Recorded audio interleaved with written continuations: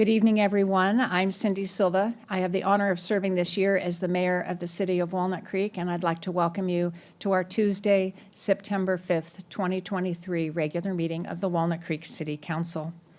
We are conducting this meeting under the rules and regulations from the state of California. We are here in person in the City Council chambers, but we are also broadcasting this meeting on Walnut Creek TV, on our YouTube channel, and on Zoom. So there are multiple ways for you to watch the meeting. All of the council members are here this evening, so we have no need to consider any action to participate remotely. And I will now invite you all to rise and join us in the Pledge of Allegiance. Pledge allegiance to the flag of the United States of America and to the republic for which it stands, one nation under God, indivisible, with liberty and justice for all.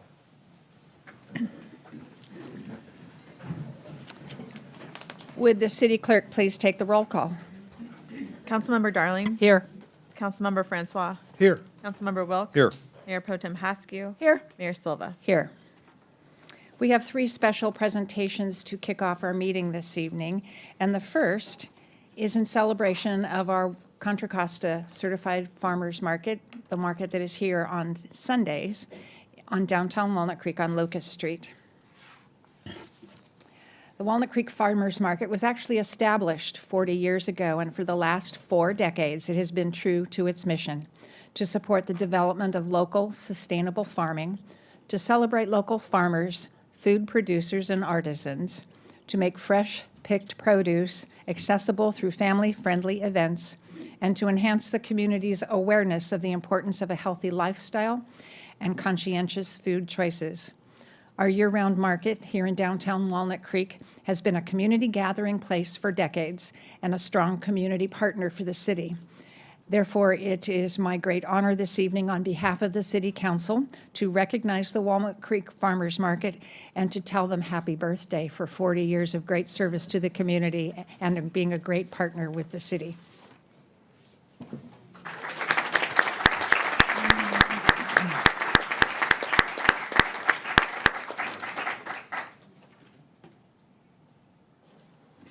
Sing happy birthday.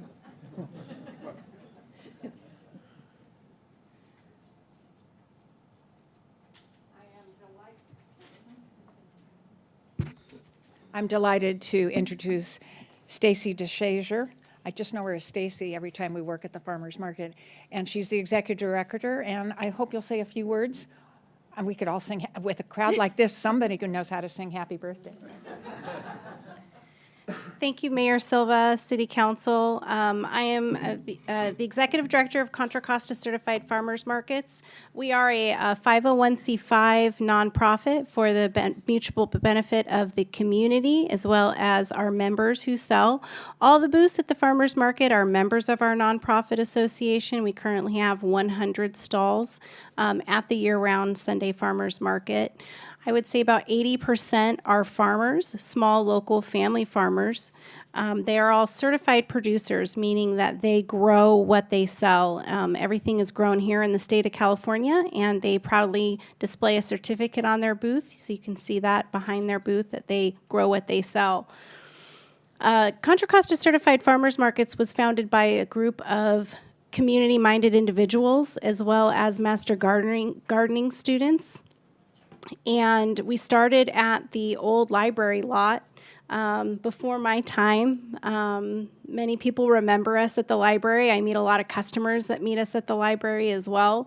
About 15, 16 years ago, we relocated to Grower Square over here on Locust Street, which is a really great area because I'm told that's where the walnuts used to be processed. So that's why they call it Grower Square. We certainly appreciate the community support we receive year-round, rain or shine, from the Walnut Creek community. We also really enjoy having the City Council be our neighbors at the market, so you can come meet your City Council member on a given Sunday at the market. Thank you so much for this honor. It's our Phil, it's our responsibility and our great pleasure to serve the community of Walnut Creek and beyond. Thank you for your support. And thank you for your 40 years. Happy birthday to you. Happy Happy birthday to you. Happy birthday, dear Farmers Market. Happy birthday to you. All right, that's the happiest time we're going to be tonight. Thank you very much, and thank you for hosting. The Farmers Market in 2009 agreed to host us, the City Council, at our weekly booth at the Farmers Market. We're there 40 Sundays out of the year. We take 12 Sundays that we, as holidays. And it is a great opportunity for all of us to be able to meet with members of the community and talk about issues and get answers to questions for all of you. So thank you for hosting us. We've truly appreciated it. We have another presentation this evening, and it's sobering but hopeful. In the last 4 weeks, we've seen hurricane in Southern California and disastrous flooding through the deserts and across Southern California. We've seen fires in Northern California, the Pacific Northwest, Canada, and we've had the ever-present fear of an earthquake. And this strikes home and makes it just so important for us to be prepared for emergencies. So this month, the month of September, is the Emergency Preparedness Month in the United States, and it's an ideal opportunity for all of us to come together to prepare our homes, our businesses, and our community at large for any type of emergency, whether it's a natural disaster, a technological emergency, or a human-caused emergency. This year's Emergency Preparedness Month theme is actually very appropriate for Walnut Creek. And when I look out at this audience, you're all going to know what I mean. It's preparing for older adults.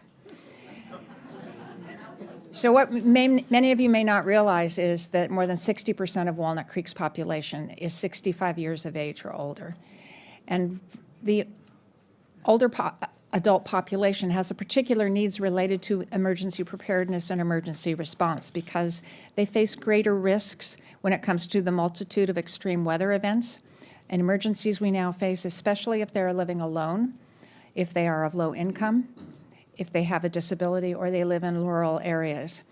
So the key to all of this is planning and to plan ahead before a disaster. It's the best way to improve community resiliency from a disaster.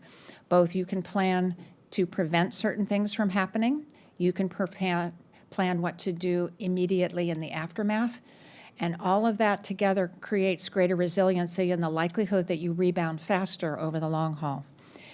And when residents work together with the government on preparing their families and their communities, the chance of survival and rapid return to normalcy following a disaster is greatly increased. The City of Walnut Creek has a multiplicity of partners that we work with to promote public awareness and educate citizens about preparing their homes, their businesses, and the community. We work with the state of California. We work with the federal government and FEMA. We work with the County of Contra Costa. We work with the American Red Cross, and here at the local level, we work with our community emergency response teams, our volunteers in our neighborhoods. We work with the Rossmore Emergency Preparedness Organization, nonprofits, and anyone who's willing to help. If you want to help, we're willing to take it. We also can tell you that we have more than 370 full-time employees, and all of them are certified employees as disaster service workers, and they're committed to responding to disasters day or night, workday or weekend, and all holidays. So our local emergency preparedness efforts include ongoing training for all of our emergency operations center staff, the implementation of integrated preparedness plans, an emergency management plan, and ongoing coordination with the state of California and Contra Costa County. So we urge you all to plan ahead. It reminds me I need to go home and make sure that I have my emergency kit in my car and also one outside my home. So with that in mind, you're all going to get up now and go home and pack your emergency kits. With that in mind, I, Cindy Silva, on behalf of the Walnut Creek City Council, do hereby proclaim September as Emergency Preparedness Month and urge all of us to come together to plan ahead and be prepared. And I'm delighted to be able to introduce Fran Gibson from the Rossmore Emergency Preparedness Organization, and Travis, Laura, Irvin, and their son Connor, who will accept the proclamation.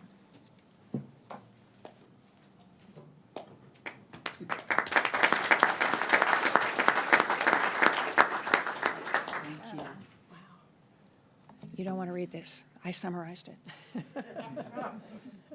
Come around. Thank you very much, Mayor Silva, City Council members, city staff, and fellow residents. Rossmore Emergency Preparedness Organization has been in service to the Rossmore community for 31 years. We're celebrating our 31st year. We're an all-volunteer group. We have neighborhood groups, EPO teams across our 1,800 acres. And I want to mirror what Mayor Silva said. If you do not have a grab-and-go bag, this is a good time to get one. We have red flag warning days. When those come, I roll my grab-and-go bag and I put it by the front door of my manor in Rossmore. I accept this honor not in my stead only. I accept it in honor of the 31 years of phenomenal volunteer history, my tremendous teams at the neighborhood level, my board of directors, and my operations team. We're very proud to be part of this, and we are very proud to partner with the city. Your EOP is excellent, and we follow that as a major guideline for the work that we do. And thank you for this honor. Thank you very much.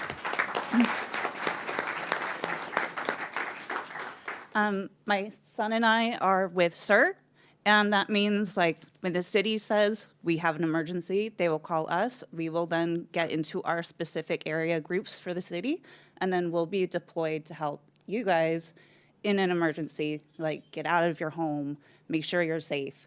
And we've got, I think, about 350 members, and you can always sign up.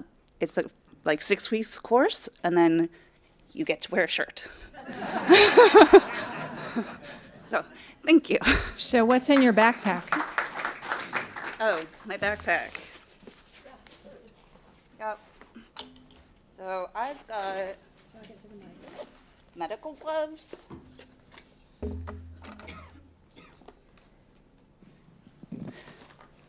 I've got a safety helmet. I've got a whole bunch of medical supplies, and I've got my vest so that everybody will know who I am and that I'm here to help.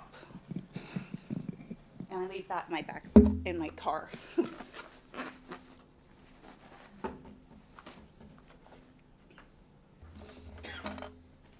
we go. Our community emergency response team volunteers are really vital in our neighborhoods across the city when there is a disaster.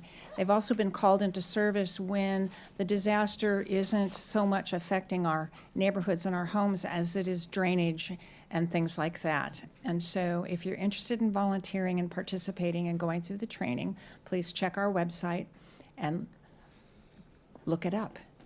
Get involved. Get prepared. Thank you very much for all the work that you do on behalf of our community.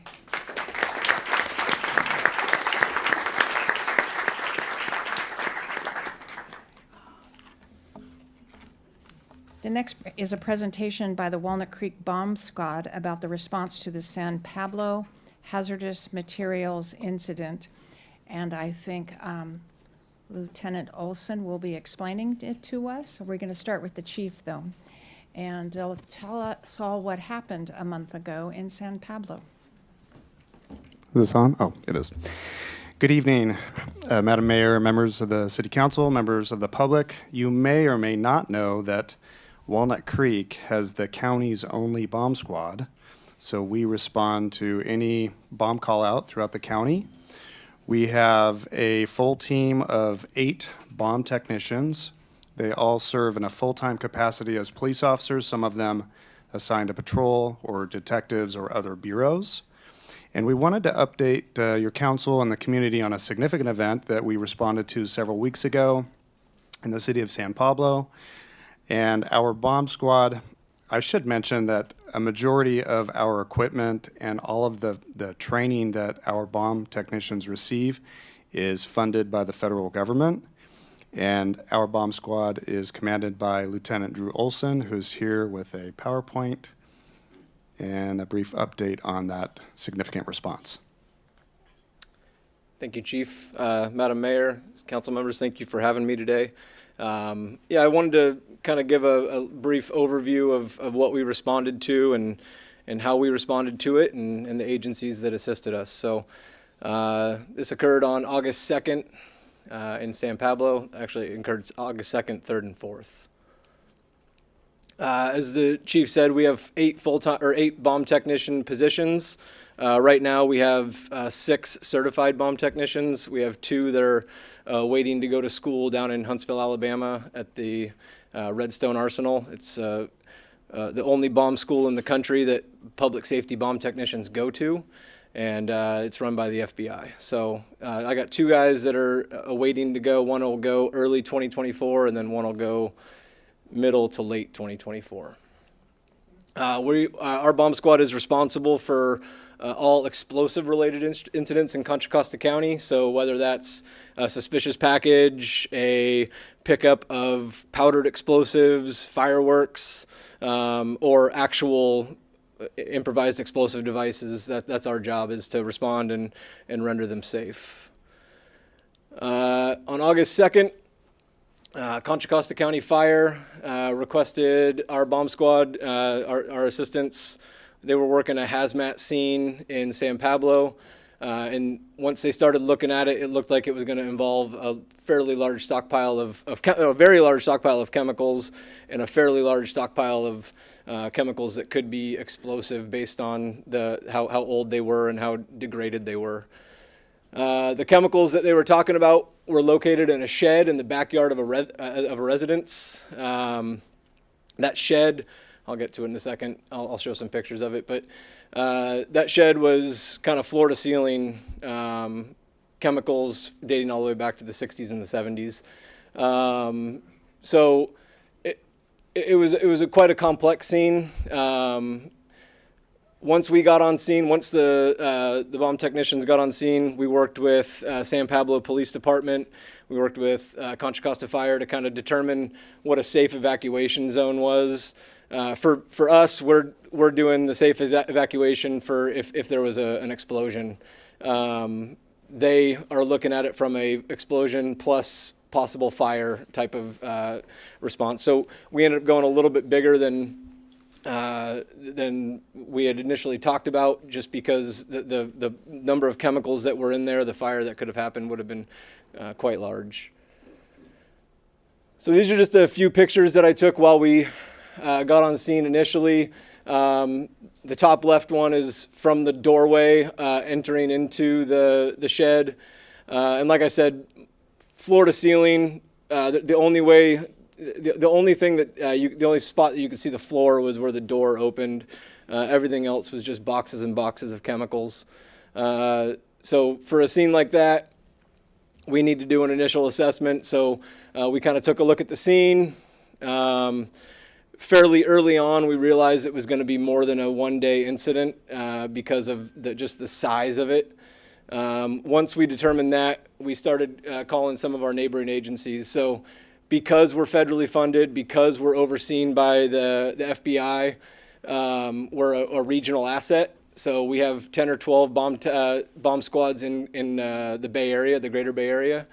So I called upon some of our partner agencies.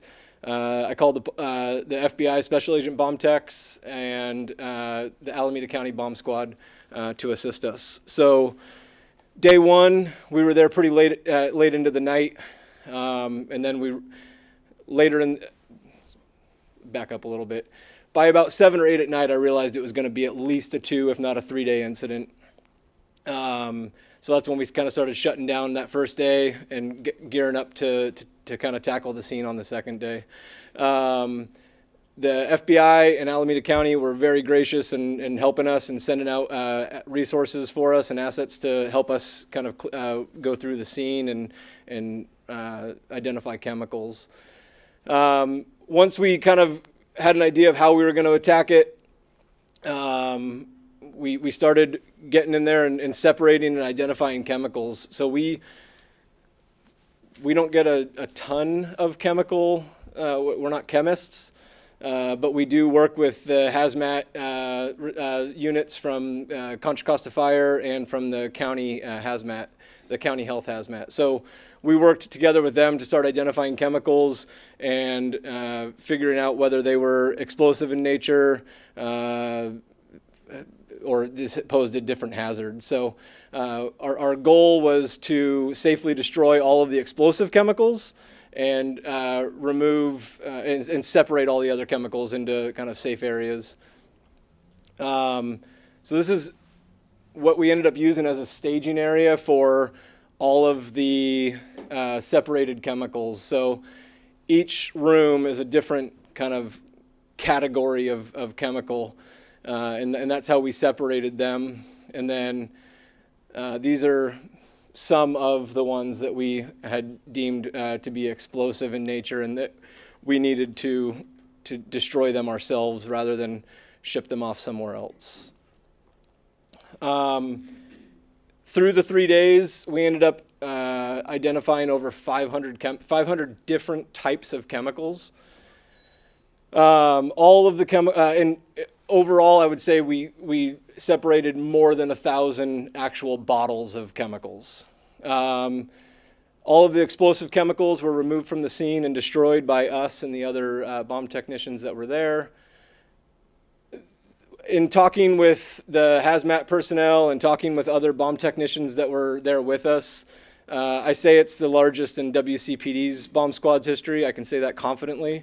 It was the largest scene, but in talking to everybody that was there, it's the largest that any of us have ever seen of that kind of type of explosive scene.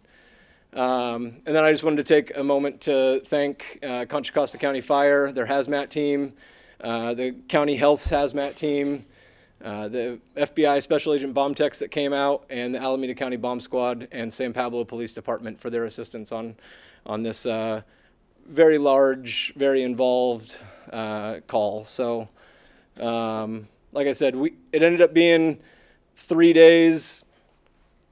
For us, we had at least 4 bomb technicians there each day. The second 2 days, we had 5 bomb technicians each day.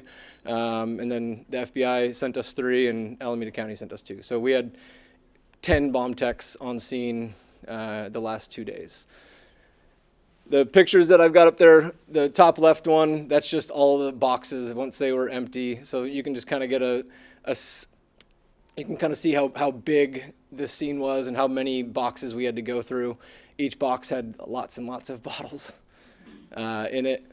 And then, yeah, that's about it. If I could just mention one thing. So this particular 2 or 3 day period, it was very, very warm out. And our bomb techs have to wear specialized equipment, which is extremely heavy, and you can almost get claustrophobic in one of those. What does a suit weigh now? Our bomb suits weigh like 75 pounds, and then we have search vests that we'll wear that are like 40 pounds, 45 pounds. So. Yeah, so they have to go in and very carefully remove all that material, and that's why it took so long. So thank you, Lieutenant Olson, for that. Of course.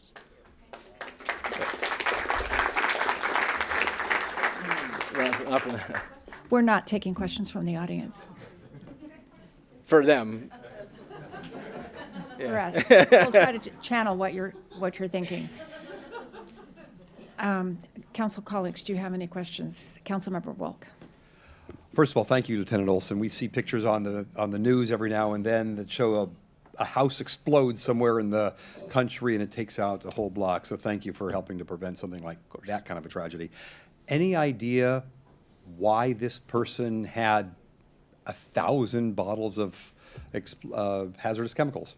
It wasn't for nefarious, like there was no sign that there was any type of like bomb making or anything like that. I believe he was a chemist by trade back a while back. So just curiosity would be my guess. Take his profession seriously. Yeah. Well, thank you. Yep. Other questions? What did you do with the bottles? Did you have to take them out individually and then move them to a different place and? So, Go ahead. so the ones that we deemed explosive, we had to destroy them off-site because it was a neighborhood. Like we didn't want to do anything in the neighborhood. So we have one, and Alameda County brought one. It's called a single vent trailer. So it's an explosive trailer that's got a hole at the top. So if something were to explode inside of it, all of the blast pressure would go up instead of out. So it's a lot safer way for us to do it. We had we had San Pablo PD kind of clearing the roadway for us as we were going to an off-site area that was provided to us that could sustain a blast. So and then we countercharge them. And did you have to did you have to worry about mixing chemicals to make the bomb worse? Or? Absolutely, yeah. So we separated ones that don't play well together and transported them in different batches. Yeah, I mean, this was like I said, this was the most complex scene, hazmat type scene that I've been involved in. We've had one other one that it seemed like it was going to be a decent size call out, and it ended up being half a day or something like that. So 3 days it's a lot. Councilmember Darling, then Councilmember Francois. Thank you. I'm glad you were wearing these suits, not me. What would you suggest somebody do if they have an elderly relative that collects odd things like this? I mean, not letting it sit is obviously not a good idea. Yeah, we do get a lot of calls for, especially when people are cleaning up a garage or something like that, for old unexploded military ordnance or stuff that looks like it. Just because your grandfather or father said that it was, it was inert, don't trust that. We work with Travis Air Force Base. They have a bomb squad out of Travis Air Force Base that we would call out for any military unexploded ordnance. So they would come out and take a look at those. If you have powdered explosives, like somebody who makes their own bullets at home or something like that, call us. We'll come grab them. If it's chemicals, hazmat's really the one you want to call, but they'll call us if it's something that they can't deal with. Yeah. Thank you. Exactly. And thank you for your work. Thanks. Councilmember Francois. Thank you, Lieutenant Olson. I was just curious, how was law enforcement alerted to this home or residence? It was a family member kind of cleaning things up and came up across that stuff and realized it's a little out of their wheelhouse. So they called the fire department. So anything hazardous materials related, the fire department will respond first. And then the fire department is there kind of going through it with county hazmat. So in Contra Costa County, we have two hazardous materials teams. One is county health hazmat, and then one is Contra Costa Fire hazmat. So they work together a lot, and then once they determined that there was some type of an explosive component, they call us. It doesn't sound like it was the case in this incident, but I imagine something like that could be associated with some criminal liability or charges? Yeah, it wasn't in this case at all, but yes, absolutely. And oftentimes we'll come across this stuff when somebody's trying to make like homemade explosives, whether it's just out of curiosity or for nefarious reasons. But yeah, that's typically where we're going to come across stuff like this. Okay, and just finally, thank you to you and all the members of the bomb squad for the service that you're doing for the city and for the entire county and keeping us safe. Thank you. So on that note, I will extend the thanks of San Pablo, because we had our Contra Costa Mayor's Conference meeting in Lafayette on the Thursday evening, and it was front and center discussion, and the council member was saying that she was evacuated. Oh. And so it was, what, a 10-block radius? Yeah, I mean, I kind of extricated myself from that part of it because our mission was solely to deal with the house. So I kind of left that stuff up to San Pablo and CFD, but it was several blocks, yeah, for sure. So there were, and these are small neighborhoods, Yeah. small lot sizes. Yeah. homes are very close together, and there were a lot of people who were evacuated and living in emergency shelters for a few nights. So on behalf of the city of San Pablo, we want to thank you, but we want to thank you, as Councilmember Francois said, for all of the work you and the other members of our police department do to keep the community safe, as well as all of the communities that surround us, because we need to work together to do all of that. So thank you very much, and thank you for bringing us up to date on what happened. Absolutely. Don't Thank you. play with chemicals. Yeah, please. Thank you.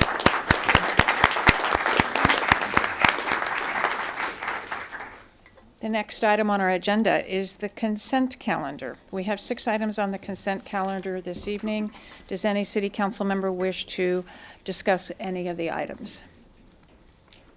Does any member of the public here wish to make public comment on any of the items? That would be our minutes from a previous meeting, our warrant register, an authorization of a continuation of emergency procurement related to Ignacio Valley Road, the annual purchase agreements for fuel for our public works trucks and our PD, authorization of the city manager to enter into a master consultant agreement regarding geotechnical work that will be done for the first step in the design, development, and build out of the new aquatics and community center at Heather Farm, and authorization of the city manager to submit a response to the 2022-23 grand jury report regarding affordable housing. Any public comment? Seeing none, I will entertain a motion to approve. Oh, thank you. Yep, we do have a hand raised on Zoom. Charles Krelling. Thank you. Mr. Krelling, what item do you wish to speak to?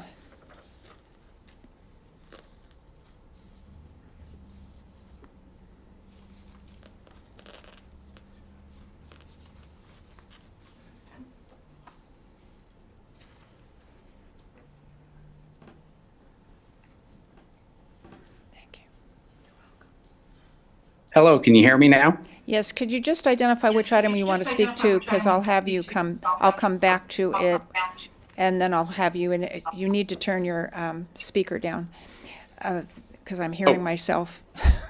The audience is tired enough of my voice. We don't need to hear it twice. Which item do you want to speak to?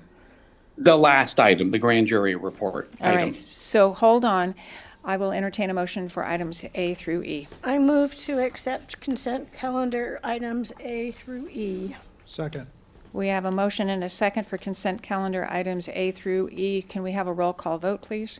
Mayor Pro Tem Haskew. Aye. Councilmember Francois. Aye. Councilmember Darling. Aye. Councilmember Wilk. Aye. Mayor Silva. Aye. Motion carries unanimously. All right, thank you for waiting, Mr. Krelling. You may speak. You have up to 2 minutes to speak on the item.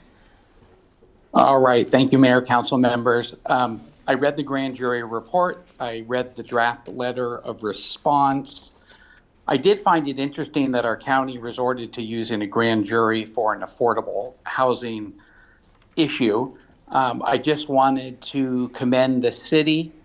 I thought the response letter was very well written, and I think firm enough in its position, and just basically wanted to thank you for the response that you're putting forward, and that was it. Thank you. Thank you very much. So I'm going to bring it back to council, but before we vote on this item, perhaps you can explain how the civil grand jury works, and that this is not directed by the county, I believe. It's the grand jurors themselves that decide to take up topics. Yeah, that's correct. Dan Buckshire, city manager. The process, just to clarify roles, the civil grand jury is a group of volunteers.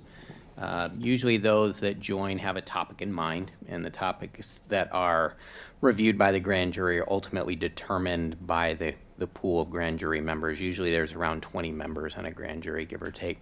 The county's role, they're legally obligated to provide some staff support in terms of supplies, a place to meet, any type of facilitation, and then the reports are sent to the grand jury as well as to the presiding judge for receipt and file, to be formally filed. But yes, you're correct. The county government itself does not select the topics. It is an independent group of folks who serve as the civil grand jury members.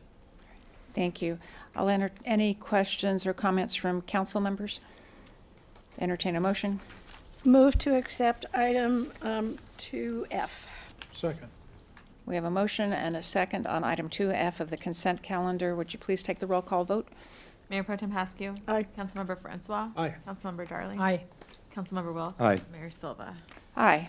Motion carries unanimously. Thank you all very much. The next item on our agenda is public communications on items that are not on the agenda this evening. This portion of the meeting is reserved for those items, and we have one other consideration item tonight, which is pickleball. So if you're here to provide comments on pickleball, you still need to wait. We will take public comments both from those who are on items not on the agenda, both from those who are here in the council chambers and those who are joining us virtually. If you are here in person, you need to submit your speaker card now. So if you're here and still in the council chambers and intend to speak on an item not on the agenda and you haven't turned in your speaker card, hand it now to the clerk. I handed it. Okay, so then hand them down to me, please.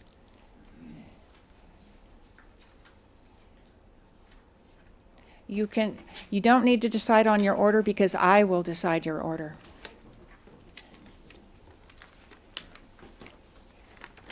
Nope.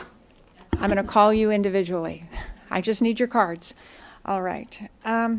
If you're joining virtually, please, and you wish to speak to us, please be sure to log into Zoom and use the raised hand feature to put yourself in the queue.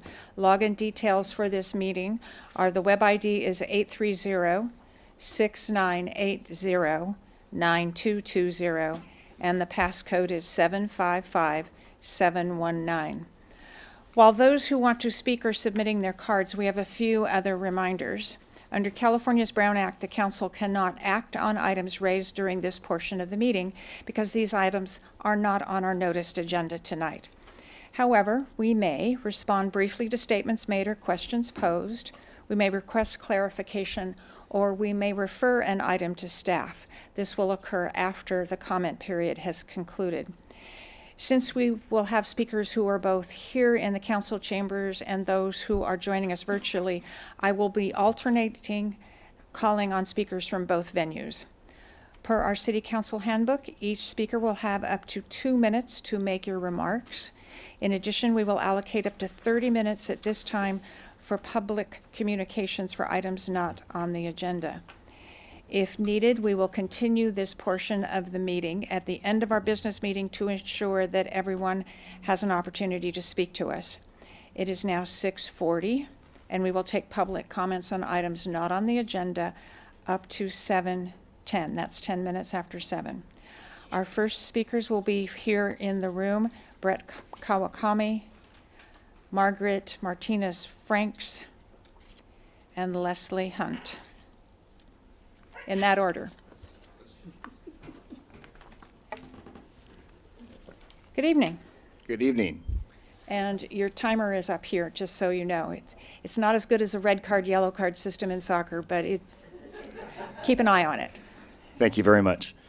All right. Good evening, Mayor Silva and City Council members. My name is Brett Kawakami, and I'm the president of the Walnut Creek Aquanuts, and I'm here to give you an update on our 2023 season.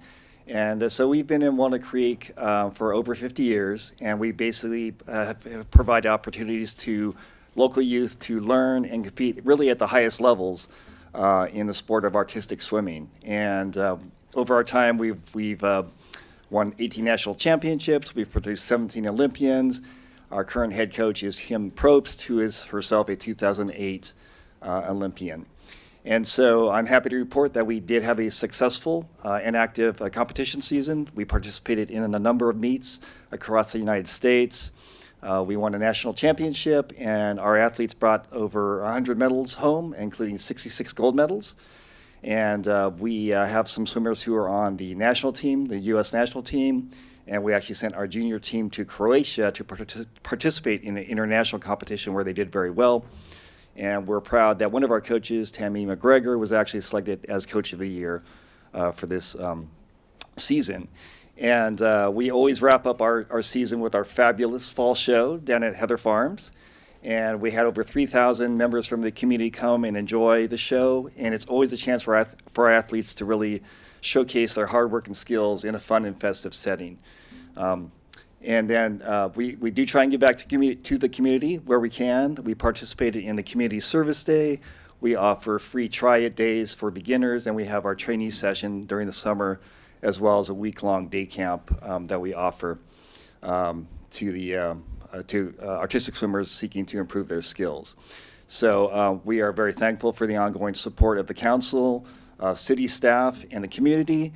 And we are very proud to represent Walnut Creek, and we hope the community is proud of us. So thank you very much for the time. Thank you. Thank you very much. Just in case, Mr. Kawakami, just in case someone wants some information for aspiring Aquanut. Well, I want to say Aquanut, but it's no longer synchronized swimming. Artistic swimmer. Artistic swimmer.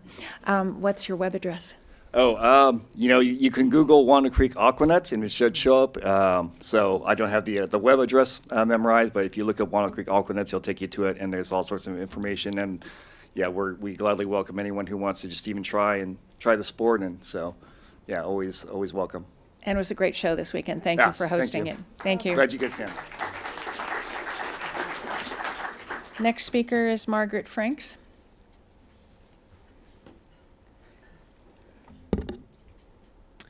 Good evening, Mayor Silva and members of the City Council. My name is Margaret Martinez Franks. I'm the Senior Government Relations Officer at Planned Parenthood Northern California. As you know, our team has been in communication with you and the Walnut Creek Police Department regarding the increased protester activity outside our health center on Oakland Boulevard. These protesters pose a serious public safety threat to those in the vicinity, including residential neighbors and surrounding business owners. Using microphones and speakers, protesters harass patients and staff, and just today, there were 11 protesters occupying the sidewalk and blocking patients' access to the health center. In many instances, these protesters have yelled derogatory slurs. Walnut Creek is not alone. The FBI has warned Planned Parenthood affiliates that threats of violence are on the rise from anti-reproductive health care protesters. Cities like Sacramento have taken steps to revisit their buffer zone ordinance to include provisions for amplified sound. Immediately after the passage of the Sacramento ordinance, the use of amplified sound decreased. Now is the time to discuss ways to improve the existing buffer zone ordinance and prevent violent attacks and acts of aggression. We look forward to being a collaborative partner and finding solutions to keep us all safe. Thank you.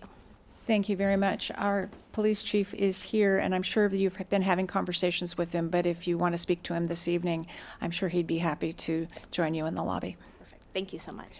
Next speaker is Leslie Hunt. Good evening, Mayor Silva and council members. I'm here as president of Friends of the Creeks tonight. I bring you an annual report about what we've been up to, but I will also tell you a little about the organization. In 1990, the council decided to make a creek plan, a creek master plan for Walnut Creek, which they did. I sat on that committee. And when it was all said and done, those of us who were there at the end decided to form Friends of the Creeks so that we could keep an eye on how this ordinance was, or this plan was going to get implemented and help get it done. So we turned our attention not only to political things, but to hands-on restoration work like creek cleanups.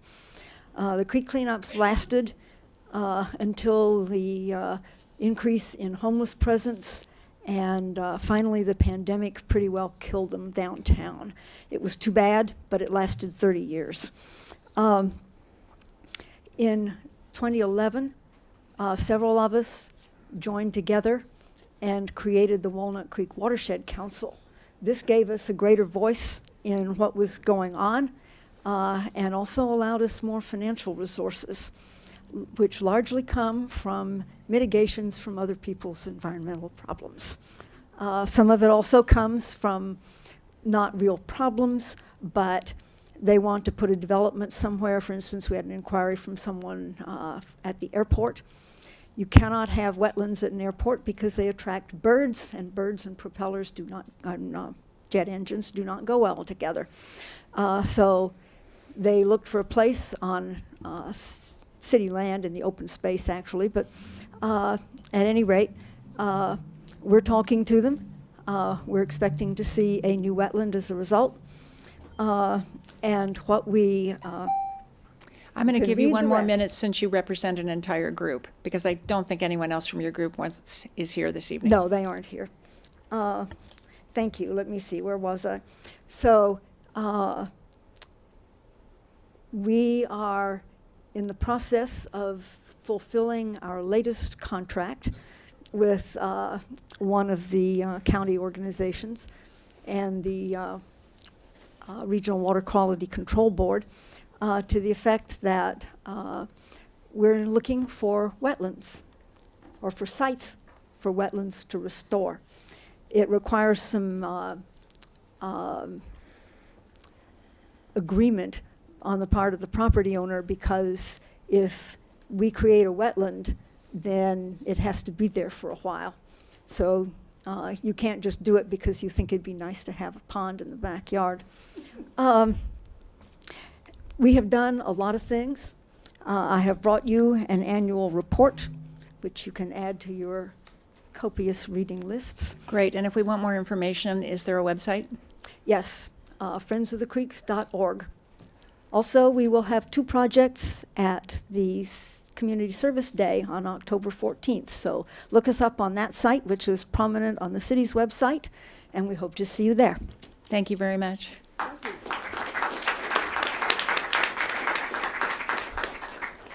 So I appreciate everybody's clapping, because these seem like nice reports. But when we get into the regular portion of the meeting, we're not going to do that, so we can practice that now.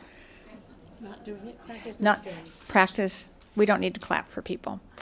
The next 3 speakers I will take from the virtual environment. Will bring in first Andrea Baldacci.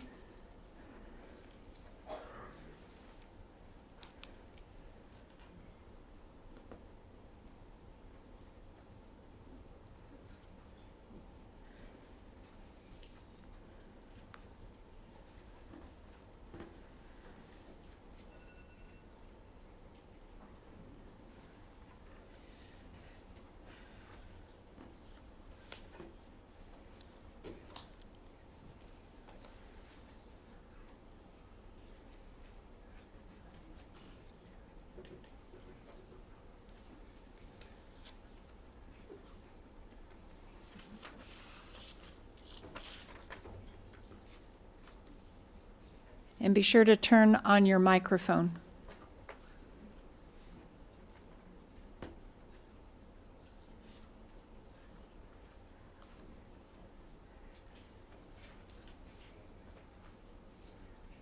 After Andrea will be Diane Young, and then Donna Labriola.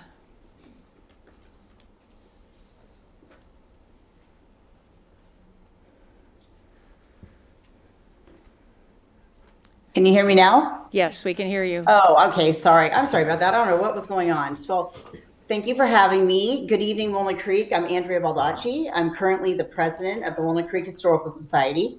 Thank you for inviting me this evening to share some of the amazing events we have coming up at the Shadelands Ranch. For those of you who are not familiar with the Shadelands Ranch, our museum is located at 2660 Ignacia Valley Road near the Shadelands Business Park. Our beautiful turn-of-the-century Penniman home was built in 1903. It's the focal point on the ranch property, and it houses the Walnut Creek Historical Society's museum and our artifact collection. And it's open for tours every Wednesday and Sunday, docent-led tours from 1 to 4. In addition to the many weddings and private events celebrated at our venue, the Walnut Creek Historical Society hosts several annual signature events that are open to the public. We love to see our Walnut Creek community coming together, enjoy our venue and our fabulous festivities. We are kicking off our 2023 fall calendar with our 3rd annual Shadelands Oktoberfest, Saturday, September 30th from 5 p.m. to 9 p.m. Our beautiful oak-studded grotto provides the perfect ambiance for a true Oktoberfest experience. The $60 ticket price includes a seat at our Shadelands Beer Garden, authentic German bratwurst dinner, live music by the Zickety Zack Polka and Pop Band, dancing and games, costume and stein holding contests, and tickets to enjoy pretzels, desserts, and beer in our pop-up Bavarian Village. Invite your friends and purchase your tickets early. Matter of fact, purchase the entire table. Table for 8 go for a discounted $450. And tickets are available directly through our Eventbrite, and via the link on our Historical Society website, which is www.walnutcreekhistory.org. This event is for guests 21 and older, so think date night. Get your sitters, get dressed up, get your dirndls and your lederhosen, and come out and have a good old adult fun time. While our adult guests are still digesting their brats and beer, little ones can begin frolicking through the Shadelands Pumpkin Patch, beginning Sunday, October 1st through Halloween night. Pumpkins, train rides. Thank you very much, sled walks. Andrea. What's that? Your 2 minutes is over. Oh, all right. Well, thank you so much. Hope to see you there. Thank you. The next speaker will be Diane Young.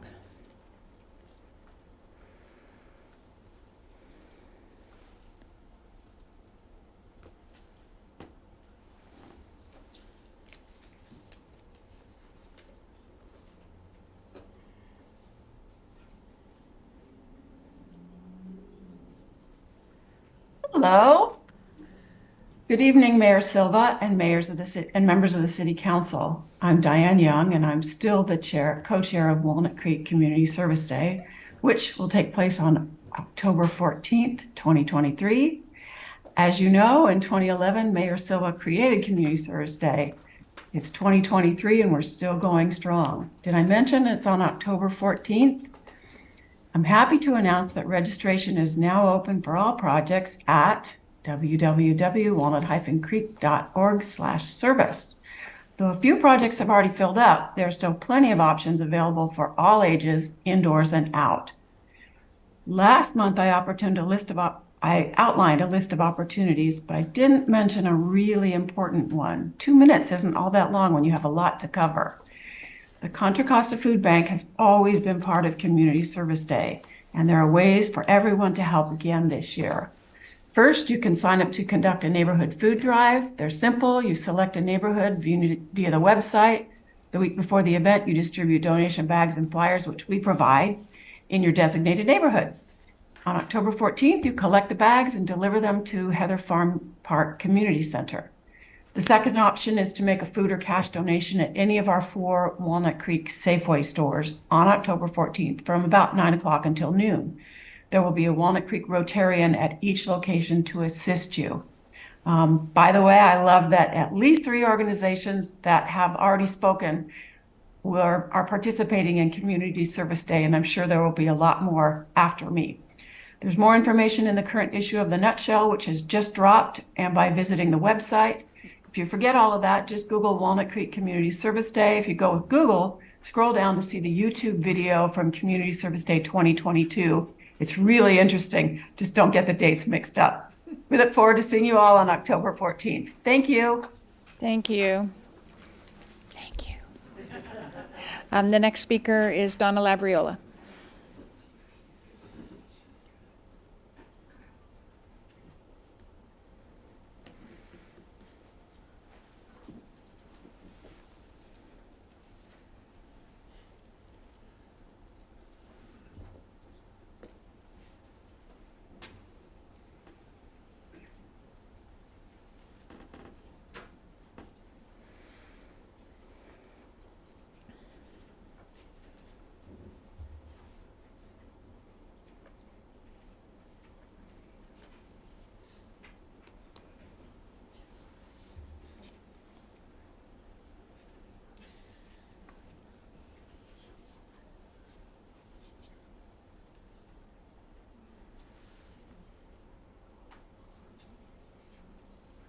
We can't hear you.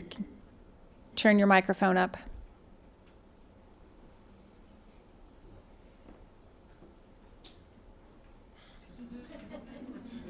We see your mouth moving, we hear nothing.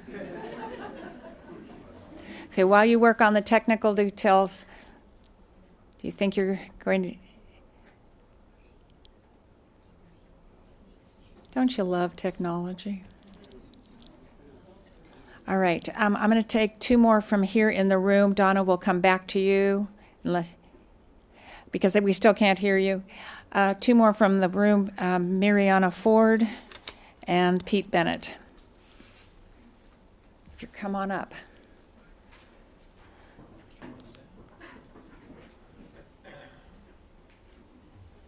evening.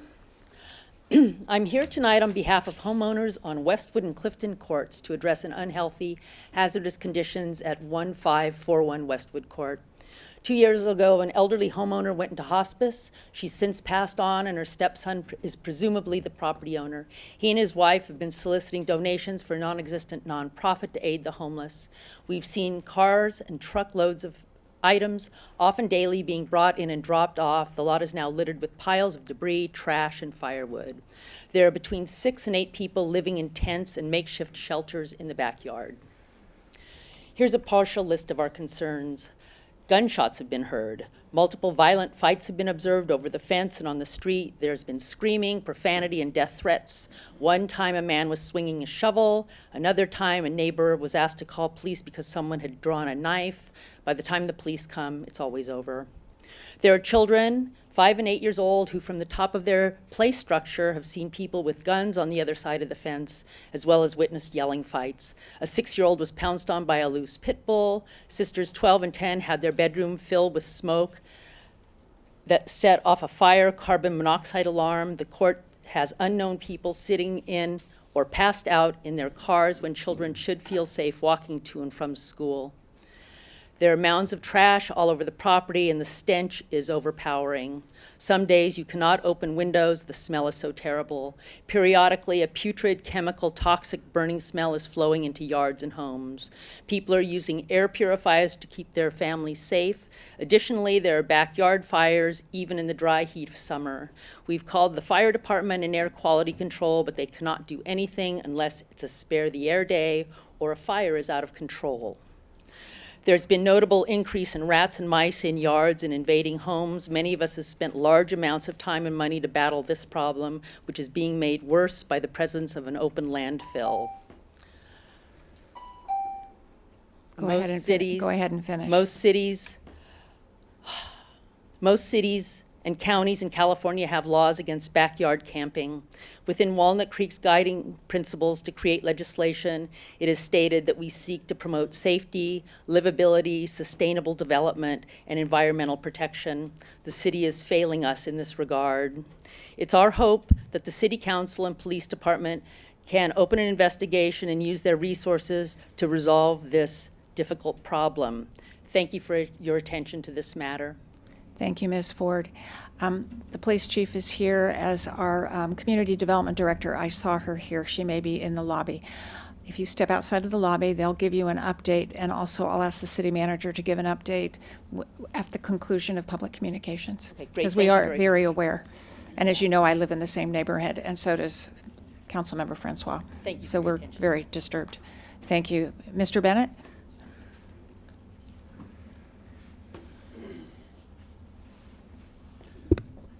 Greetings. My name is Pete Bennett.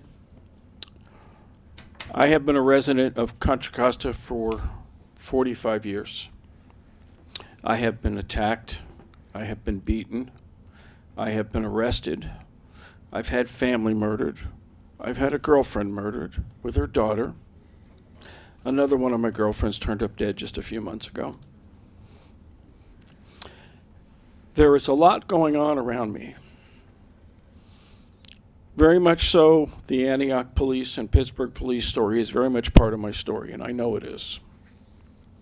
I've been going through this story for decades. I believe the murder that happened next to my house in 1979 in Pleasant Hill is the beginning of a very long, racial-driven county. My black employee was killed in 1982. My Hispanic employee killed in 2009. It's too much. Now, I spoke to the officers here, and you know who I am. You've heard me speak. I've actually spoken here 50 times. My name's all over the documents. I'm deep in debt. I live on Social Security in the back of my van. You have a homeless services. I spoke in front of them. Nothing. Nobody has done a thing except punch me, beat me, poison me, run me off the road, arrest me, jail me, and kill my family. This is a great opportunity for the city to learn what I've been through. My main blog is petebennett.net, and the other one is walnutcreekpolice.com. Why am I blogging? I want to live. Thank you. Thank you very much. We'll now go back to our virtual attendees, and let's bring in Tina Newhousel and then Natalie Inouye.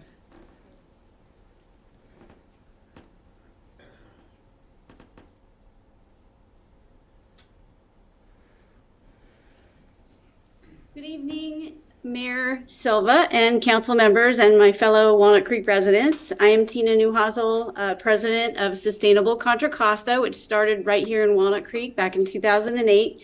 And I'm here to invite you all to the 15th Annual Leadership in Sustainability Awards Gala coming up on September 19th. It's a really fun and inspiring event that celebrates local individuals and organizations that are really doing outstanding work to contribute to a healthier economy, environment, and society here in Contra Costa County. You can find all the information and registration at sustainablecocoa.org. We have Supervisor John Joya will be our Master of Ceremonies. I am so bummed that it conflicts with the Walnut Creek City Council meeting this month. Unfortunately, we've never had it on a Tuesday as far as I can remember. So sorry, maybe you can make it after, because one of our award recipients, our Rising Star Youth Award, is actually from the city of Walnut Creek. So it would be wonderful to have you all there. And also, we have a really fun auction and wine pull and fun activities. There's great food from Cindy Gershon and our very own Cali Craft and a couple of local wineries. Let's see, how much time do I have? Quick update. About 30 seconds. Okay. Really quickly, also want to let everybody know that we're doing really great progress with the Cleaner Contra Costa Challenge. So far, since we launched this online platform with the city of Walnut Creek, we now have, just in the last couple of years, we now have 780 households participating. It's where you can find all the solutions and resources to save energy, save water, reduce waste, build community, and save money. And together, just in Walnut Creek alone, we saved over $74,000 since we launched, and over 413 gallons of water. Thank you very much. Next speaker is Natalie Inouye.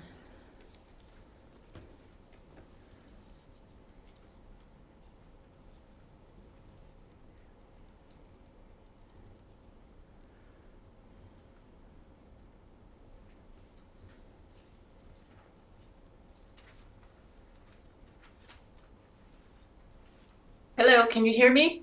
Yes. Okay, I'm sorry, I don't see a video, but I'm here. Do you want me to try to turn on my video? Oh, No, go ahead and speak. There it goes. Good evening, City Council. I'm Natalie Inouye, President of Walnut Creek Civic Pride Foundation.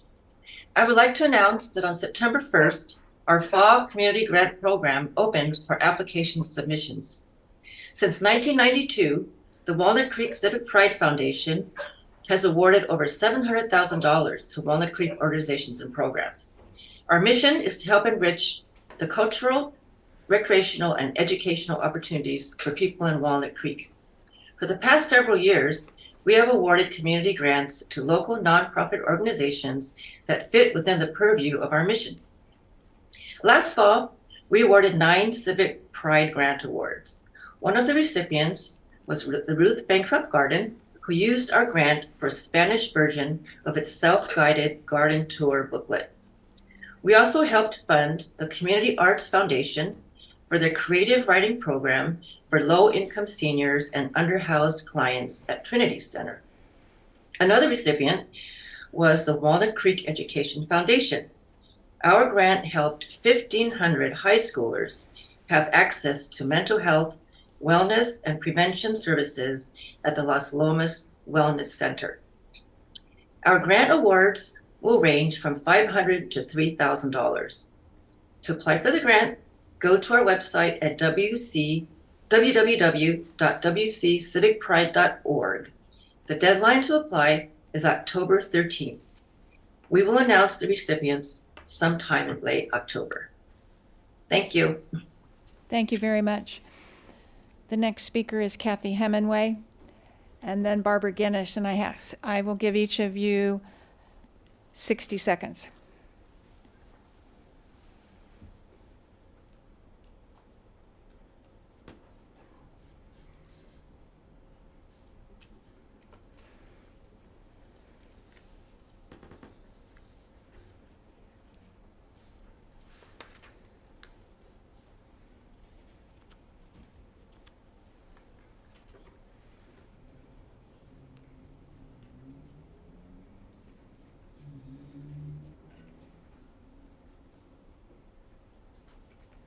We having the same technical difficulty?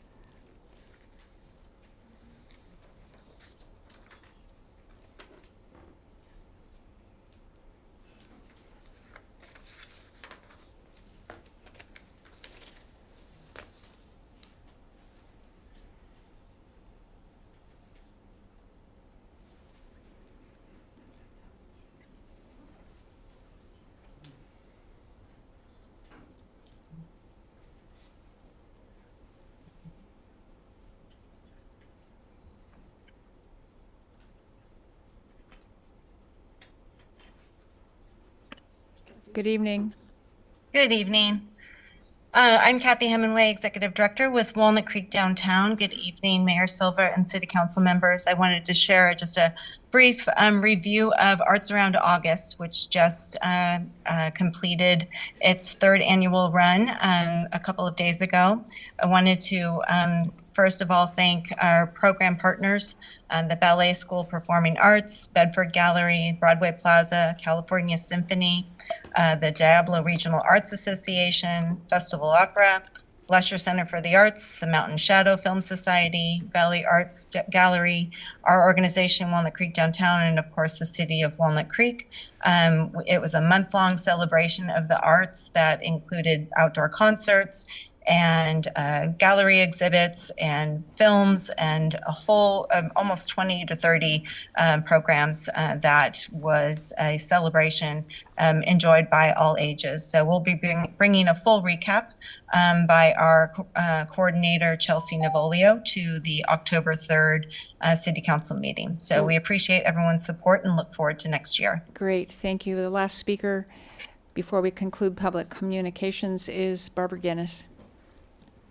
You'll have a minute, otherwise I have to make you wait till the end of the meeting.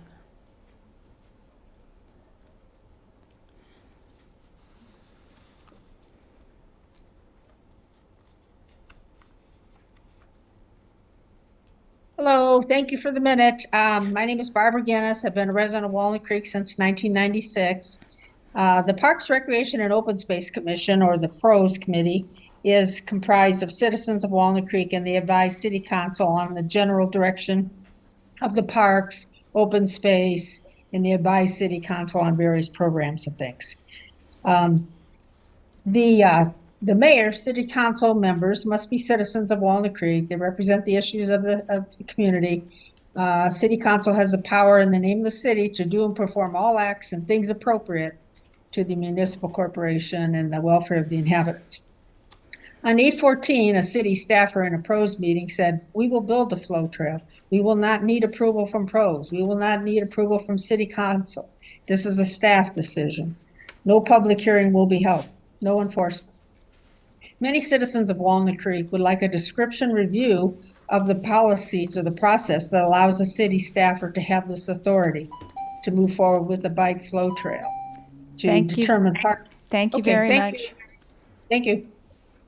So this concludes our public communications tonight for items that are not on the agenda. Our next item on the agenda is council member. Mayor, I would like to bring up a comment based upon a comment that we heard.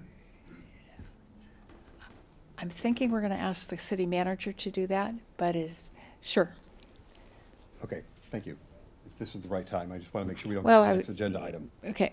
I want to bring up the item that was addressed by the government relations person from Planned Parenthood regarding noise and amplified noise at Planned Parenthood. When we talked about this and made the ordinance for a buffer zone a year and a half ago, we talked about bringing, or to keeping an eye on amplified noise there to hear if there was anything that was going on that we should address in addition to the ordinance that we've had.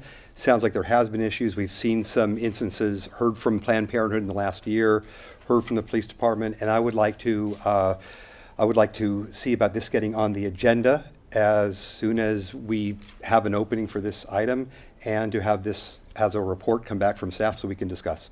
So what I'm going to do is ask for the city manager to give us, and the city attorney to give us an update right coming next, and see how we work that out. Okay. Great. I'm teed you up there. Next item on the agenda is council member and staff announcements, reports on activities, or requests. I don't believe we've had any closed sessions, so there should be no announcements for. That is correct. Thank you. Been on break for 5 weeks. City manager, there are a number of items that popped up in public comment, as well as some things that have been transpiring over the last few weeks. Can you give us your update? Sure. Let me address the couple here, and if there are others, I could speak to that. But regarding public comment, item that Councilmember Wilk just noted regarding amplified noise at Planned Parenthood, if that is something your council is interested in having an update on, if you want to give us that direction this evening, we could do so. It could come in two forms, depending how specific you want to give direction. We could provide just a general update and receive direction, or if your council is interested in pursuing this, we could bring forward a potential ordinance change to address amplified music. We would need some more time to do the latter as compared to the former. In either event, I think we're looking at a couple months out at least, given the council calendar and what would be involved in order to pull this together. If you want to get more specific beyond that, I might defer to the city attorney for additional detail.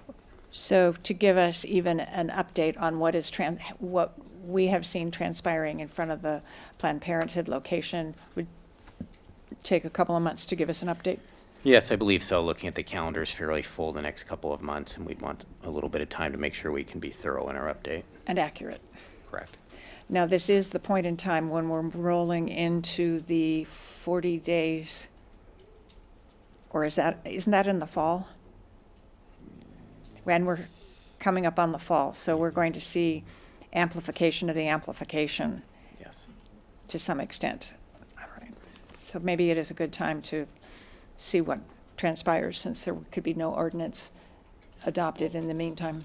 What I'd like to do then is to make a motion to bring this as an agenda item with an update as well as a potential ordinance for, if it's going to be January, then so be it, but at least start the ball rolling on that.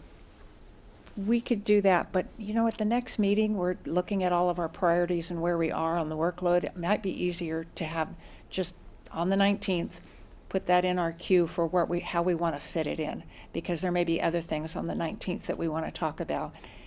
Would that be all right? I understand that, but I'd like to make a motion to bring this forward as an agenda item so that we at least have that on the docket. And I'll second that. When we looked at this, we were ready at the time to move forward with a part of the ordinance dealing with amplification. We postponed it, hoping that our buffer zone ordinance would provide a safe environment, and it sounds like it's not. And the laws may have changed once again, so we need to be very mindful of that as well. So we have, are we allowed to make a motion at this point in time, or? You can, to provide direction to staff. Yes. All right. So we have a motion and a second to bring forward a report on this and what our options are. I heard January, February. January is a little hard because sometimes the first meeting is on the 1st of January, I believe, so.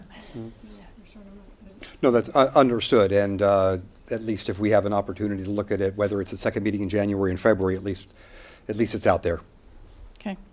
And that also gives us time to work through this fall and see what happens and transpires. If I could, Mayor, just to add, so we'd bring an update including a potential ordinance for your council's consideration, and as we get the intent in terms of time frame, if I could ask for a little latitude, we can discuss during council priorities, as the mayor noted, look at the council calendar and come back. But we understand the intent would be probably no later than the early part of the next year.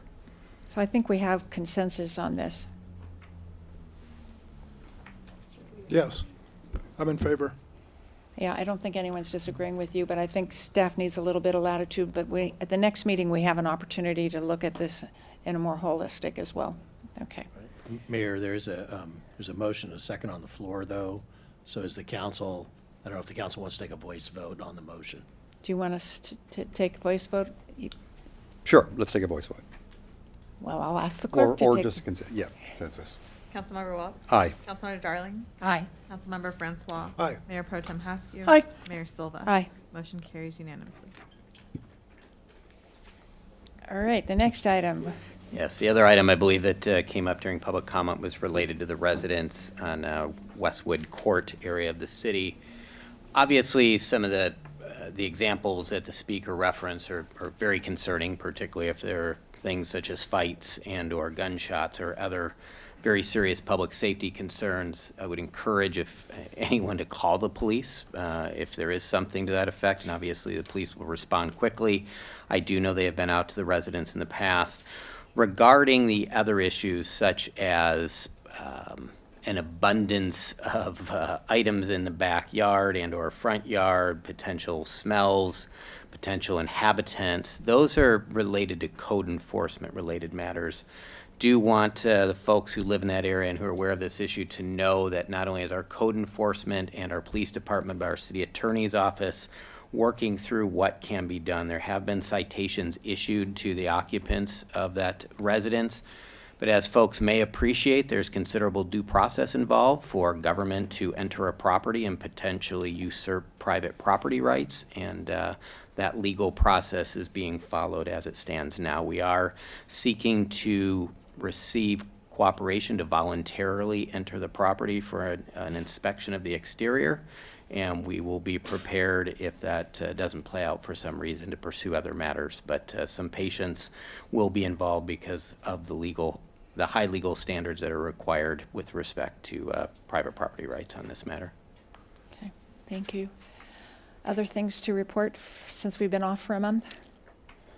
I'm sure there's all kinds of things. While we are here, I would just add in terms of a public safety announcement building on Disaster Preparedness Month that at our city's website, at the police department, there is an emergency preparedness portion. I would encourage you, if you have not signed up for WC Alerts, to do so. You can text WC Alert to receive regular updates. And there is also a link to the Contra Costa County Community Warning System. That's a mouthful. So that would come from the county for more regional matters. I would encourage everybody to sign up for those, in addition to the individual home preparation that the mayor spoke to of having emergency kits and be prepared. So again, that's at walnut-creek.org. Go to Emergency Services Planning and sign up for WC Alerts. And I think that's it this meeting. Thank you. So I will turn to my council colleagues. Since so many members of the public announced all of the things that are happening in the future, yay, we don't have to do it too. So, but I would like to, we'll start with Mayor Pro Tem. And yes, we have been on a break, and so have many of our fellow public agencies, so not many meetings going on for the last month. And that will make my report gracefully short.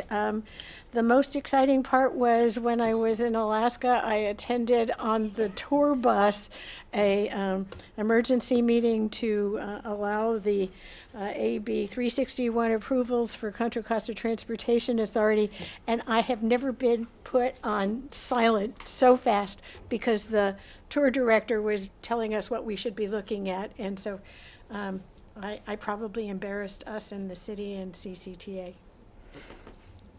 Councilmember Darling, you too were in Alaska, but I don't think you attended an emergency meeting of the No, Contra Costa no emergencies. Transportation Authority.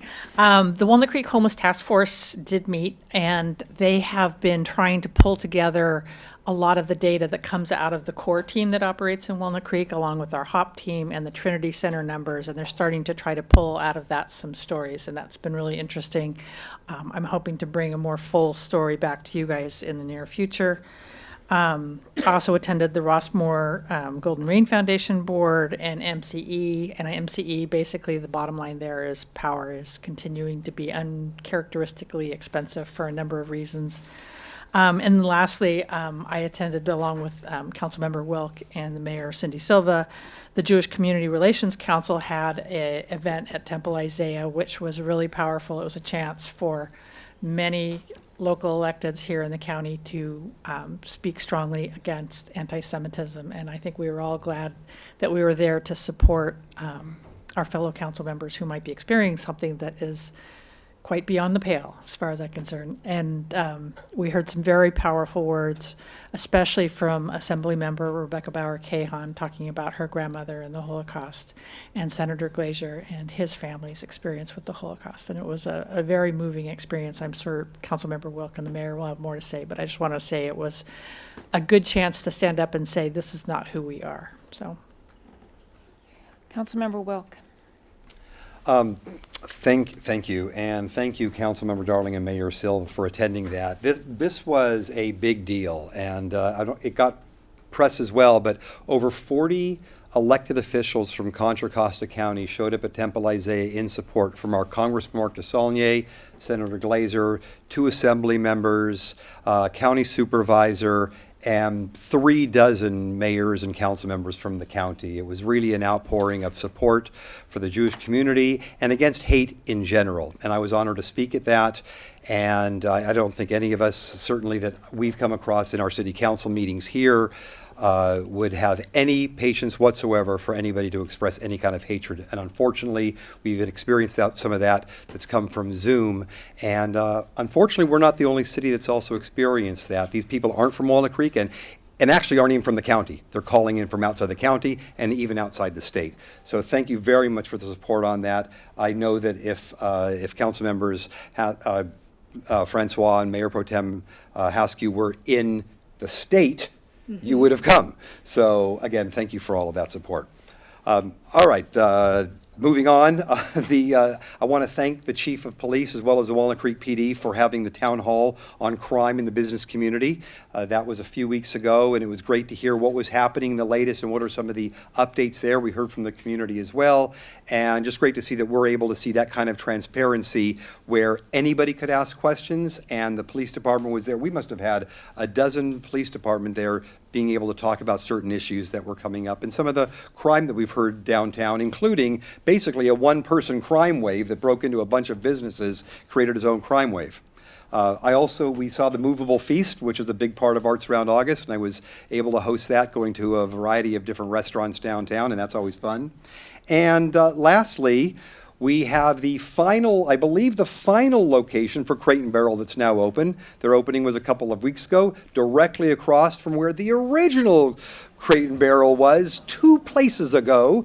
But it is a great venue. When you walk in, you're able to see the entire store now. I encourage everybody in the community to check it out. And that was just great to see. That's my report. Thank you. Thank you. Councilmember Francois. Thank you, Mayor. I thought you forgot about me. No, I didn't. Okay. I was thinking and writing at the same time, and it wasn't working.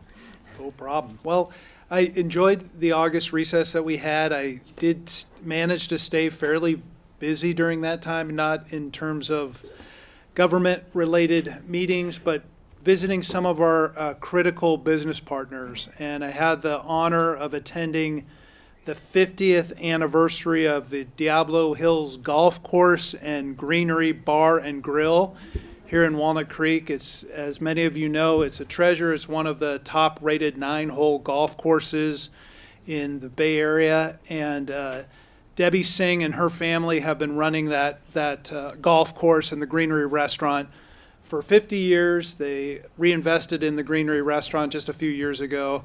It was very well received. Assemblymember Tim Grayson was there as well. I wanted to thank former council member Kish Rajan for extending the invitation, and certainly to Assistant City Clerk Amy Heavener for getting me so prepared for that. They were very grateful, and I appreciate your help. I also was able to attend a re-grand opening of one of our 4 Safeway stores here in Walnut Creek on Bancroft. Safeway has 4 stores. They've reinvested really in all of these stores and remodeled them quite extensively, including the Bancroft store. And so there was a nice showing there with a check given to White Pony Express. And it was the employees and everyone, it was a nice event, and they were very well received. I also had the opportunity to not attend the official grand opening of Crate and Barrel, but the pre-grand opening, and I concur with Councilmember Wilk that it's a lovely store, and they've managed to take up 3 vacancies that we had and fill them at the same time. The old Giant store, the old Warrior store, and the former Talbot store location. Talbot's is still here in Walnut Creek, just down the street, but it's a lovely store, and they've done a really nice job, and I hope they're very successful there. So we're glad to have them here. And that is my report for the month. Thank you very much. In early August, the chairs and vice chairs of our 5 commissions and other county commission representatives met with the mayor and the mayor pro tem and our city manager. It's a quarterly meeting, and each of the commission representatives report on what they're working on. And a few highlights to let you know about: the Transportation Commission talked about crosswalk improvements, and we note that at South Main Street at Las Lomas, there was a lot of work the last few weeks, those of you who live on the south side of Walnut Creek, and Lancaster, or the Lilac South Main intersection reopened, and it has a scramble crosswalk. And I was walking across it at a diagonal the other morning on my morning walk, and this woman was walking across the street at the same time, looking and going, "What are you doing in the middle of the road?" And I'm like, "Isn't this fabulous?" So if you know what a scramble is, it means that crosswalks are only, you can cross in all directions at the same time, including diagonally, while all the cars wait. And it's a more efficient way to work traffic, and now in front of the high school, it's going to be great. But the Transportation Commission was talking about those improvements. The Planning Commission reported on the upcoming hearing that we will have on the adoption of our permanent SB 9 ordinance, as well as some improvements they approved for Cali Craft Brewing. And the Design Review Commission talked about their objective design standards. The Chick-fil-A that is proposed out near the Woodlands, which is not going to be a drive-through. It is going to be a dine-in or take-out drive-away restaurant. And they also talked about Model Bakery, which is from Napa, that is going into the space that is where the old La Fogata is. But for those of you who are wondering what that building is, it is the oldest commercial building in Walnut Creek. That is the original Sherburne store from the 1880s. And the design that they are bringing to that store and that building pays homage to the original Sherburne store. So we're really looking forward to when that opens. And I will mention that the Contra Costa Library, our commission representative to that commission, reports that the county library is doing a diversity audit of their collection, which I know we will appreciate because of our DEI work. And finally, I will mention that there are a lot of business openings. You've heard about Crate and Barrel and the grand reopening of Safeway stores. For those of you that have been watching the building that's coming up out of the ground across from the Macy's, that's Lifetime Fitness, and it is slated to open. Ready? Grand opening is slated for September 21st. So we're about to be done with a many, many year process unless something goes awry in the next few weeks. And I will close with a mention that the city takes positions on both federal and state legislation at times, and we have recently taken a position of support on what is called ACA 13. That is a proposed ballot measure for a constitutional amendment. It's a simple measure. It is really designed for fair and common sense elections. And what it is designed to do is basically it amends the Constitution so that any constitutional amendment that goes before the voters in the state of California, if it would require an increase in the voter threshold to approve future measures, it would require that voters that want to approve that measure and that change do so at the same percentage voter threshold. So some of that was happening in Ohio in recent weeks, where there was a bit of a kerfuffle at the ballot box across Ohio. But this is interesting, I suggest you look it up, but we have taken a position of support on it, and we were speaking to Assemblymember Bauer Cahan this morning about it and her support for that.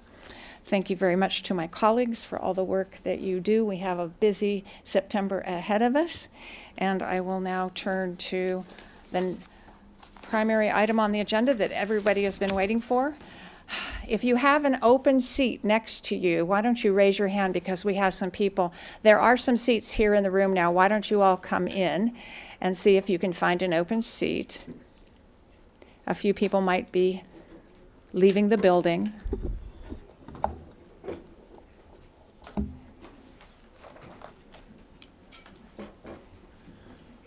This item is a consideration item on the selection of a preferred pickleball site and an operational update. And as our staff will explain during this presentation,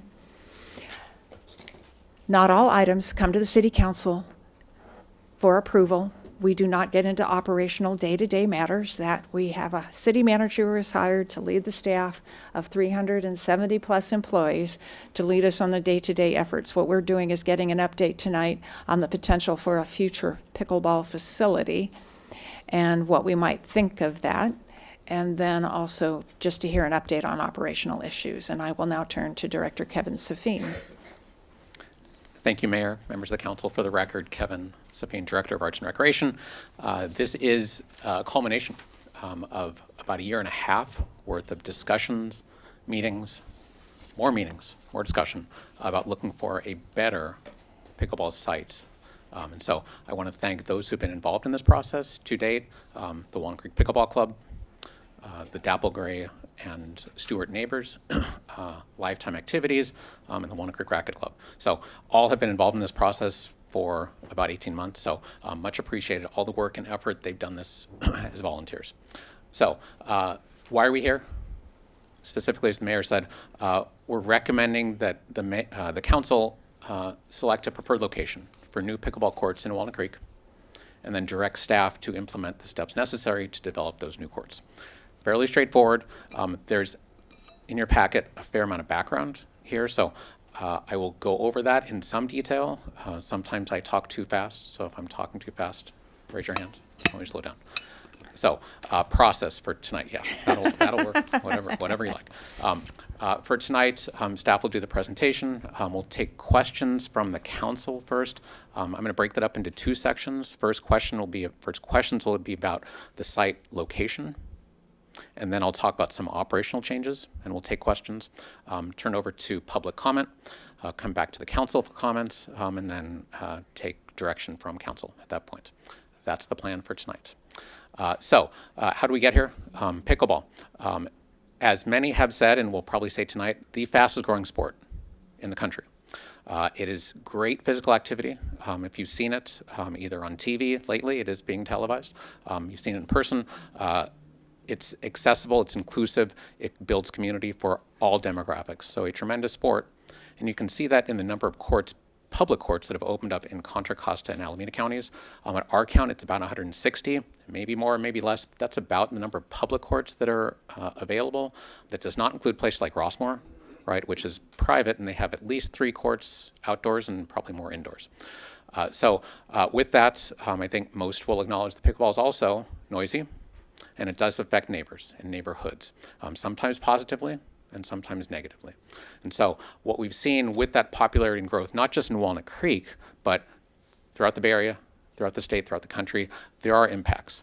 And so since last year, as I said, we've been trying to find a solution to that. And so that's why we're here this evening. So a little bit of history about pickleball in Walnut Creek. Back in 2010, some of those folks are here who started playing indoors at Tice Valley Gym. There were about 70 members at that point when we expanded to outdoors at San Miguel Park. 70 members in the pickleball club. 2013, San Miguel Park. 2014, we started having shared lines with tennis courts at Rudgear Park. 2016, we converted one of those tennis courts to 4 pickleball courts at Dapplegray Lane. 1 tennis court equals 4 pickleball courts. And then 2018, we did the same thing with the other single tennis court. And so we now have 8 pickleball courts at that site in Walnut Creek. And thanks to the Pickleball Club, they contributed $30,000 to help us repaint and resurface those courts so that they could be set up for pickleball. And at that time, 2018, there were 700 people in the club. Based on what I've heard from the club president, about 40% of those are Walnut Creek residents, and the others live outside of Walnut Creek. So with that growth, with activity, there are challenges. You can see in that red circle, those are the pickleball courts today. You can also see the proximity of the homes. You can't quite see, maybe you can, just above that red oval is one home. And then to the right, you see 4 or 5 other homes that are very close to the pickleball courts. And so there have been challenges related to parking, have been challenges related to noise, and then the frequency activity throughout the day has been another challenge that the council heard back in September. And so neighbors came to you and said, we need to find some solutions. Staff helped to look into this issue. And so working in partnership with the neighbors and the club, we did identify some solutions to help address those concerns, including what you see on this list, helping address parking with red paint to curbs, move the start time back for tournaments an hour to 9 o'clock, added more signs to promote people parking and using restrooms at the Stewart Avenue lot, and then encourage the club to help us manage those issues, encourage them to explore softer paddles and balls, and then we looked into some padded and acoustical fencing for the site.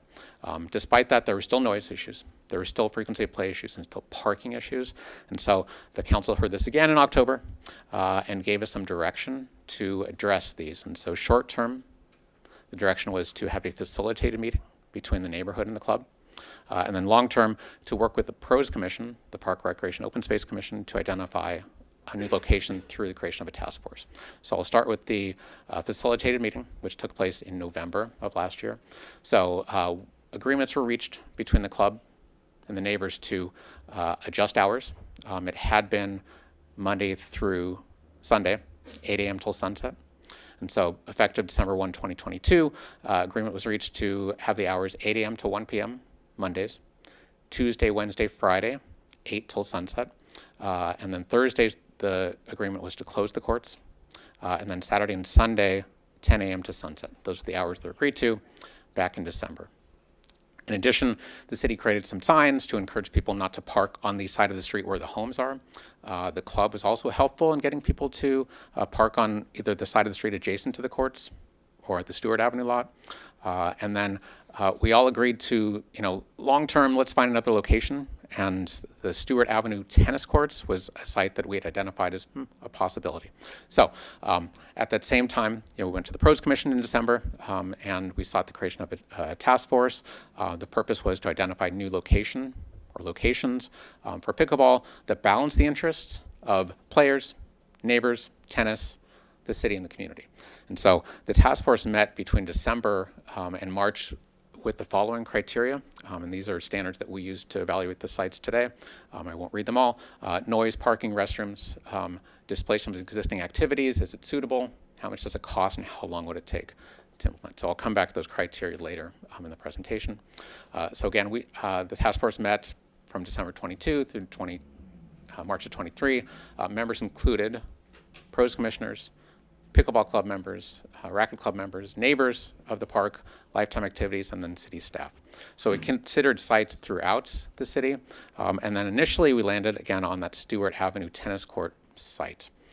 So in March and April, we performed contracted a noise expert to do a sound study. In March, installed acoustical fencing on those tennis courts late March, early April, and actually had a trial where we could have people playing pickleball on those courts for 2 days. I think it was a Sunday and a Monday. And then the following Monday, the 10th, came back to the PROS Commission, sought feedback from the commission, sought feedback back from the community. If you watched that meeting or if you attended that meeting, there was a fair amount of feedback. Most of it was not positive from the neighborhood, positive from the pickleball players, but the neighbors were not supportive, both in terms of the level of activity, parking, other impacts, and the noise. And so the task force regrouped and said, all right, that didn't quite work out. I'm happy to talk more about that if you'd like. That location didn't work out, even though we're really hopeful that it would, because those were existing tennis courts that would be easier, cheaper to convert. So we looked at whether alternatives are out there for the courts. And so that's why we're here tonight. The Pros Commission is recommending to you 3 locations for your consideration. The primary recommendation is the Heather Farm Park ball field, sports field parking lot, which is right on Ignatia Valley Road. I'll show you the map. The second is an alternative, which is the Heather Farm Park basketball courts. Then the third, alternative 2, is Tice Valley Park. So I'll talk about each of those in some detail here. As you can see from this image, this is Heather Farm Park. Both those circles represent the 2 locations in Heather, with the current tennis courts, the Heather Farm Tennis Center, which includes pickleball courts right in the middle there. And so on the right is the Ball Field 1 parking lot, and on the left is the basketball court. Starting with the ball field parking lot, it's a little bit closer view there. The plan would be, if this is council's direction, to not use the entire parking lot there, but the portion that's to the east there, as you see in the circle. So pros that we see, pros meaning positives, not pros commission. Yes. Slow down. Got it. Ball field 1 pros include, you saw the list of criteria that were there, which was noise, parking, restroom, and suitability of location, and then a couple other criteria too: existing activities, displaced, and then time to implement. Can you go back and cover, because this is where we're supposed to make a decision, so let's cover. Yeah, I was going to go through each assessment, but I was just covering the criteria first. Great, thank you. But thank you. So I listed the criteria. So within each of these is a specific assessment. And you'll see this for Ball Field 1, you'll see this for the basketball court, and you'll see this for Tice. So, 1, noise. Those parking lot, that parking lot site is right on Ignatia Valley Road, so it's already fairly noisy, the busiest street in Walnut Creek, 75 or so thousand cars going up and down every day. So that may diminish sound from those courts. In addition, many other communities have acoustical fencing that further limit impact of noise on neighborhoods. So could be explored here. We did it for a little bit as a trial at Stewart. So that's 1. 2, parking availability. While I said the courts could be located on the east side of that lot, there's still a fair amount of parking on the west side of that lot, and then certainly throughout the park. There is plenty of parking. Restrooms, yes, easy. They're right there, right at the ball field. And then suitability of play. We've asked a contractor to look at that site. They determined that you could install with a north-south alignment standard size courts, 8 at least, if not more. And then the other benefit of this site is that there is proximity to the Heather Farm Tennis Center, which is where Lifetime Activities is located, who'd likely be managing this site as well. So those are the pros that we see for this location. Cons, in terms of displacement of existing activities. There are some fairly well-established groups that use this site, the Walnut Festival Association being one, even though this year they're not doing their event, but we expect they will be coming back next year. So they have Ferris wheel, they have rides, they have lots of other things that happen at that location. For the same reason that pickleball has a desire to be there, it's visible. The Walnut Festival likes using that site because it is visible and you got lots of activities and rides there. Similarly, there's a Christmas tree lot that takes place there on that site. And then if you're familiar with lots of special events, including tournaments for soccer and walkathons and other things, they tend to stage there as they start on their treks. And then lastly, in terms of criteria, the time to implement. It's likely that this project, if council gives us this direction, that parking lot would be part of a larger project that's taking place in the park, which is the conversion of the ball fields. There, I'll go back real quick. The ball field to the north of that, that's ball field 1. And then, you can't quite see it, but ball field 2. So those 2 fields are going to be converted to all-weather turf with a design taking place in 2024 and construction taking place in 2025. So if this project were to move forward, it would likely be part of that larger construction project. And so we're looking at probably 2 years, give or take, to include this in that project. That's ball field 1. there's a corollary to this option, which was presented to city staff about 2 weeks ago, which is another new sport called padel. There's an image of that there. This is a popular and growing sport internationally in Latin America and Sweden, of all places, and also in Southern California. And so there's a couple of sites in Southern California that are large, one of which is the Barnes Tennis Center, which is the padel courts are run by a company called Tactica Padel. They have reached out to Lifetime Activities and said, we would like to bring padel to Northern California. Lifetime has partnerships with other cities in the Bay Area, Cupertino, Santa Clara, Pleasanton, Walnut Creek. And so they've reached out and said, if Lifetime is willing to partner with the city, we are willing to contribute money to this of at least $500,000 to build 4 padel courts, as well as 8 pickleball courts together at the same location. Their preferred location is Ballfield 1 at Heather Farm because of the visibility there. So there is a financial contribution, and again, there would be time that would take to develop that, probably adding more time to the project in addition to the ball field conversion to artificial turf. And so this is just another variable here in the mix for you to consider. I'm happy to talk more about that in detail if you'd like. So that leads us to option 2, which is the basketball courts at Heather Farm. So a little bit smaller site. You see the oval there kind of extends the basketball courts if you've been to that parking lot, and then a little to the left into the volleyball courts. So I'll talk about that in a second. So noise impact criteria. The pool, the playground, the large picnic area are already fairly loud, and so the noise effects may be somewhat smaller than they would be otherwise. However, and I'll talk about this at the end, there would be a need for an environmental study to determine what the impact would be of any of these sites. So because there may be potential impact on the homes up on Marchbanks, as well as the gardens at Heather Farm. But there are a fair amount of other noisy activities there. Restroom proximity, there is a restroom at the Clark Swim Center. Time to implement, while I say it's not directly affected by the other projects happening at Heather Farm, which is the new community center and aquatic facility, that, however, is a priority for the Council for the Community for Measure O. And so while it could move ahead more quickly than perhaps Ballfield 1, it's no guarantee that that's going to move quicker than a year or more. But it still could be done. In terms of the cons, there is very limited parking there. If you've been to that parking lot between the swim center and the playground, it is a very busy lot. And if we're adding more activity, there could be other impacts. Suitability for pickleball standards, the existing basketball courts can probably hold 4 courts based on what our contractor has said. If we wanted to add 8 courts, which is how many we have at Dapplegray, we would need to expand into the sand volleyball courts or into the aquatic staff parking lot or another part of the park. So again, though, it does have proximity to the tennis center, so there'd be value there with that synergy.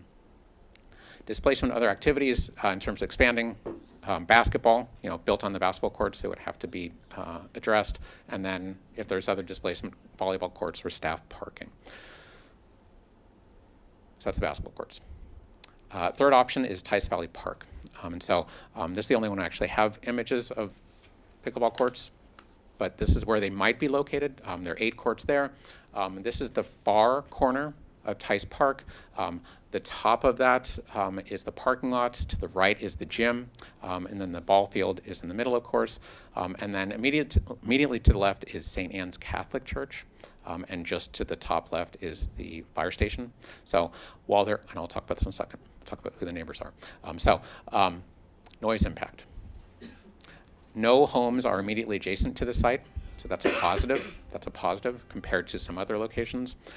However, with the fire station and the church, there may be some impact that we have to study. Firefighters live there, they sleep there, so there is an impact that we'd have to look at. Parking is a positive. There is plenty of parking in that lot. However, it does require a bit of a walk from the parking lot, which is on the top there, down to where the courts may be located, but it's fairly close. Restrooms are near the park entrance, about 500 feet from the pickleball site. Suitability, you could hold 8 courts there, and That said, this is not near the Heather Farm Tennis Center, so depending on what role Lifetime Activities has with regard to oversight of this, that might be a concern, is how does that work? And then time, this is a positive. It's likely that it could be done more quickly than the projects at Heather Farm because it's not impacted by other construction projects. However, depending on council's direction, depending on staff workload, it still could be a year, depending on how long this would take. Displacement is the con here. There is a baseball diamond that is right now in that image, covered by the courts. That's used by Walnut Creek Little League, primarily for their T-ball program, so the little kids. And they use it about 500 hours a year. So we would have to identify another location for their practices, primarily, which just take place there, to occur. So those are your three sites or three options as recommended by pros. In terms of cost, we're starting with a baseline, which is because this is essentially new construction. This is not conversion of existing tennis courts, which is easier to do. This is new construction, so we're estimating this at about $65,000 per court. So multiply that by 8, we're at about $520,000, and that includes staff cost, soft costs, design, et cetera. And so this is right now a fairly comprehensive, inclusive cost. Things always go up from there, but that's the starting point, just so we have a place to compare to. So we're saying that's the base cost. With regard to the Padel option at Ball Field 1, to construct those 4 courts would be about $325,000, making the total, right, that 520 plus 325, about 845. And then if we deduct the 500,000 contribution from Lifetime Activities, the net cost would be about 345,000. That's a lot of numbers. The savings net would be about 175 to the city. That's less than the 520. So that's just another, like I said, another variable in the conversation about pickleball, specifically at Heather Farm. Lifetime, I asked the question, did they have interest in one of the other locations? They did not. They wanted the visibility, as did their partner of the Ball Field 1 site. So this is a summary of what those different pros and cons are, and I can pull this up again when we're done. So in red are the cons, of course.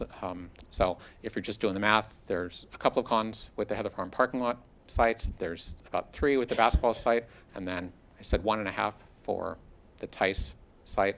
The half being the pro is it's suitable. You can build 8 courts there, but the con is who's going to manage that site for the city. I'll come back to this if you'd like. Next steps, and then I'm going to wrap up with questions in a second. So what happens next? There will be environmental review that we require as part of this project going forward for each of those 3 sites. We would then establish a design and construction schedule. We'd bring back to you in terms of a budget for that, get direction to move forward with design and construction, talk to the pickleball club and the neighbors about the transition plan. We would be implementing a fee structure for this, as we recognize the city would be contributing a significant amount of money for this.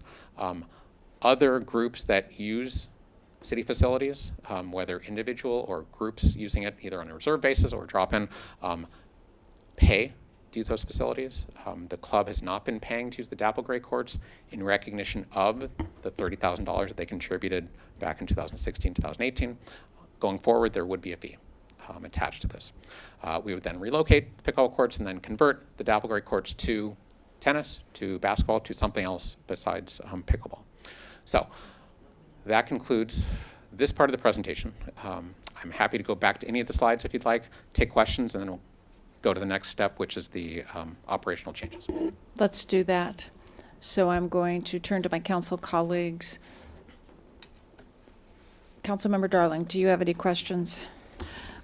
Just a couple quick ones. So it sounds like the padding at Stewart, did you actually measure a difference in sound associated with the padding, or was it a wash? Yeah, it wasn't measured per se. It was done on a kind of a model basis.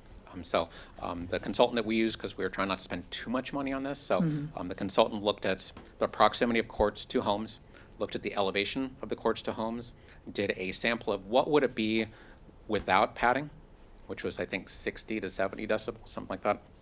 And then what would it be with padding? And so the model showed that it was reduced.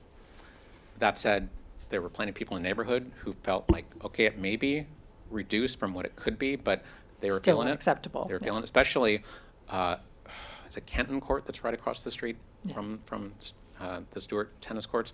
That's a little bit higher up elevation compared to the court, so they were hearing it directly in their homes. Okay.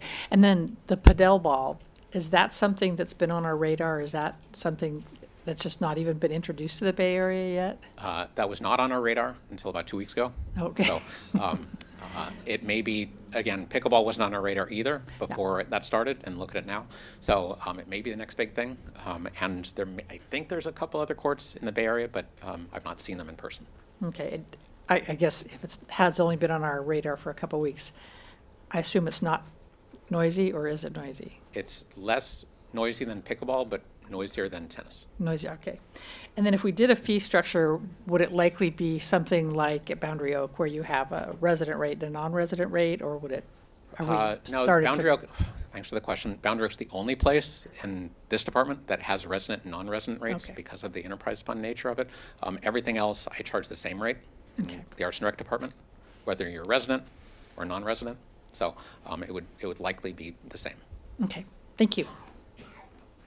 Can I build on the last question about fee structures? Yes. You and I talked a little bit more Yeah. in depth earlier in the afternoon. Can you elaborate a bit as to how it might be modeled? Because you've got a club involved, you have people who might just want to reserve a court for a while with a friend. What structure are you thinking about? Right. No promises here. Right. So a couple models. One, Lifetime Activities manages the tennis program and pickleball program at Heather Farm for the city. They are a concessionaire. We have an agreement with them to run programs for us, to maintain the facilities, and to return the investment. They pay the city a fee every year. Right now it's about $64,000 to run the program on our behalf. That includes lessons, tournaments, drop-in play. And so if they were to manage that facility, they currently charge $7 per 90 minutes to have individuals reserve and play on the pickleball courts and tennis courts at Heather Farm. So if that's one model, on an individual basis, that's how it would work. They also work closely with the Racket Club to have events, tournaments, socials, where the Racket Club pays a fee to Lifetime for that. It's a group fee. And then another option potentially is if the city were to do this, how we manage the aquatic facility may be similar in that if someone wants to swim, there's a daily rate, there's a per drop-in rate if they choose to. Similarly, there's rentals we do for Masters. So Masters has workouts throughout the day. And so we charge a fee to the Masters team to reserve those lanes regardless of how many people come. And then the Masters manages that participation. There could be 20 people in an hour, there could be 2 people an hour. We still charge the same because we're providing that exclusive use. And so those are a couple of different options, whether it's Lifetime or the city, that we could pursue. Okay. So it would be a little bit of a menu approach, not a one-size-fits-all. Likely, because our relationship would, or whoever relationship would be with the club, which is an organized nonprofit group. We have many relationships with such groups where we're renting that group, soccer club, Little League, Masters, et cetera. And so it may be something like that. And then they can manage who attends and who participates, and then we could charge the pickleball club a fee. Again, very comparable to how we do most groups. Okay, thank you. Councilmember Francois. That's helpful. Thank you for the very thorough staff report and all the time and energy you and everyone in the room has put into this so far. In terms of the time to implement, just trying to fact check some of the things that I saw, that it appears that basketball courts would potentially be the fastest option. Did you see any material difference in timing between Heather Farm 1 and Tice? And Tice. It may be that the Tice option and Heather Farm basketball courts are similar in that Tice doesn't have that same limitations of the construction at Heather Farm, but that's to be determined. I think it's a given that if this were a Heather Farm Ballfield 1, it would take 2 years because folded into the project we planned for the conversion of the turf there. For CEQA and other reasons, we would do them as one project. And if you have specific questions about CEQA, I'm going to call the city engineer to help me, because that's as much as I know. But that would be, again, design in 2024, construction 25, with an opening of about a year from now, roughly fall of 25 for those new turf fields. So for sure, that one we know would take about 2 years. The other ones, Heather Farm basketball courts and Tice, maybe a year plus. I just don't know the exact differential. Okay. And then in terms of Heather Farm 1, with consideration or thought given to, and we haven't done CEQA yet, but in terms of padel being just as explosively popular as pickleball is, and I know it's only been 2 weeks on that, but kind of, and new turf fields going in next door, of what potential parking traffic impacts there could be with that added on to 8 pickleball courts. That's a concern, because if it's going to be as popular as pickleball is, one, people are going to come to play pickleball on those sites. People are going to come there to play soccer there, especially with the new turf fields. Yes, we'd have to look at this from an environmental standpoint, but it would be pretty busy in that park, in an already busy park. And then in terms of noise impacts, that one is not, there are neighbors not immediately adjacent, but are we relatively comfortable we wouldn't be creating a new situation at that location? Oops, relatively is a relative term. Yeah, I was going to say subjective, but that works too. If you look to the kind of the right there, there are homes there in that, is that Stratton Circle? Can't remember the name of that street, across the fence from Ballfield 1. So there are homes there, and I'm sure those who live there would want their thoughts to be heard as we go through this process, so they're not faced with the same situation as the neighbors are today. Okay. But can I? Yeah. But we have the ability to plan ahead. Correct. So either put some kind of sound baffling up close to those homes and in that group of trees, and the city engineer, I can't see his face, I can just see him. He's glaring at me. And, or on the fencing itself, on the east end of it. Correct.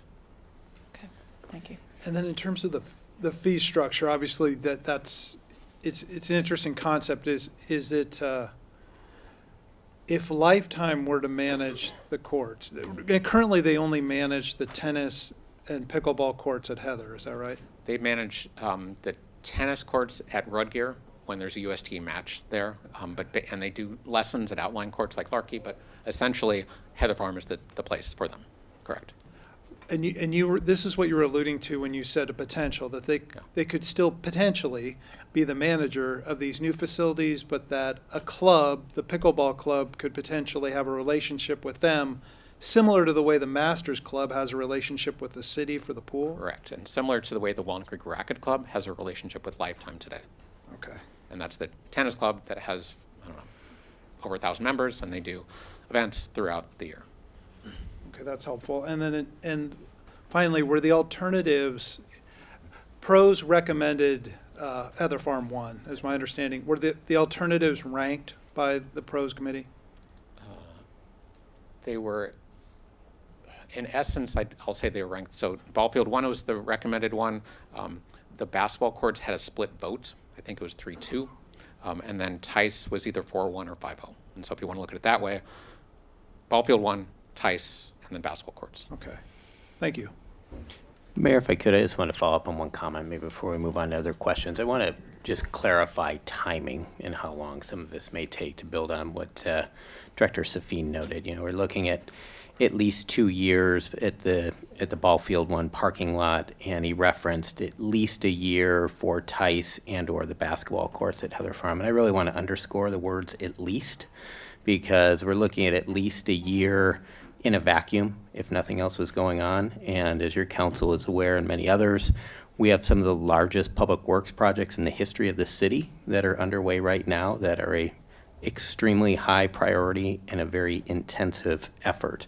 And therefore, any of these efforts related to pickleball would need to be slotted in within that work. So realistically, I think we're looking closer to 2 years as opposed to a year for any of these options, likely a best case. Councilmember Wilk. Thank you, Kevin. And most of the questions I had were actually answered already. And I asked you a couple of questions over the last few days. So just to reiterate on that, you mentioned that there's about 700 pickleballers in the pickleball club, 40% of whom are who live are residents in Walnut Creek. So we're talking 280 to 300 people that live in Walnut Creek that are part of the pickleball club versus 400 odd or so that are outside Walnut Creek. That's my understanding from the club president, yes. Okay, that's helpful. I understand the acoustable fencing didn't do everything that we were hoping that it would. Is it possible that in the interim, while we are deciding upon where this permanent location is going to be, during the current period that there's still going to be pickleball happening, can we use that acoustable fencing in the current location until the permanent is built? I mean, has that been thought about? Conceivably, you can. We've not studied what the impact would be. It's a cost, right? There's a cost to do that. And there's also at least one home that's up above the courts, which the acoustical fencing would likely not mitigate. So you could explore that, certainly. It's something that we haven't pursued just because we're trying to move forward with the location. Sure. But yes, the short answer, yes, we can. Okay, because obviously we're looking at something that is going to give some kind of relief with some kind of compromise. I think this is something that we could potentially look. Okay, great. Sure. Thank you. Thank you. Mayor Pro Tem. Turn on my thing. So I'm going to ask a little bit the same question that Councilmember Wilk said, which is this: we're looking at a future decision tonight, not what we're going to do in the meantime to make everybody happy. Is that a fair assessment? Well, making everybody happy is not probably possible. Unlikely Right. in this case. We are going to talk about hours in a little bit, and so those are some changes that are being planned right now to mitigate some of the impact there. Okay, we're going to nip this in the bud. We're going to be respectful, and we're not going to snipe from the audience, okay? Thank you. Oh, gosh. So I actually had a bunch of questions that relate to sort of the current situation, many of which are kind of to give me a better sense of what's going on. Sure. Why are Thursdays the dates we close? So is that the operational hours, which is in the next part of the presentation? Okay, Are you I'll ready? hold that. I'll Okay. hold that one for one, and let me see. I have a whole bunch of those kinds of questions. I'm a little. Well, that's a comment, so I can't use that one. Has anybody done a data analysis about how much more usage is available if we choose 8 courts somewhere? Does that even address the problem? The problem, meaning demand. Being there is a room full of people, and I'm sure this is representative of 700 people, is 8 more courts going to fulfill the needs of the? What's being contemplated is not 8 more. It's relocating those 8 courts to another location. Okay. And then we will convert those courts to another use. That's what we've been talking about for a while. Okay. So there are, and I'll talk about this at the other section, there are other courts being planned that I'll speak to separately. Okay. When we were looking, when you sent out the contrast between what we have in Walnut Creek versus what happens in the whole thing, I was pretty impressed. I think Walnut Creek already has more courts than anybody else. Concord may have, I know Concord for sure has 14 courts. Other than Concord, right, And there may be others with more, however. right, It's relative. right. And I can tell from the groans of the audience, this next question is going to get a new set of groans. There seems to be, that was my warning not to do it, there seems to be a resistance to indoor courts versus outdoor courts. And we're going to have more indoor courts. We're going to reopen Tice, Correct. et cetera. Is that an absolute, and I don't know who I'm asking, and I'm certainly not asking the whole crowd, I don't want to know, Right. but, So we did start pickleball indoors Yes. at Tice, one. Two, we've had requests from pickleball players to reopen Tice, not just during the times that it's raining or when it's really hot or smoky, but throughout the year. So there is demand for indoor pickleball for sure, because I've got a petition with a bunch of names on there that says we want to open those courts. So is there as much demand as outdoors? I don't think so. Tice isn't ideal because it does share lines with volleyball and basketball. The lighting isn't perfect, but there are courts there, and I'll talk about this in a little bit, that we could accommodate. okay. And this is almost a comment, but it's a really serious question in my mind. How do we know that pickleball isn't really the new racquetball, which was incredibly popular and grew and grew and grew for 10 years, and then fell out of fashion, and all of the racquetball courts that we have in Walnut Creek now are essentially gym and exercise rooms because aerobics came in and physical fitness took over. I mean, I need to be confident that what we're doing and what we're choosing to do isn't just a small term. It's a real fad now, and we're going to invest hundreds of thousands of dollars for something that might Right. go to Patel or whatever, you know. Do we I have? can't answer that question. I know we nobody can look can. at we can look at the trend of the Okay. growth of play. We can look at the trend of growth of people purchasing pickleball paddles. We can look at ball purchases. We can look at investments that people like Tom Brady are making in pickleball. So it seems like at the moment it is going to continue to grow. None of us has a crystal ball. You'll probably hear from folks tonight that it is here to stay. So that's I wouldn't be spending time with you talking about something that we've been working on for a year and a half if it wasn't believed that this is something that's going to continue to grow. So that's my belief, my understanding, but racquetball is maybe a cautionary tale. Okay, and if we choose the basketball courts at Tice, are we going to have another stream of people blow back from the basketball people? Are they heavily used? Do people? Of all the basketball courts in the city, these are the least heavily used. Okay. There isn't organized play there at all. That happens more at Arbolado, at Larkey, and at Walden. So it's more people play there. It's more drop-in parents, kids, people who are there for picnics, other things. So it's used, but one option could be we find another place in Heather Farm Park to build basketball courts, either short-term or long-term. You know, there's lots of people who have ideas about what we should do with the current swim center, but I'm not going there.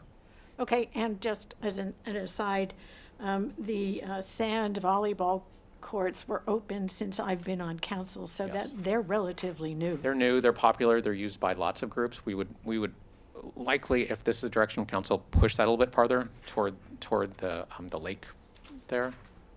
Oops. Okay, so we wouldn't do them in, essentially, we would move them? I would move them. That's a, talk about sports. That's a sport that's also, I think, here to stay. Okay. It's a college sport now and other things. So sand volleyball, beach volleyball is very popular.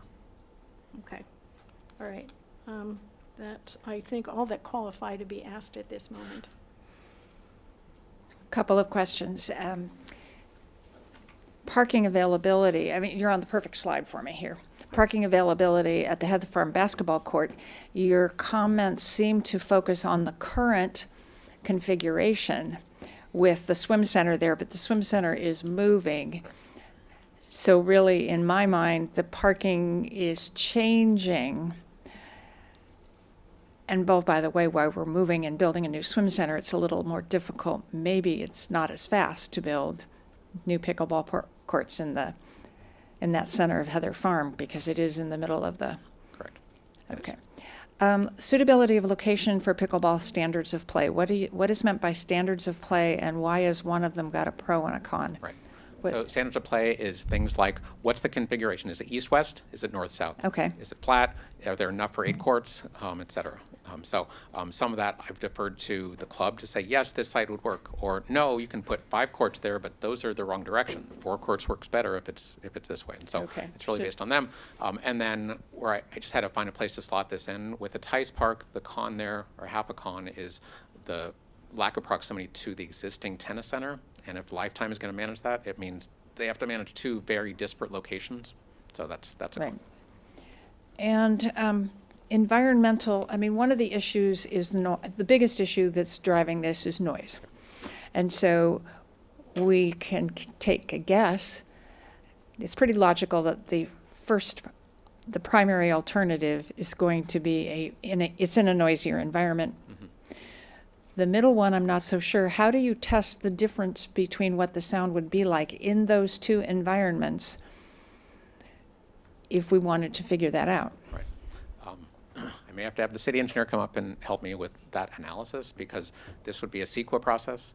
It would be something that's way above my head as far as technical capabilities. So is he walking up this way?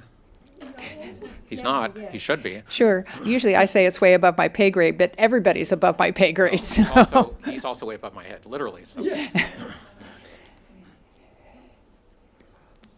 Good evening, Mayor, members of the council. I'm Steve Waymeyer. I'm the city engineer. So the question was about testing for noise at the different locations. Right. How would we compare 2 locations, alternatives in Heather Farm Park? We can do it intuitively, but that's usually not considered a good scientific approach. Yeah, so there's professionals that are noise professionals, and Right. what they would do is they'd model it so they could set up the locations and where the houses are relative, and trees and everything else that's in the way, and they could model the sound at each location, and then say 100 feet away they can test the level of the sound at that point. It's modeled, it's not actual, but they can do the testing that way. Can they put on a recording like, the Rolling Stones and see who can hear it and who can't? I mean, how do they do It's that? really done on a computer. The Okay. modeling is actually done within a computer. Right, but they take the environment of the 2 different locations in the same park and then put the new constraints or conditions on it to see what would happen. That's correct. Okay, thank you. I have a Steve question since he's up here. Oh, one more. See, you shouldn't have walked down. So I'm thinking about the synergy with constructing the ball field and the courts at the Heather Farm 1 location. Would that likely result in any cost savings having those construction projects go simultaneously, or is that a false economy?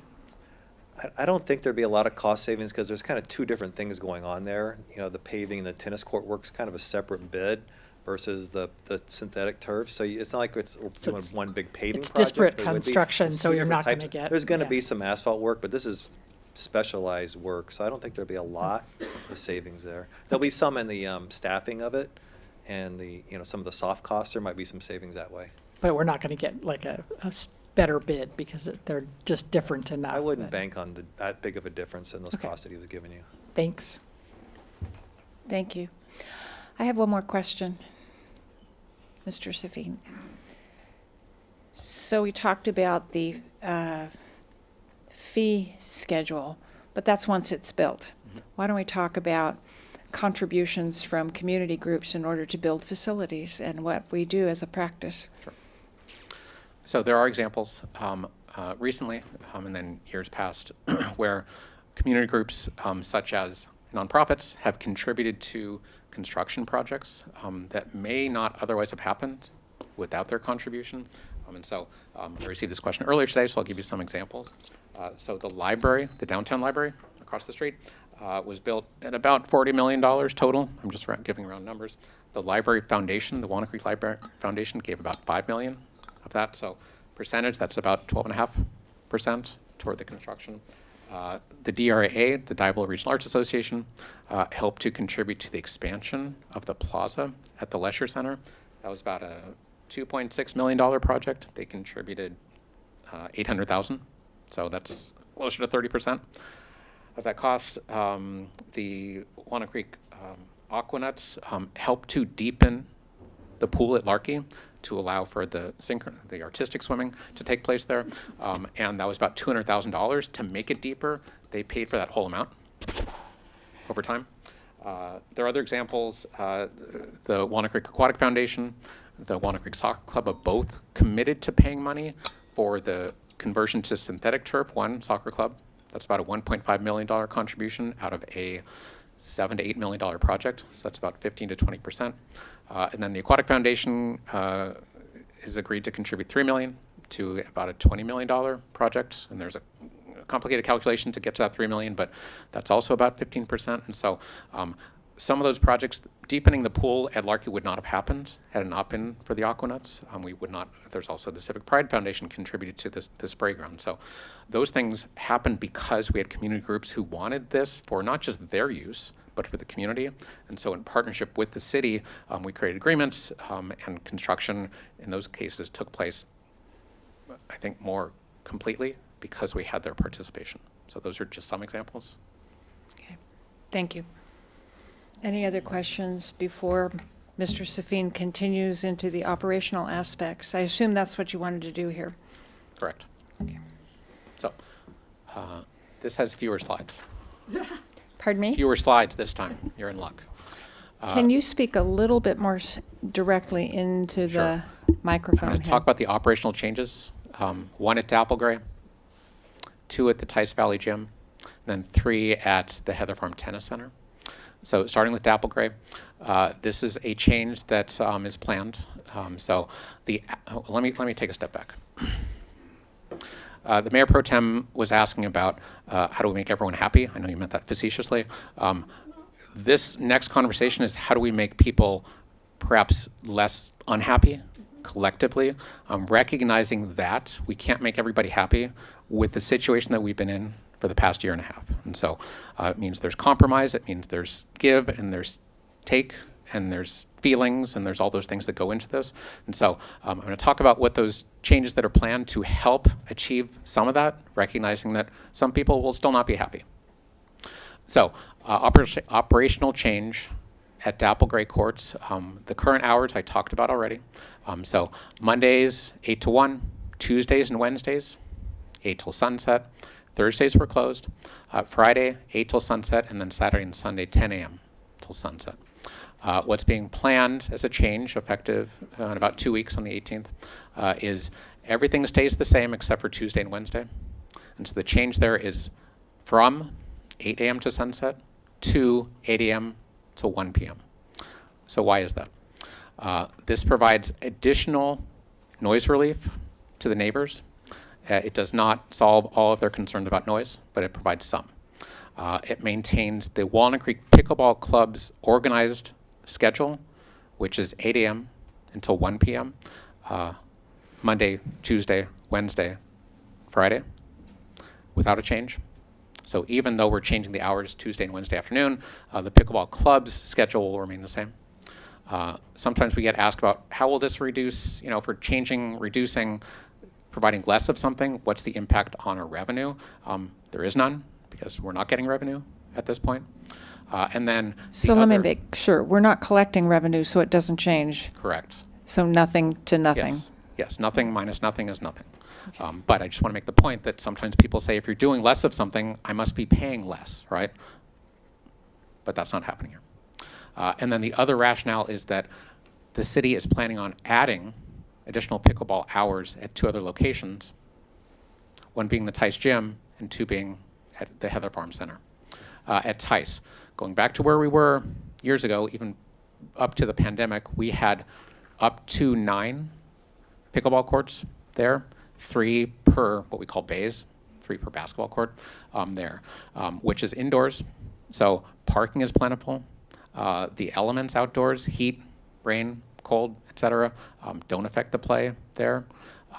We are seeing demand for those courts to be reopened. Like I said, I've got a petition which shows that people want to play there.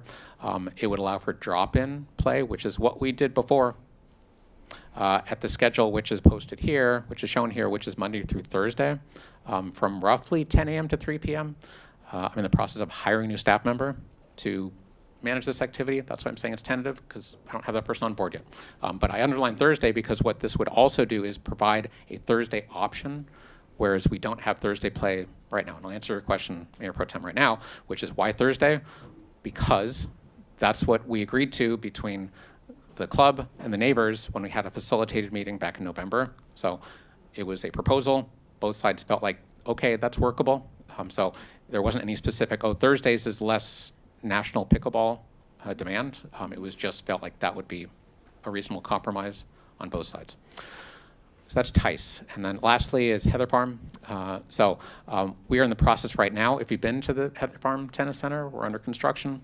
So we are going to make permanent on one of the courts there shared dual use pickleball and tennis court lines. Right now it's taped for pickleball. We're going to make those permanent. There's also a half court, if you're familiar with the tennis center site that has a wall that's used by people hitting against the wall, tennis. We're going to convert that to a dedicated pickleball court. And then what that would result in is we already have 2 courts there for pickleball. It would increase that total from 2 to 5 courts there at Heather, managed by Lifetime. I talked about the fee structure. The hours are Monday through Friday, 8 a.m. till 10 p.m., which is when the tennis center is open, and then Saturday and Sunday, 8 to 8, because there are lights there. That's why it's open later. I'll stop there. That's my last slide for now, and I'll take any questions that you have about operations. I'm going to Mayor Pro Tem first because I made her not ask those questions earlier. Already I've had one of them answered. I could have sneaked more in and gotten more answers on the way. So are there any particular times when the noise level, I mean, have the people who are affected by the noise said that there were particular times when it is more annoying, i.e. when they're eating dinner, or was all of this adjusted when you adjusted the time schedule? I think you'll hear from some of the neighbors tonight. You'll get their perspective on the times. I don't know if there's any particular time that's more. I think it's probably a function of the number of people who are playing at one time rather than a particular time of day, and the level of activity at that time. And in this conversation, I've heard that the pickleball club does manage some time, and what does that mean? And what's the difference between the time they manage and the time when it's laissez-faire? So again, folks here, I think the club president is online. He'll be able to speak to the specifics of it. But 8 a.m. till 1 p.m. is the time that the pickleball club is there primarily. And they manage the play there through the use of boards, and people have a plan for their day when they're there. They're not there the entire time. I don't think anyone's there the entire 5 hours. But while they're there, there's a schedule they play. And so that's through under the auspices of the club to manage that. And then after that 1 p.m. time, it slows down a little bit, partially because of the weather, it gets warmer. But it's really drop-in and not managed by the club from 1 p.m. until sunset or whatever the actual time is. Stopping at 1 o'clock on Mondays means that's it for the day, and people go home until the next day. Okay. So, Is there more usage during the managed time or the drop-in time, or has anybody I measured? think there's more usage in the morning. Partially because of the weather, partially because it's the club. It's a social activity, and they do a really good job of getting people together for that community. Okay, wait a minute. No, let me.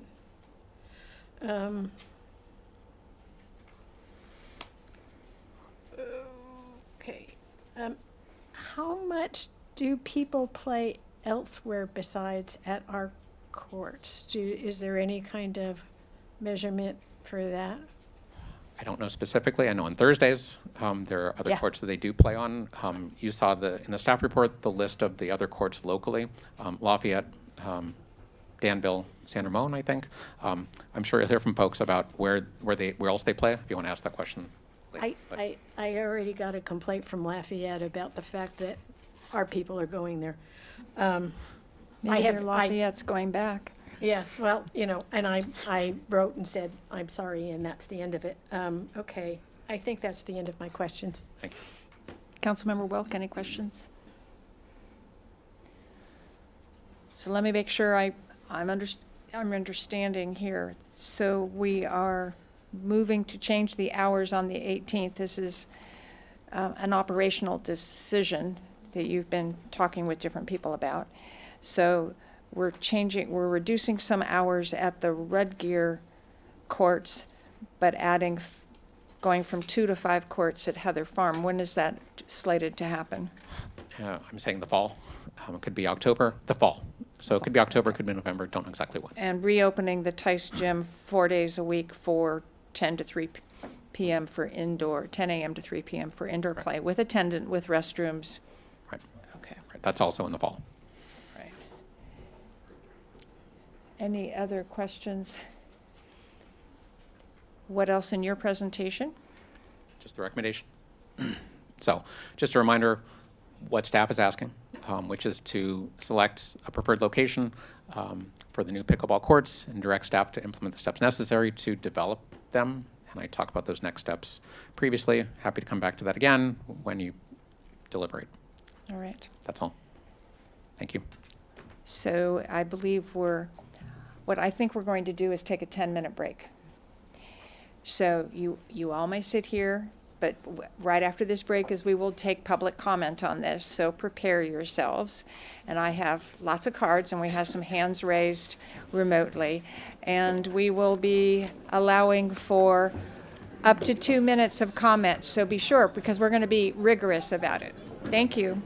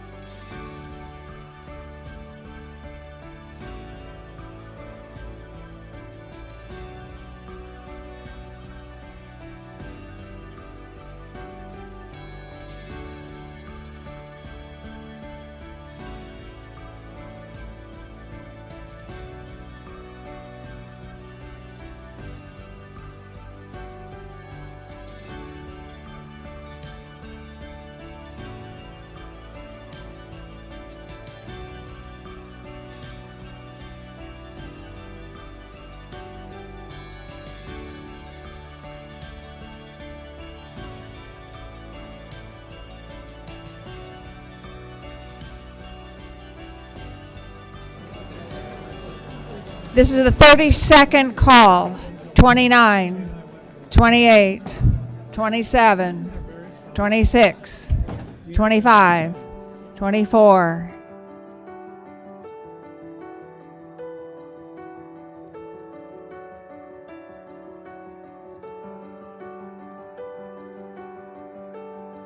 All right.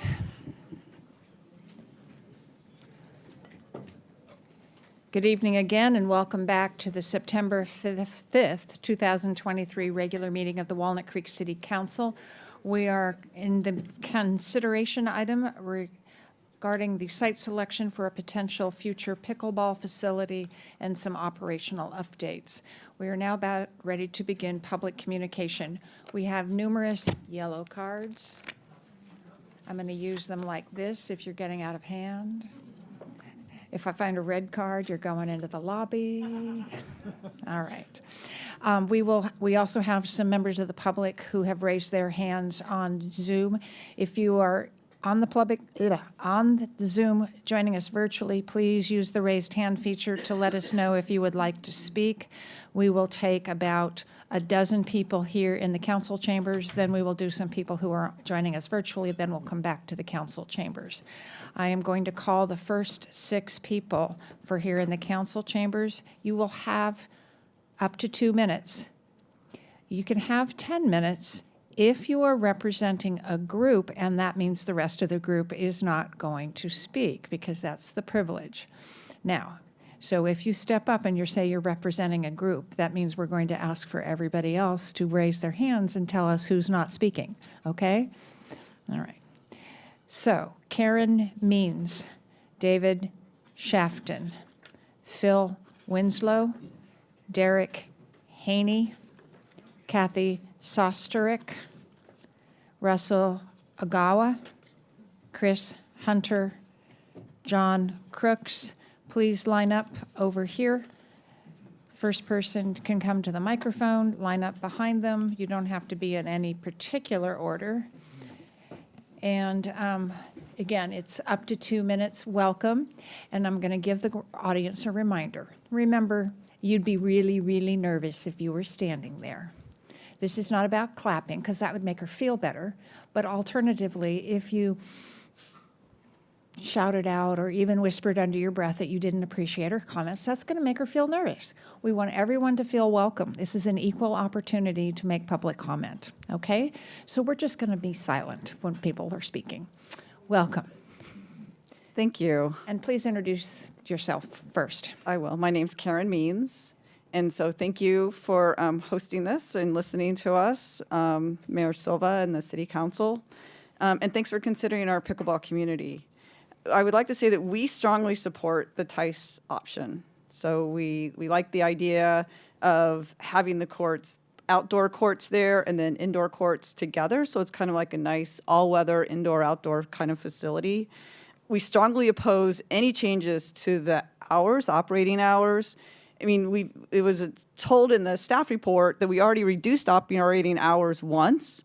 Now we're proposing it again. I guess the question is, how many more times are we going to reduce the operating hours? Because as long as we're there playing, I don't think the residents are going to be happy. So, you know, unless you reduce it to 0, they're not going to be happy. So we would like to play. And actually, every single thing that we've been asked to do, we've done. We really have taken care of the parking. I don't think that people can point out where we're parked on the residential side of the street anymore, and people are using the parking lot at the park. Walnut Creek has many, many beautiful assets. The leisure, the farmer's market, the beautiful downtown with lovely shops and outstanding restaurants. It has a very vibrant, lovely pickleball community. We're just asking that you let us play and don't wreck our community. Like, Heather Farms is not going to be great for this group. Tice Valley would be great for this group. We really enjoy our drop-in play, how we meet, how we play. So please let us continue that way. Next speaker, please.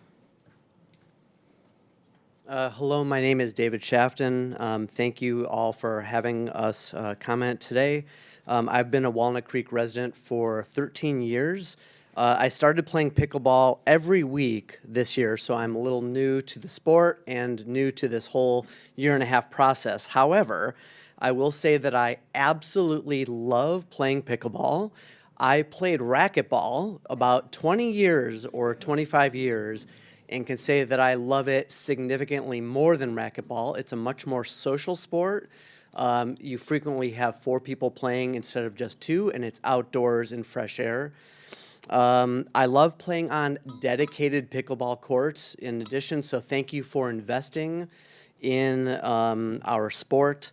I also will say that today, I know that expansion is in process, but it is extremely difficult to get a reserved court at the current Heather Farms Lifetime Activities court reservations. I'm sure there are tons of people here who go to the walk-on, rotate-on courts. I use the reservable courts because I like playing with a group of friends that I already have, and I know I have a dedicated court to myself for 1.5 hours.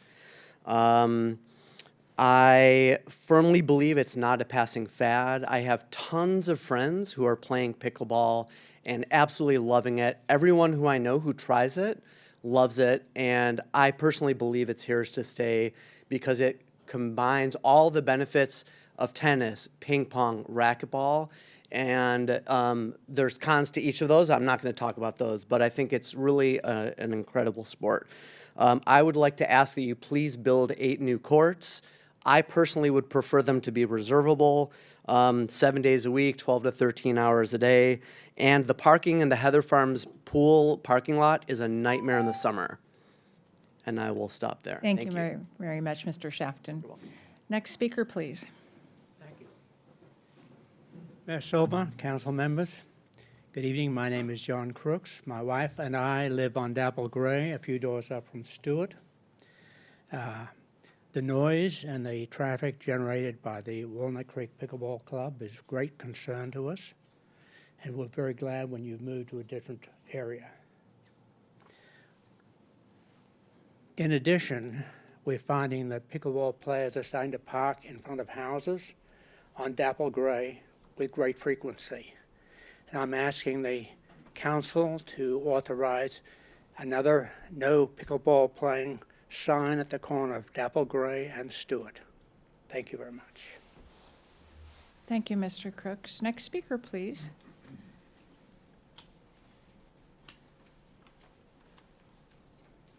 My name is Kathy Sesterick. I am a Danville resident and a member of the Walnut Creek Pickleball Club. In good faith, we have abided by all the changes that were agreed upon by the task force with respect to hours of play, parking, and use of court number 2. Just because something is popular doesn't make it a bad thing. What becomes a bad thing is when you take something away from the voting and sales tax paying public. I do not support a further reduction in hours of play at Red Gear. I do support the proposed installation of courts at Tice Valley in order to expeditiously move us from Red Gear to a new venue. Pickleball, it's a good thing. Thank you very much. Next speaker, please. Hi, I'm Derek Haney, a Walnut Creek resident living just 100 yards from Red Gear Park pickleball courts. I'm here again speaking for myself and my family, specifically to tell you why it is so important to me that you keep pickleball at Red Gear, preferably open daily and in the afternoons after school and work so that I can teach my son how to play, which most people are working or going to school, and it is recommended for daily exercise. As you've heard from me before, being able to walk over and play pickleball daily at Red Gear Park has been transformative for me. I've lost weight, kicked bad habits, and found a community that supports me emotionally. These benefits ripple out, making our community healthier, happier, and more engaged. The fact that the city is continuing to entertain a disgruntled minority of proximal neighbors and upend the most successful activity at Red Gear Park concerns me. The complaining minority believe that the, quote, noise, parking, and public nuisance that they so arrogantly complained about on the flyer they left on my door today is actually a problem, when in fact this is exactly what we want with a thriving park. These aren't genuine gripes. They don't want a thriving park, they want an empty one. They want to silence the laughter, the competition, and the community spirit. And worse still, they know what they are asking you to do is bad for the community. They know that they are quite literally the only ones that will benefit. They know that their benefit is actually quite menial, whereas it comes at a detrimental cost to me and hundreds of others. They know that the noise levels at Red Deer Park are not enough to qualify as detrimental to their health, yet they continue to attack the courts because they believe they can win their argument. They are not entitled to a quiet, empty park just because it is used more and it used to be quiet and empty. These complaining neighbors, through their actions, are actively working to hurt me and my family, which is why I'm here today. And worse yet, it is working. You're supporting them, Kevin. You're not supporting me. Thank you. Next speaker, please.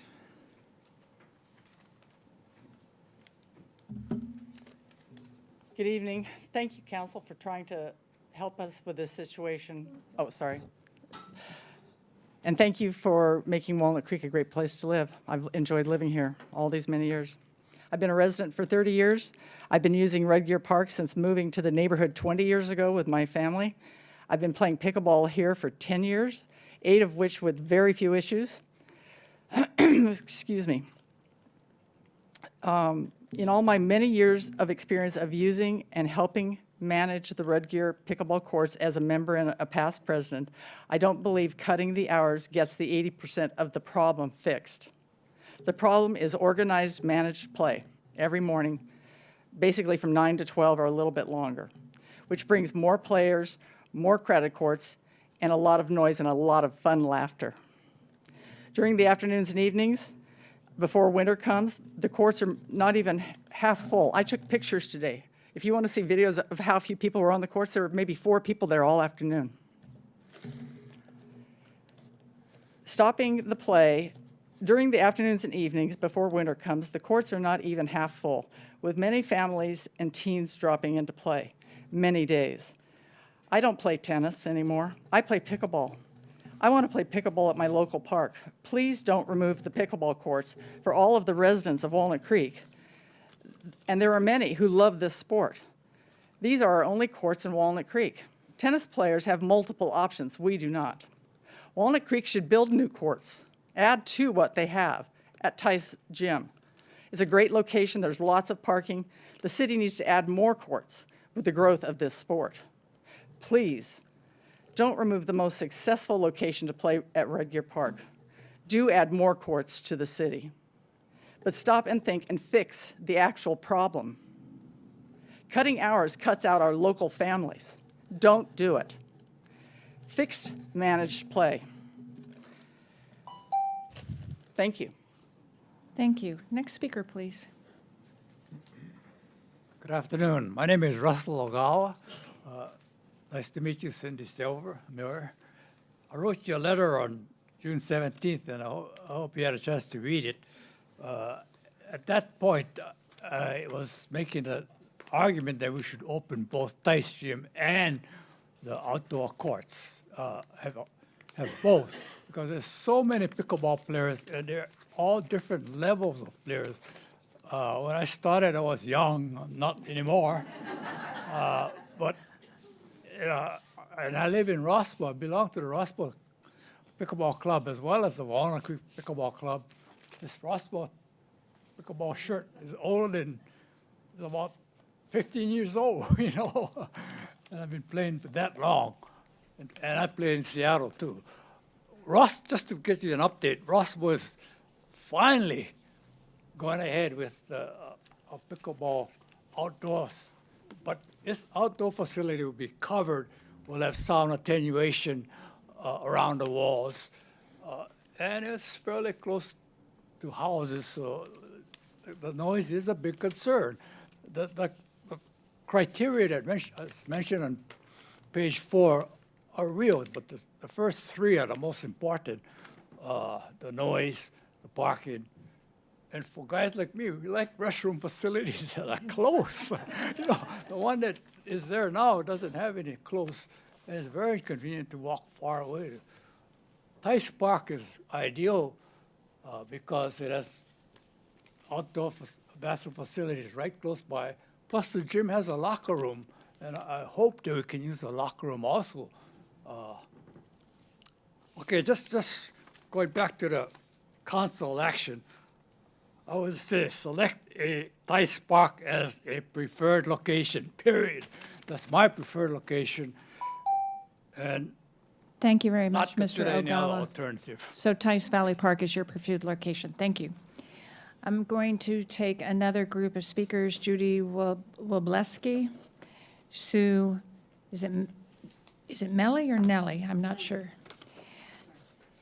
Jill Schinkel, Janet Rogers, Jason Morris, Cindy Gershon-Lett, Matko Nunez. I have a request. Many of the residents had to leave, so can I speak in Judy's place? Is that okay? No, they made if they left. So you, We're not being represented, but okay, I get it. you can submit a card and speak for yourself. I did. Okay, good. Thank you. Hi, thank you so much for your, thank you so much. My name is Jason Morris. Thank you, Mayor Silva and council. I started playing pickleball in February. I'm a Danville resident. And a week after I started playing, I got diagnosed with throat cancer. And I'd have to say that it's saving my life, man. It's not just the exercise and being out with you know, being active, but just the community around it. And I don't know, just like everyone said, or people I heard, you know, all the laughter and everything, and just everybody around has made the biggest difference on my healing, and the community itself has just changed my life. So thank you for your time. Thank you for being here. Next speaker, please. Hi, I'm Sue Melly, 33-year resident of Walnut Creek. Not representing the pickleball club, but I belong to the pickleball club. Okay. So I don't want 10 minutes or to take anybody else's 2 minutes. Nope, you get your 2 minutes. Okay. So I live in southern Walnut Creek on Arlene Lane, in between the two sites, Rudgear and Tice. I'm holding up a Tice sign because that's our preferred location for an indoor-outdoor solution. I have had to go to Ultimate Fieldhouse, you know, for indoor pickleball when it's raining. But I think having them together is going to be much better. I also wanted to just give you some observations about playing at Rudgear. It's not just about retirees, which I am, and about morning play. There are generations, you know, like Derek mentioned. There are kids out there that are learning pickleball in school, and they're coming and playing. There are people that work that can't play in the morning, and there are retirees like myself that like to play at two basic times, 9:30 and 4 or 5. So cutting out all those afternoon hours and evening hours is just not tenable, you know, for the large group of folks that play. And I think it was a little bit misleading saying that the play is just from 8 to 1. That's when we have a formal board up there. But the group is so cohesive that the same drop-in, next 4 up rules apply. We just hang our paddles on the fence. We don't have a formal board. So it really is 8 to 8 or 8 to sunset. It's not 8 to 1. Thank you. Thank you very much. Next speaker, please. Hello, my name is Jill Schinkel. I wanted to make one point as a reminder that it was during COVID that this controversy first got started. It was a really crazy time that led to parks and open spaces across the country being completely inundated. I saw the numbers surge when the Rudgear courts finally reopened, and I've definitely seen numbers drop off. I wish you would all go to the park in the middle of the day or the afternoon to see how quiet, how civilized, how not a nuisance the courts really are. I also think the value of what we currently have hasn't been fully appreciated or defended. You have beautiful, highly functional facility. It's universally admired. It serves the populations you want to serve. And big cuts have already been made. Over a quarter of court hours have been taken away, and the new proposed cuts would mean that almost half of the recreation hours that you used to provide at Red Gear will no longer be there. Those cuts will hurt afternoon park users completely. Think about them: working professionals, teenagers, family groups, newcomers to the sport. And it isn't only the Walnut Creek Pickleball Club members who play in the mornings, it's the entire community. We're just kind of a Facebook group that organizes things. We're not like the Racket Club. Everybody is welcome. I also support the Tice location, and I think you should maintain the hours until we move to that location. I also think there's a very good argument for retaining some pickleball in neighborhood parks, as I've heard other city officials state. As far as Heather Farm and the new focus on Padel, it's really confusing. It seems like it's a commercial endeavor that in no way is responsive to community needs. Final points: tonight, the Piedmont City Council is also meeting. Up for vote is a recommendation to expand pickleball and to create new permanent courts there. Like here, they had to navigate all the same issues: sound studies, tennis players, neighbors. Sorry, that's what I'll say. Thank you they're very expected a much. yes vote, and the hours they're proposing, I'm sorry, I have to say it, it's 9 a.m. No, to 6 actually, I'm p.m. going to say thank All you. right, thank you.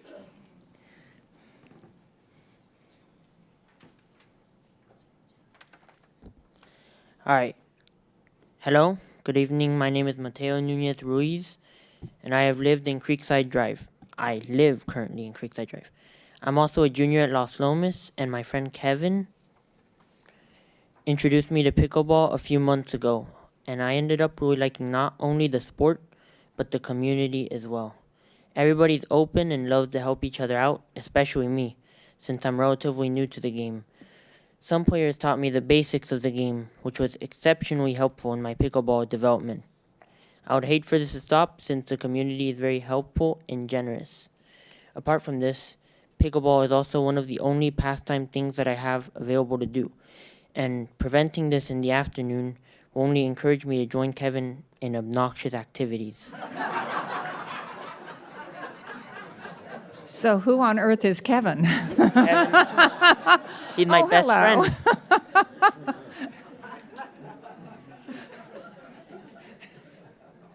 All right, and in the morning, I'm in school, so really the only time for me to play is in the afternoons, which you guys are considering to restrict. And if I can't be able to play, I'll go back to playing video games and scrolling through social media. Pickleball is one of the only forms of exercise that I have after school. Well, when it comes to working my cardiovascular system, I actually do lift some weights right now. I just started, and I really like it. So I got to work my cardio, though. And in conclusion, I would be devastated to see the courts at Red Gear close.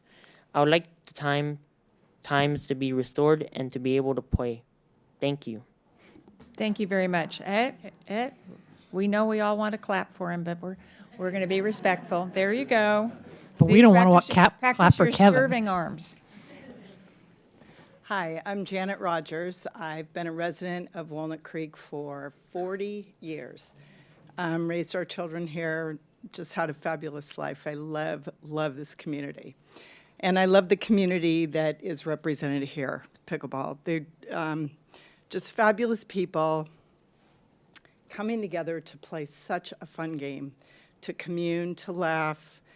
You know, it's what everybody's been saying. It's absolutely true. And I love the suggestion for you guys to go up and visit those courts Monday through Friday from 12 noon to 4 p.m., 5 p.m. Super laid back, super quiet. I've been there at those times, and that's the case. I am a full-time working pickleball player, which means I'm going to be cut out of play now Monday, Tuesday, Wednesday, and Thursday. That's a hardship. I really, really enjoy this game, and I'm not going to be able to play. Heather Farms, it's an alternative. You mentioned $7. It's $7 per person. And if you play 3 or 4 times a week, that's a sizable amount of money every week to play pickleball. You also mentioned going back inside to the Tice courts inside. I was here a year ago when you asked the question about, and we were all sitting here, and you said, How many of you want to go play inside at Tice? No one raised their hand. How many of you don't want to play? Everybody raised their hand. Nobody wants to go back and play inside at Tice as an alternative to playing at Red Gare. If you choose to take the pickleball courts at Red Gare and do something else with them, they're going to be underutilized, just like the tennis courts are now. Please don't change those hours. Please don't do that. You're hurting people like me. You're hurting people like these guys. Please don't. We've compromised. I might have missed something. I haven't heard where they've Thank you so compromised much. at all. Thank you so much. Thank you. We're going to turn to those who are joining us virtually, and the sequence will be Carmen, then David, then Tony.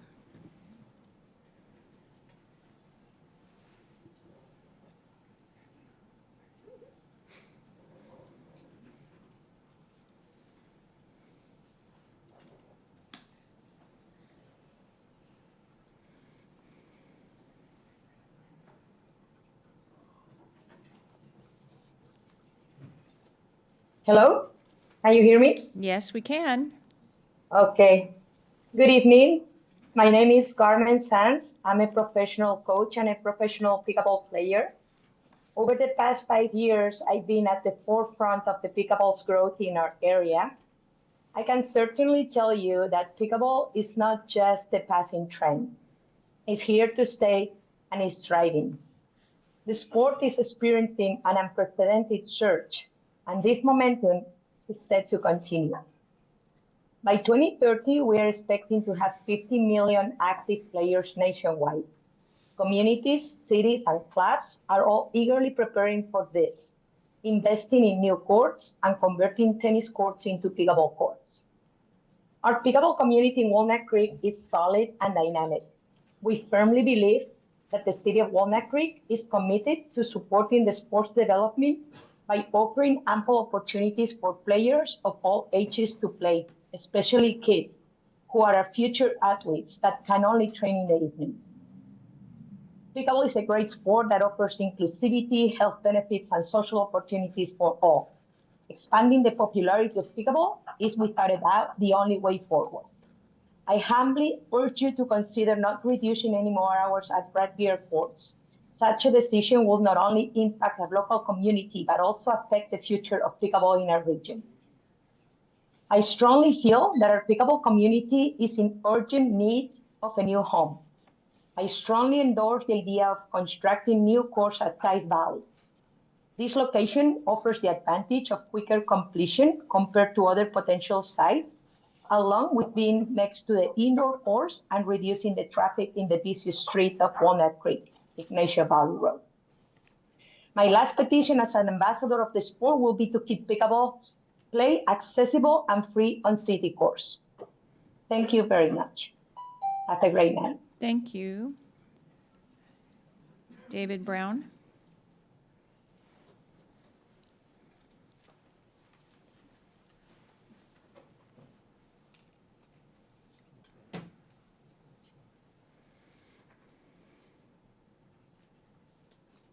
Hi, just checking to make sure you can hear me. Yes, we can. Yep, thank you. Thanks for your patience going through this again and again. This is my second meeting. I think you've had more. I kind of feel like this is that Groundhog Day movie. It's just kind of over and over.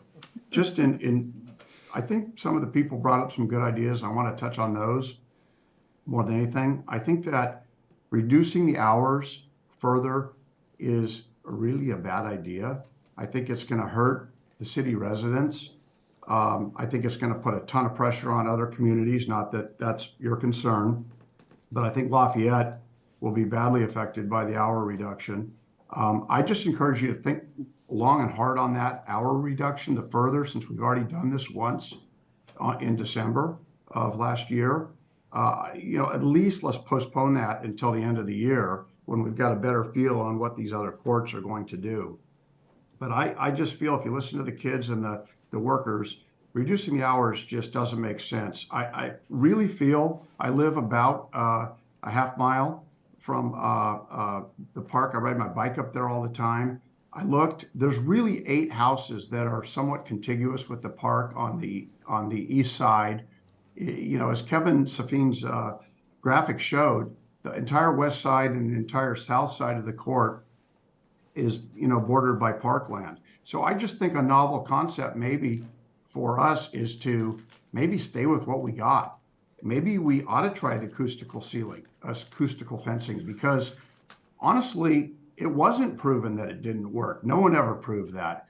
I rode my bike down there that day and I didn't even know they were playing on those courts, testing them. So that fencing was really quiet.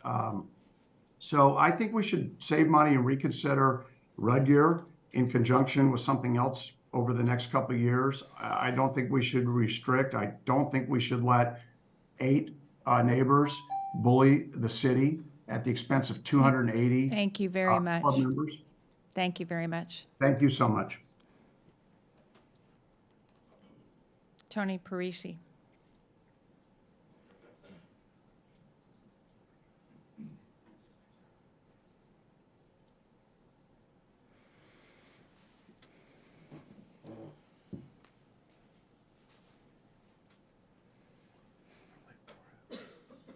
Smells good.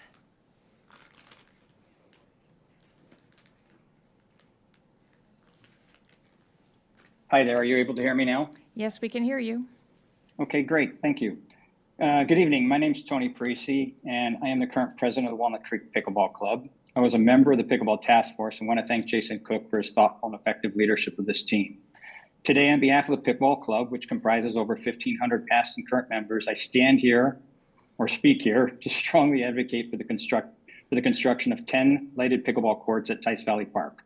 We're excited to say we are 100% in alignment with our neighbors on this recommendation. The key advantage of Tice Valley option is the potential for courts to be constructed within the next 12 months. Courts at Heather Farms will not be available until late 2025 at best.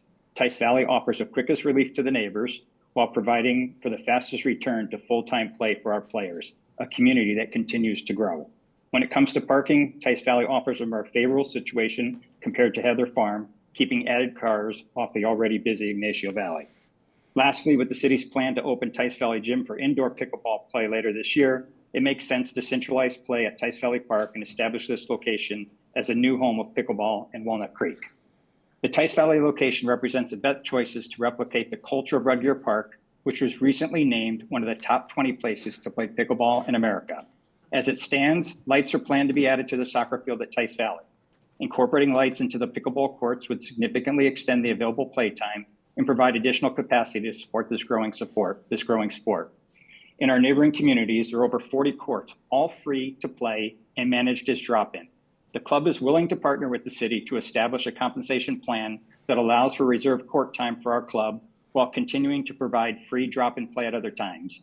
And we are happy to continue to manage the courts as we have done since the courts were created, managing cleaning, maintenance, and play. In conclusion, we advocate for a vision that embraces the growth of pickleball, addresses the concerns of neighbors, and enriches the lives of our community. We believe the construction of 10 lighted pickleball courts at Tice Valley Park is the most sensible and timely solution for all stakeholders. Thank we you hope very to work much. together. Thank you. Coming back to those of you here in the room, Reed Powell, Bridget Cox, Stuart Mangini, Don Means, Derek Minnow, and Kevin Mora.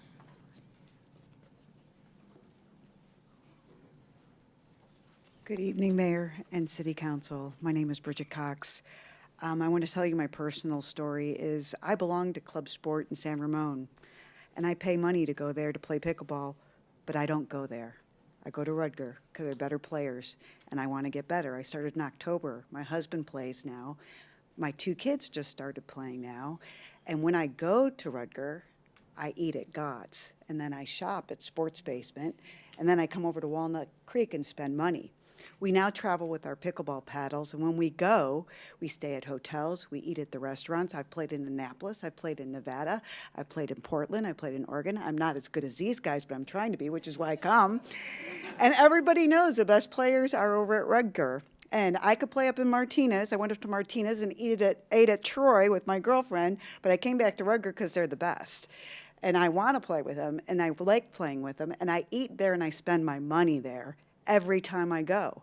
So what you're missing out is a venue that attracts visitors. There's tournaments at these places, which bring in people that stay at your hotels, eat at your restaurants, go to your Starbucks, and shop at your sports stores. If you don't open pickleball courts, we're going someplace else. On Thursday, guess where I go? Muir Woods. You know why? The Rudger players are down at Muir Woods. That's what's going to happen, is you're going to lose all that revenue. So don't open pickleball courts, and your city won't function. It won't have a good economy, and it won't do well. I'll go down to Walnut Creek someplace else. Have a good day. Thank you. Next speaker, please. Good evening. My name is Reed Powell. I've lived just a few blocks away from the Rudger Park in Walnut Creek for 37 years. I want to thank you all, especially Kevin Safine, for all your efforts and work on that great report and listening to both sides and really trying to make this work. Please protect the hours of play we've already compromised on. If for some reason hours of play have to be reduced further, then I'm glad to see the proposal protects the early morning hours starting at 8 a.m. In my opinion, the early start time best serves Walnut Creek neighborhood residents, many of us who walk or ride our bikes there, which also helps minimize cars and noise. But please, no more reductions. We are now down to only 4 days a week that we can start at 8 a.m., and shorter hours in the afternoon will only put more pressure on the early hours. I encourage any new court location, hopefully Tice Valley, to be set up like Rudger is now.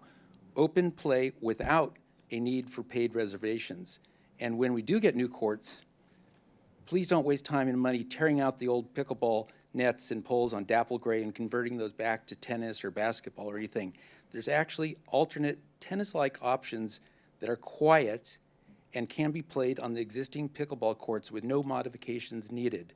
One alternative is called Spec Tennis, if you Google it, which is like a mini tennis game, pickleball game played with slightly oversized, low-pressure tennis balls that are quiet, along with quiet paddles. And it's great for teaching kids tennis and pickleball skills. Please check it out. It's possibly the second best use of pickleball courts and a solution to the noise issue. Some pickleball players might even like it more, which would take some pressure off the demand on new courts. And best of all, it's quiet, and it costs nothing to do to keep that. Thank you. Thank you very much. Next speaker, please. Hello all, Stuart Mangini.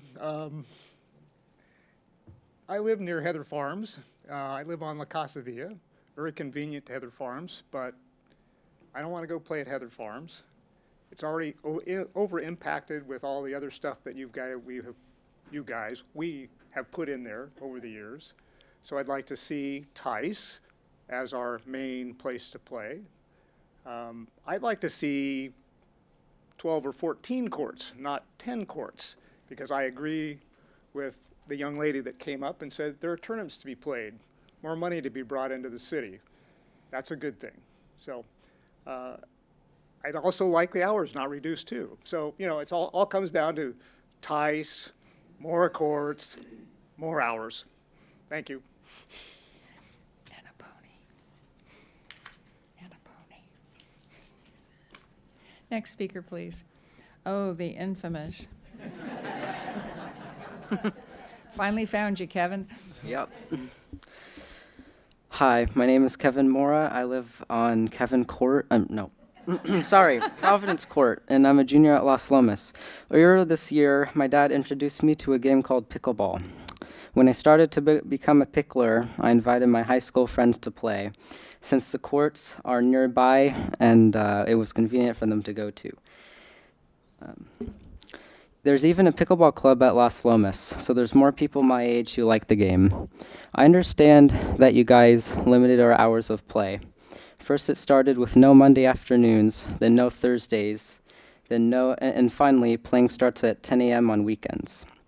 During the summer, the weather gets hot around 10, so I'm out of there soon after.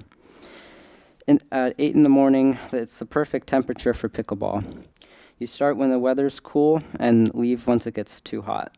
It defeats the whole purpose once you start at 10. We high school students can only play in the afternoons, and I understand that you're considering shutting us down in the afternoons on Tuesday and Wednesday. I couldn't believe it. I was shocked to hear that you're considering this. I hope you take high school students' needs when you consider restricting the hours further. If we cannot play when we want to, we may have to resort to other teenage activities like TPing houses. Stealing cars. All in all, I would like to be able to play every day like we used to, from 8 a.m. until sunset, and stay at the courts by Red Gear Park since they're local and they're already built.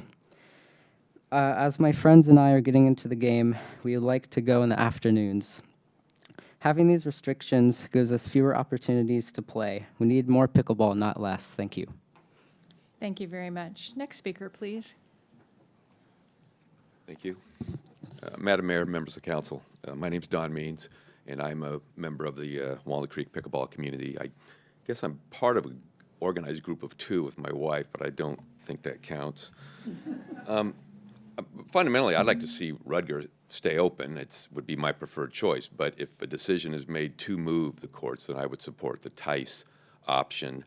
It just, even looking at the presentation, just the other two options seem way more complicated to me with all the other, integrating all the other projects that go into that.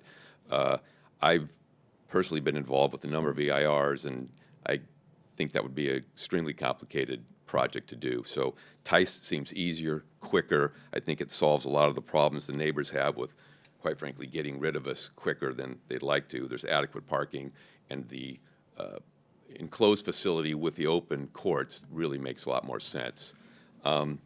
So that would be my position on the alternatives that you're looking at.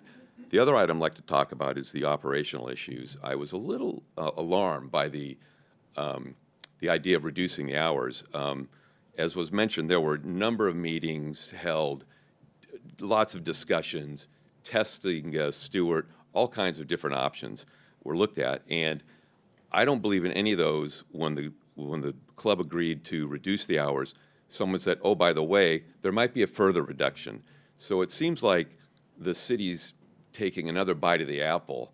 Where I come from, that looks like bad faith to me. People left the meeting, gifts were exchanged, everyone left happy, and now we're hit with this, oh, here's another reduction. And I just don't think that's fair. I don't think that's right. And I think it shows, kind of a lack of an ethical behavior in some ways to come back and. Let's keep it civil. That is civil. Okay. Thanks. Thank you. Next speaker, please, was Derek Minno? Derek, yes.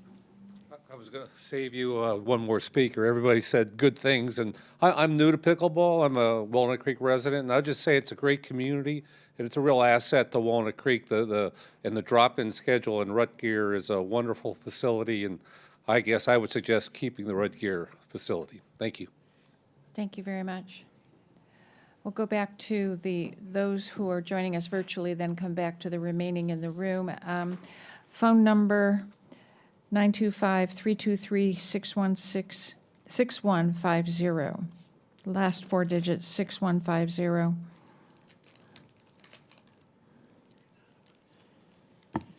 Please remember to unmute yourself. Can you hear me? Yes, thank you. Can you hear me? Yes. Good evening. My name is Todd Scheid. Been a resident of Walnut Creek for over 20 years, and I also am employed in the city of Walnut Creek for over 23 years. I'm a first-generation East Bay native, and I'm a 5-year pickleball player. I guess the only thing I'd like to drive home here is that I'm in support of all the other comments from the pickleball players, and I appreciate the Las Lomas teams that are involved in the sport. My history is that I started playing 5 years ago when my kids were 15 and 13. They're now both in college, and when they come home, our family activity, my wife and I and my 2 children, is to go to Rutgear and bond and play pickleball and have fun with the community. We do go there for the competition. We started on tennis courts with rubber corners for boundaries, and when we found the Walnut Creek Pickleball Club at Rutgear several years later, it made the sport blossom and created a family activity. I strongly oppose the reduction in operating hours. And I guess I also wanted to say that as well as Las Lomas, my children went to Northgate High School. They do have pickleball in PE. And with the lack of pickleball courts available, my children have gone and played indoors at the Mormon church. And basically the point is that this is a multi-generational sport where 14-year-olds can play with 70-year-olds and get beat by 70-year-olds, and I've seen it happen, and it's amazing to see the bond amongst those generations. So anything you could do to expedite the increased number of courts and the enjoyment for all generations would be greatly appreciated. Thank you. Thank you, Mr. Scheid. Next would be, and the last speaker virtually is Valerie Gardner.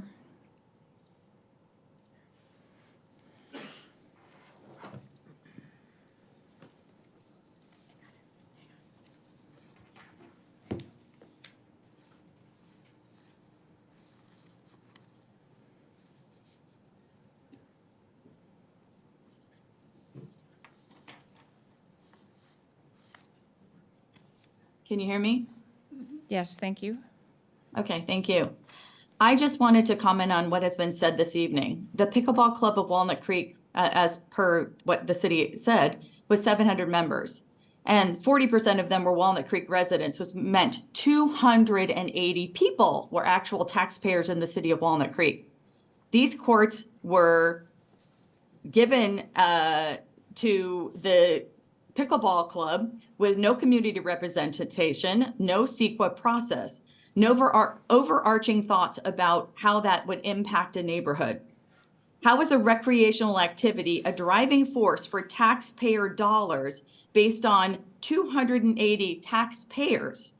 How are private clubs able to gain access and privilege at public facilities?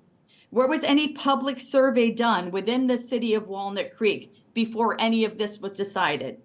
Our city is now addressing using tax funds for numerous fastest growing sports, which are numerous. Where does it stop? What fastest growing sport is the most important, and how do we discern which one is the one we spend our taxpayer dollars on? What is our city's obligation versus private clubs? The Pickleball Club is a private club. They have the ability to raise funds to buy their own facility and use their own monies for whatever facility they want. Why are we, as a city, spending our tax dollars on a club that has at best 280 members within our own city? I would say we close the double grade courts because the impact to the actual citizens of Walnut Creek is substantial. And no one calculated that at the time these courts were allocated. And I think the most important thing our city should be looking at is the actual members of our community, not all the outlying people that are coming here to use facilities that they do not pay for. Thank you. That concludes public comment for those who are joining us virtually. I'll now come back to those of you who are still with us. Shiva Sundaram, I think I pronounced it right. Lisa Regal, Luis Mora, Kristen Lanham, T. Cowdron, and Aishta Shiva.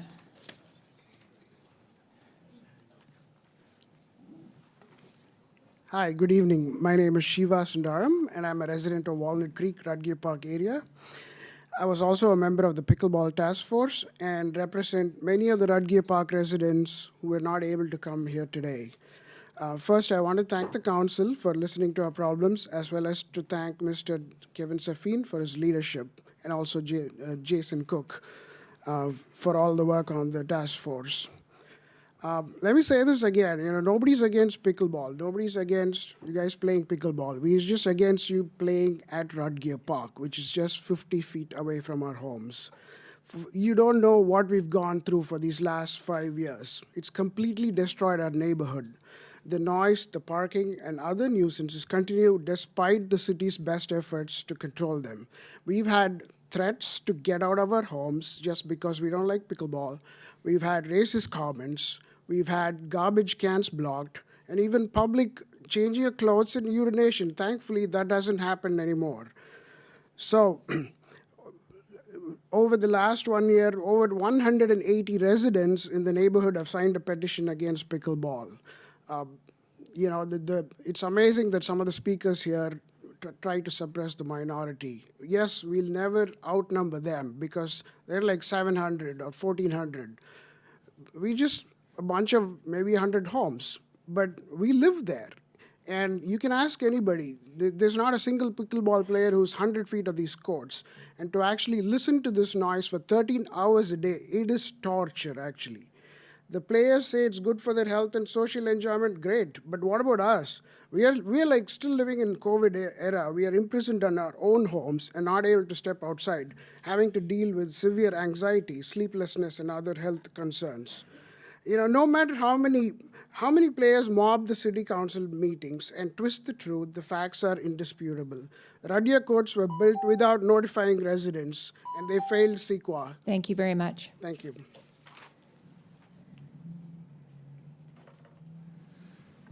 Hello, I'm T. Crodron, and I am a member of the Walnut Creek Pickleball Club, but I don't play in the mornings. And I wanted to clear up just a fundamental misconception that I think people hold, which is the club is like a volunteer organization. They basically just put out a whiteboard. They don't prevent anyone who's not a member from playing. Anyone can play.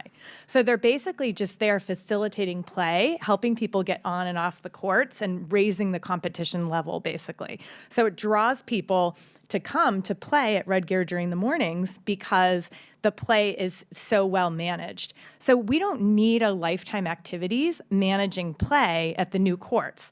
We actually have a really good community-based organization that can do that the same way we've been doing it. But the reason they don't pay for courts is they're not reserving them. Like anyone can show up and play from 8 to 1 when the Walnut Creek Pickleball Club is managing that play and play. So it's not at all something where you have to be a member of the club to be able to play. Now, that said, the Walnut Creek Pickleball Club has gotten a lot of benefits out of this negotiation, since now the people who play in the afternoon and evenings are really the ones taking the brunt of the compromise, which isn't fair. I love these kids so much who are up here talking about it. I work, so I play in the afternoons and evenings when the kids are there and the families are there, and it is pretty quiet, like compared to the mornings when that club, which I'm a member of, but it draws people from all over to come play in the mornings. Afternoon and evening is completely different. So why punish afternoon and evening? It's so unfair. When I first heard that you guys were going to close Tuesday and Wednesday, Tony is my boyfriend who manages the club, and I was screaming at him. I was like, that is so unfair. I'm like stomping around the house. How could you do that to afternoon, evening players? It's totally discriminatory. Tice Valley is not going to be open afternoon, evening either. So that's it. Thank you. Thank you very much. Next speaker, please. Hi, my name is Lisa Regal, and I am a Walnut Creek resident. And there is an old story about how to cook a frog. You put him in boiling water, and he jumps out to save his life and runs away. But the way to do it is you put it in warm water and keep turning up the heat until he's cooked. We feel like frogs. We feel like we're being cooked. Because every time we agree to one of the things you say that we agree to, do we have an option not to? When you all said you're going to close this on Thursdays, did we have the option to say, nope, we don't like that? Would that have been okay? So we're not really agreeing to all these things. We're saying, okay, we'll follow what you've recommended, and we're doing it nicely. We don't park where we're not supposed to park, despite being public streets. And we've already talked about the closures. 27% of time is gone. So then we say, okay, let's move to the other side of the park. And we did do a study, and they did say the decibels were not where they were bad. It was fine. So then they talked about parking. And we said, we will never park in front of your house. And they said, well, what about everybody else? We're not responsible for every person that visits Red Gear. So we have done everything we can. They keep talking about compromise. It's like both sides happy. What have the neighbors compromised? I've seen nothing, no compromise from them. We don't park in front of their house. I don't know why that hurt, but it did. They didn't want us to do that. So despite doing everything you have asked us to do, we followed your guidelines. You said, do this, and we said, okay. And now you're saying, oh, by the way, we're still kicking you out. And until you are kicked out, we're going to reduce your hours even more. So it's even going to be worse than it's been. After every time we've done everything we can to be agreeable to everybody. And we're always nice to the neighbors. I can guarantee you that. I don't know about any of these other things that we've been told about. So how about this?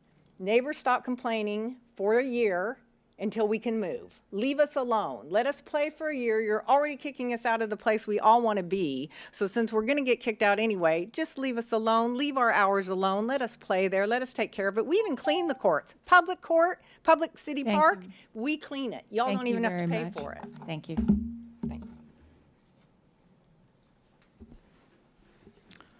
Good evening. My name is Luis Mora.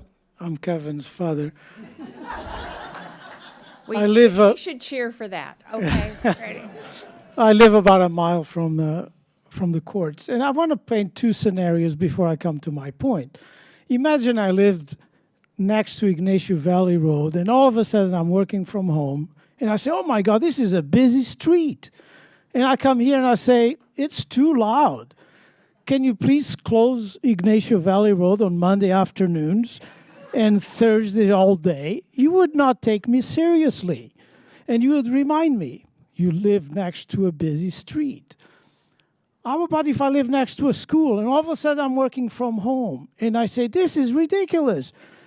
Parents dropping kids yelling and screaming all day, and then parents picking them up. This is unacceptable. Can you please close the school Monday afternoons and Thursday all day? You wouldn't take me seriously either. My point, here we are, a few neighbors, 8, 10, 12, whatever number is close by, is complaining to you because they live next to a park and they're complaining about park-related noises. And you're taking them seriously. You already reduced our time. We can't play Monday afternoons, all day Thursday, and weekends before 10. And now you want even more. What kind of message are you sending to these kids? We don't want you to play in the afternoons. Is that the message, what you want them to see from their city officials? You should actually be looking at bringing us back to every day from 8 a.m. to sunset and remind the neighbors, you live next to a park. Thank you. Thank you. Next speaker, please. Hi, I'm Kristen Lanham. I'm a Walnut Creek resident. It's been agreed that nobody's happy at all.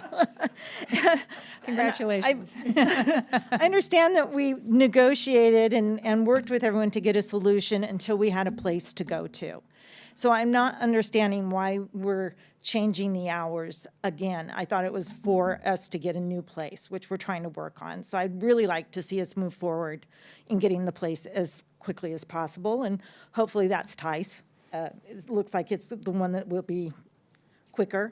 You mentioned about having Walnut Creek ball hours, going back to that and changing it until 1.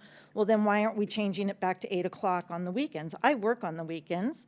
I do open houses, and I can't get in, go to work and shower and do all the things. I'd like to see it go back to 8. So we're changing the hours. We're not getting anything out of that either. So it's just reducing the clubs. I'm also not understanding why Lifetime's being considered as an issue because it's at Tice Valley and they can't manage them both. They're not managing it now. So why are they being considered? I would be happy as a pickleball player club of paying my dues and having some of that money go to the city to reimburse for whatever the things. But I'm a taxpayer. I'm paying you. You get tax money from people coming here. And then I've heard people say 10 courts, but I saw it as 8 courts for any of them. There was no solution for more courts, and I'm not sure why that's not being a consideration of where to expand, or it's probably more financially incentive to do more at one time versus, only 8 for this. We already are tight and have a lot of play. And then as far as the reduction on the hours, we're hitting into daylight saving times going away.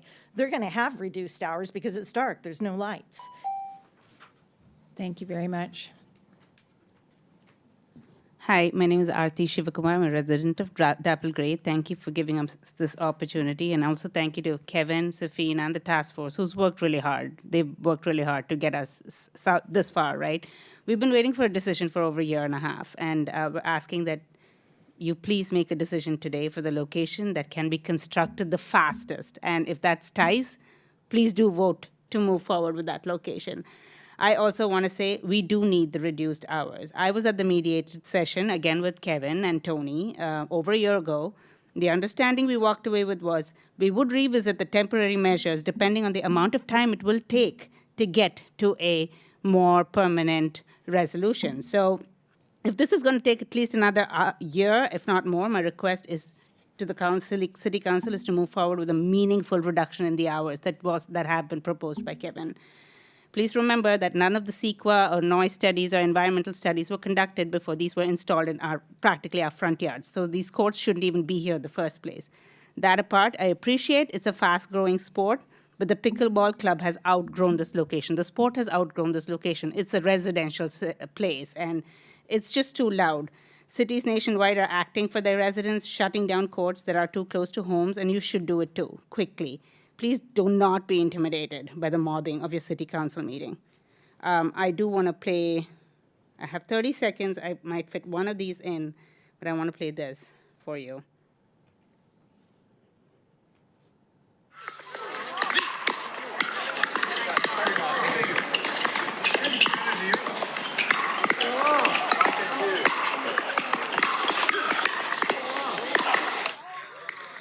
This is from the backyard of Judy, who had to leave a little bit earlier. And this one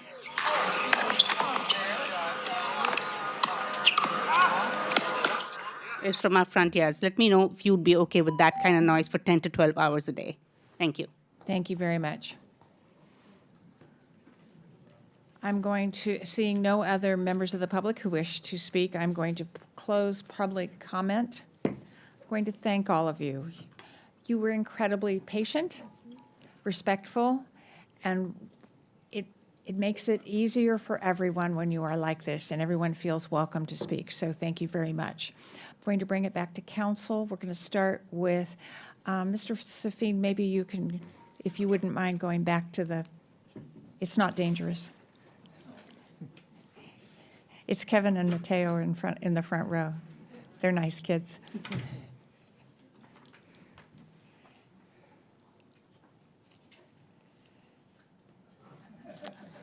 My son also goes to Los Lomas, so I appreciate that it's not easy to stand up in front of a crowd, a city council meeting, so thank you both exactly. for doing that. Exactly. Very brave. Yes, I'm here for you. Questions for staff regarding, we'll start, we heard a lot about courts, not so much about, we heard about the preference of a court, but so let's talk about courts, but any questions also that we might have about operational issues, even though this is a staff-directed activity, but we might have some questions. Councilmember Darling. All right, so focusing on the courts, if we go with Tice, is there physically room for more than 8 courts if we're also continuing with the soccer field? I can't answer it just by looking at the map. Can you turn the microphone head a little higher? There. I bet your voice. So yeah. potentially you could add 2 more courts there. It's going to be tight with both fencing and additional courts as you look at the infield, dirt infield there. You can kind of sort of see where the outline of the field is. So my preference would not be to make it so close because then you got balls and you got interaction there that's not super safe. Conceivably, you could. We would have to work with a designer, professionals who are much more knowledgeable about that than I. Potentially, maybe you could fit 1, on the end there. Don't know. Okay, and then I know the north-south versus east-west orientation. Where's your north arrow on this diagram? Is this? Oh my God, I don't know. You are not an engineer, my friend, I could tell. So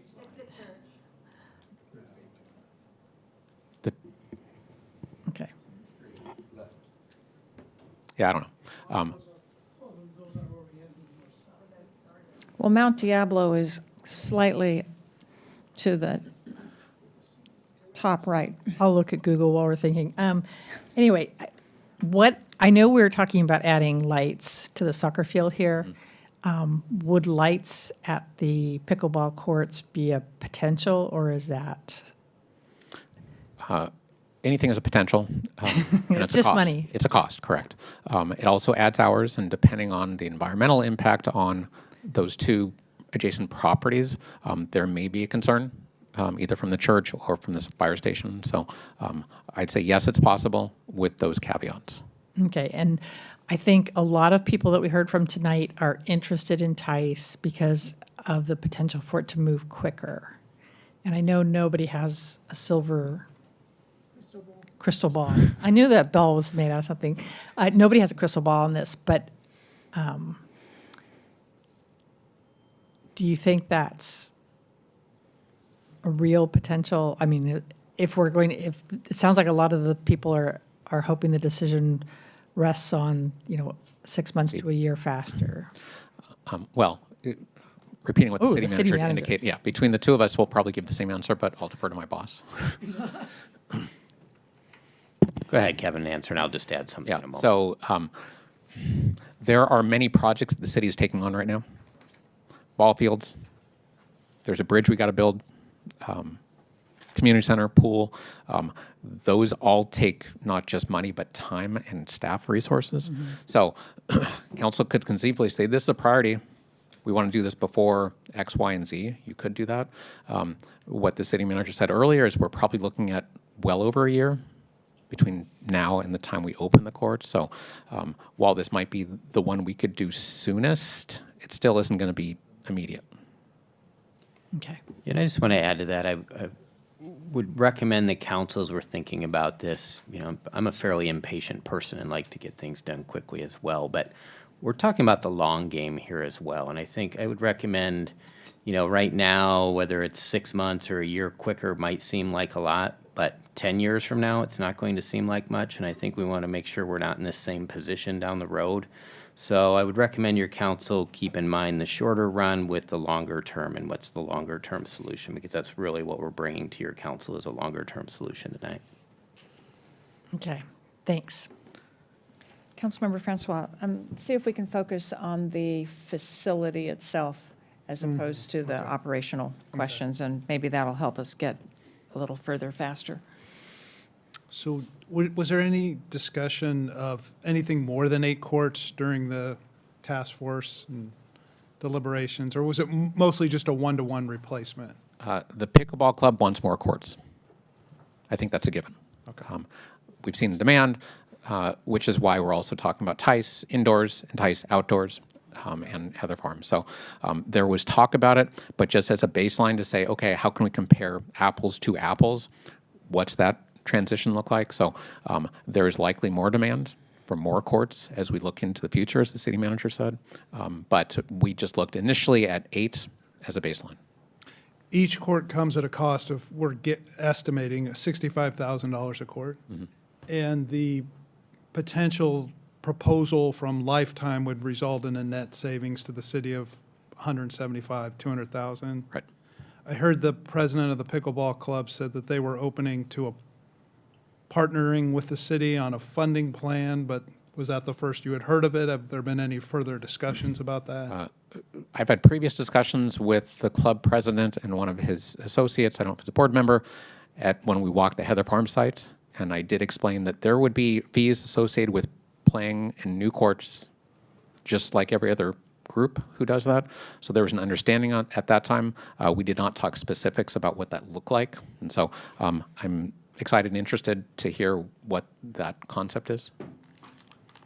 Okay. And then what about the lights? Because my understanding is the lights were for the soccer field, but were they envisioned to be they weren't envisioned to be for new pickleball courts. Right. I would not recommend that lights that are built just for the soccer field then be, oh, now we can play pickleball there. That would not be safe or up to code or other things. So while there may be ambient lights, it would not be something that would be recommended.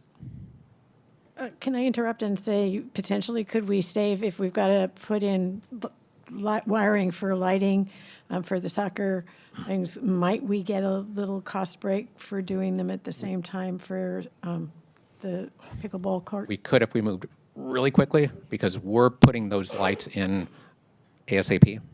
So we just need to get through some PG&E stuff. So we're moving ahead with that relatively quickly. That'll be the first project we do. So I doubt that we could do both design, construction of new courts, and then I don't want to wait on the lights for the field.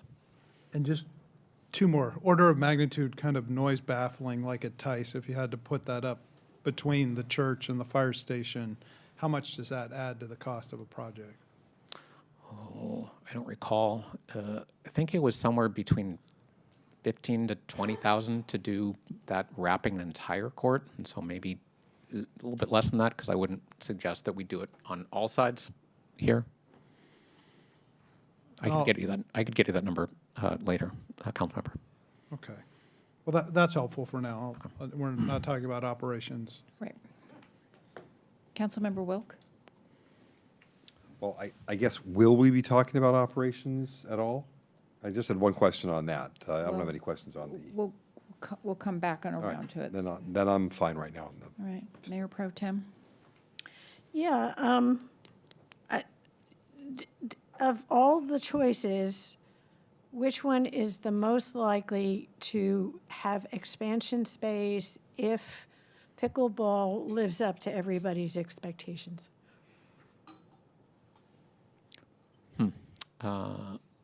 Or None of them. another way? None of them. None of them. Frankly, because I think we're trying to maximize the space that we have today, Okay. rather than saying, here, we can build these. I mean, the ball field parking lot is the one that has the most space, but you have a cost when you add more and you take away parking.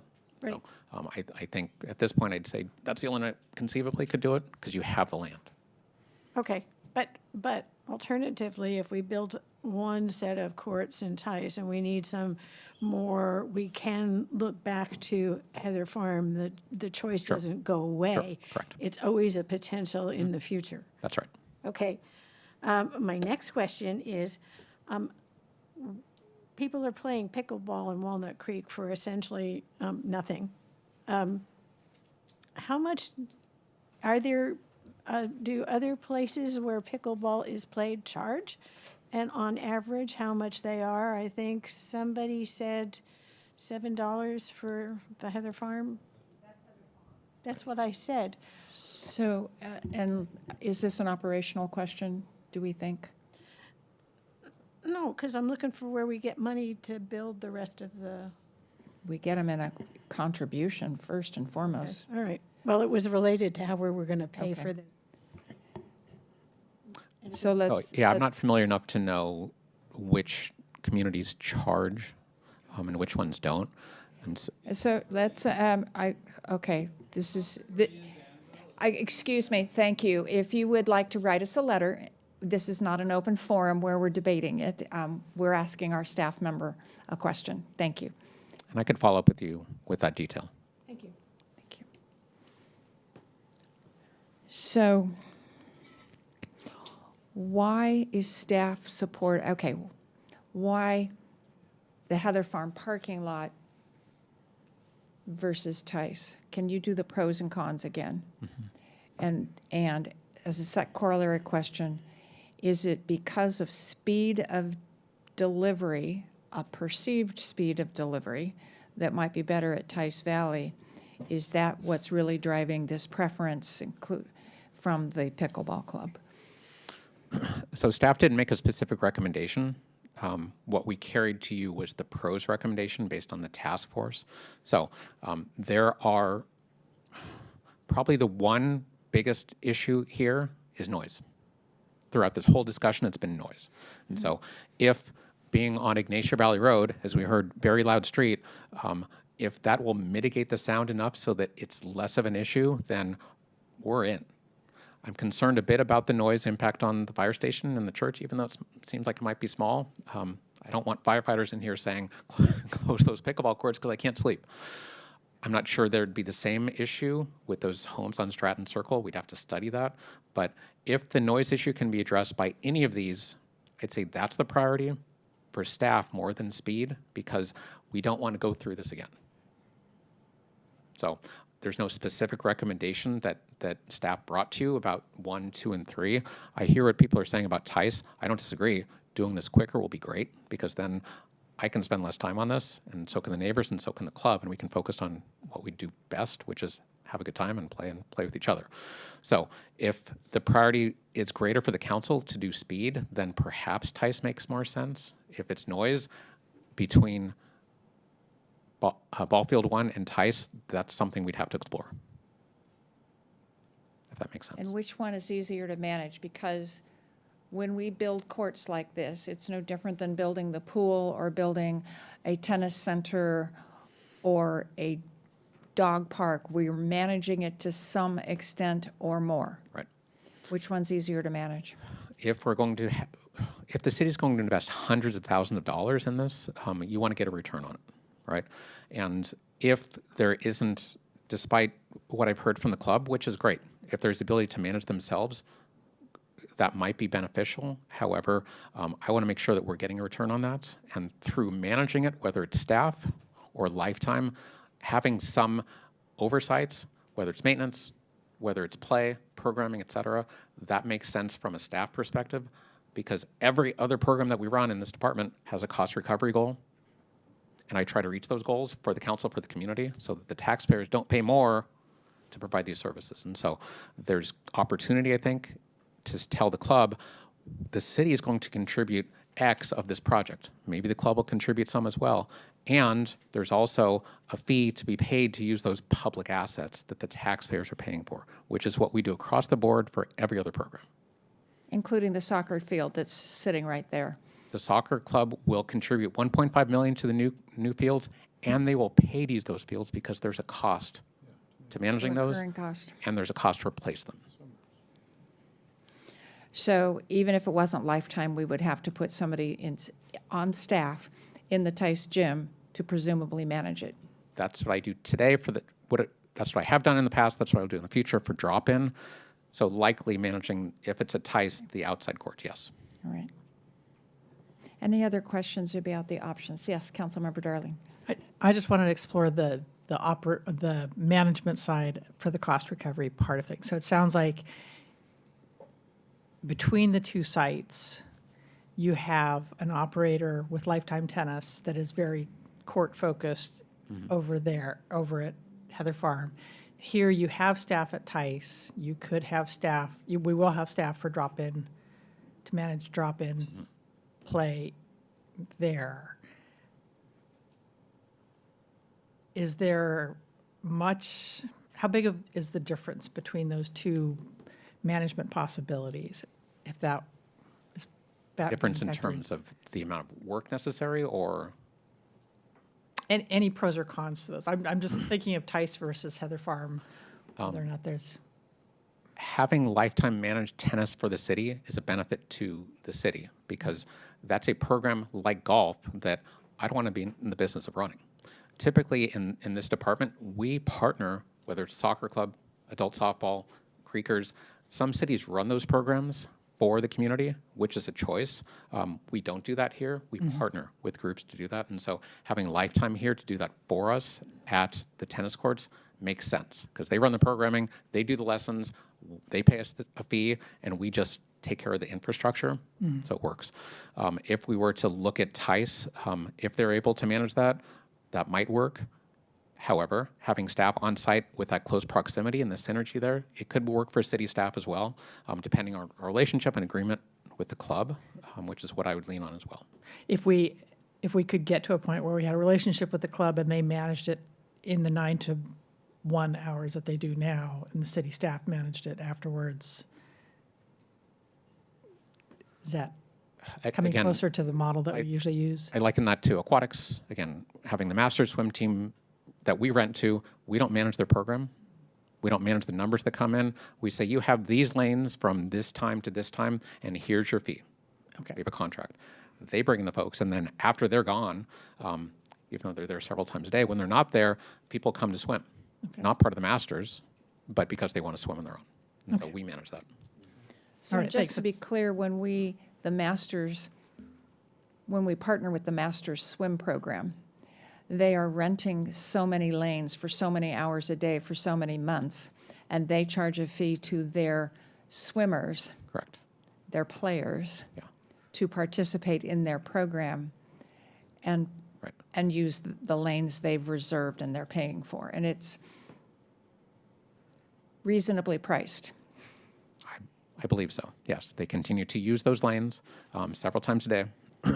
And whether people show up or not, they're still paying that fee.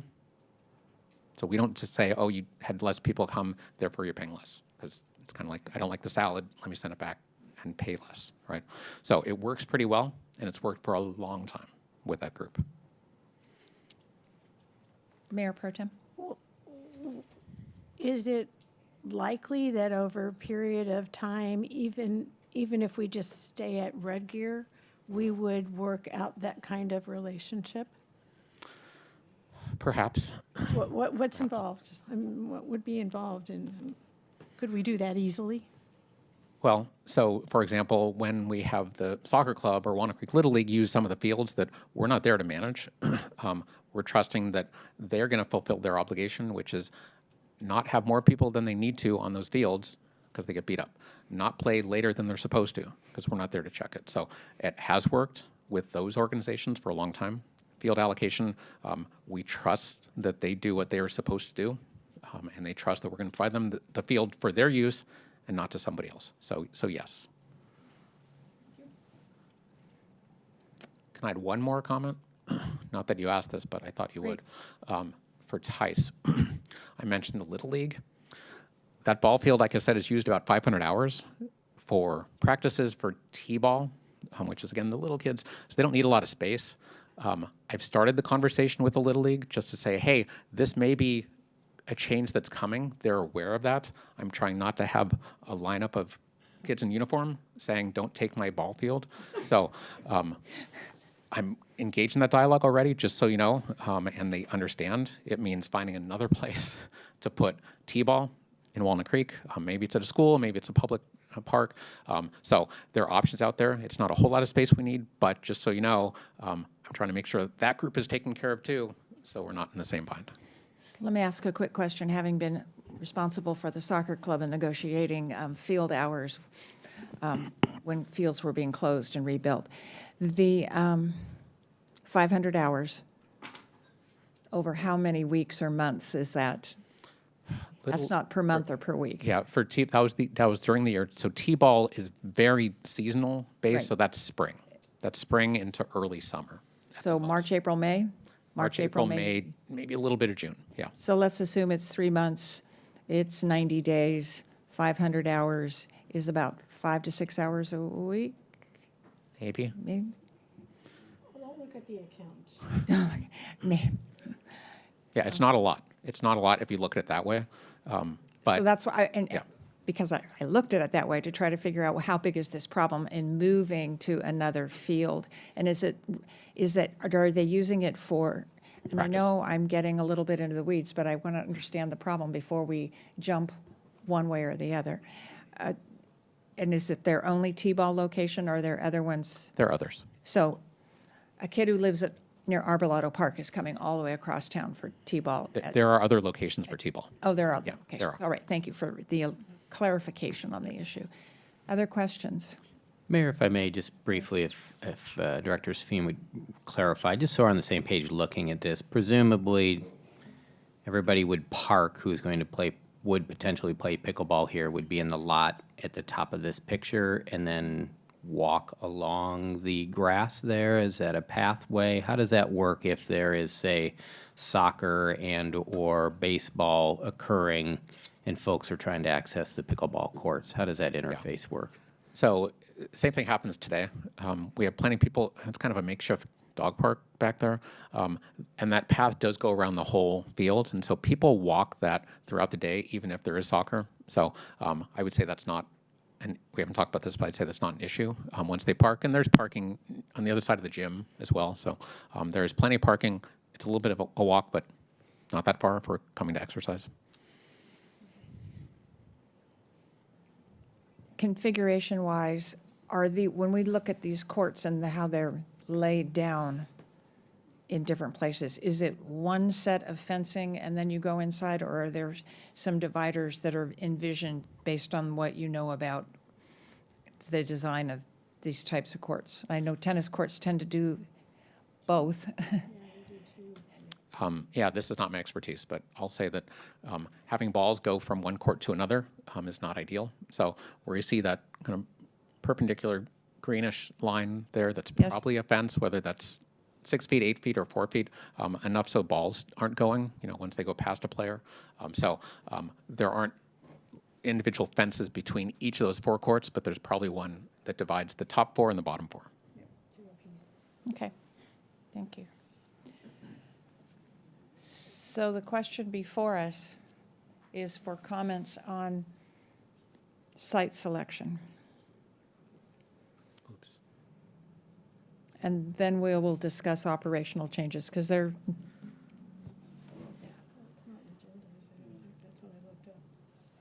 who wants to go first? Okay, go ahead. Kick it off here, right, with the pickleball. Well, Peach. I want to thank everybody for coming, first of all. I've received dozens of letters, I'm sure we all have, from people that live there, and hundreds of letters from people that are in the pickleball club. And I think that we have to look at some kind of a compromise on this whole thing right now, because you've got the people that live there that want to shut everything down immediately, and the people that play pickleball expand the hours to everything. And so we just working together, we have to figure this whole thing out. And I'm really glad to hear that we're looking to what can be a permanent solution here. As we've heard, this is a problem all over the country. I was watching HBO Real Sports probably 8 or 9 months ago, and there was a whole thing on pickleball, and they could have been talking about Walnut Creek. They had reporters that said, I live right next to the courts. I had no idea it was going to be this loud. They were trying to get it moved. Now we have people that are cities throughout the country trying to move courts for pickleball into areas that are busier, so where the noise isn't going to be as much of a problem in the residents. So I get that. And I think if any of us are honest, and this is more of a rhetorical question for the group. If we're being honest, would any of us want to live right next to a pickleball court, even if we love it? And I love playing pickleball, by the way. So I think we have to understand that in general. So that said, when I saw the report and the Pros Commission talked about Heather Farm 1, the ball field 1 parking lot, I was concerned because, as I think all of us are, we're really familiar with this area. I live in the Northgate area. I drive down Ignacio Valley Road and Heather Farm Park every single day, at least twice, and sometimes 4 and 6 times. And there are games going on. That is maybe the most popular area for people to park in that area. On the weekends, when I'm across the street at the gym, most weekends there is an event, a walkathon for cancer, for a variety of different events that are all staging there, aside from the Walnut Festival you mentioned. This is not a few times a year. This is almost every weekend. When I go to the park on a weekend, for a variety of reasons that I might go to the park, it's always difficult to find parking, especially if there's a swim meet. And now when we're going to be talking about rebuilding the swim center and a community center, and it's going to be moving closer towards the ball field, that means there's going to be more parking there now that's going to be required. And I do believe wherever we build these pickleball courts, it's going to be popular. And so now you're going to be adding on dozens to hundreds of pickleballers maybe throughout the day that are coming there. That's going to impact the parking even more. So I'm very concerned about Heather Farm Park at all for pickleball. And I think in that particular area, knowing that softball and soccer, especially with all-weather turf fields, are going to be played more than ever, I'm really not a fan of it going into Heather Farm. Tice Valley, I've coached soccer there. I coached for many years there. I coached all these areas. And that's a great spot for it. Yes, there'll be some movement that has to happen with the T-ball, but it sounds like there's places that it could go. But it impacts far fewer activities than it would at Heather Farm.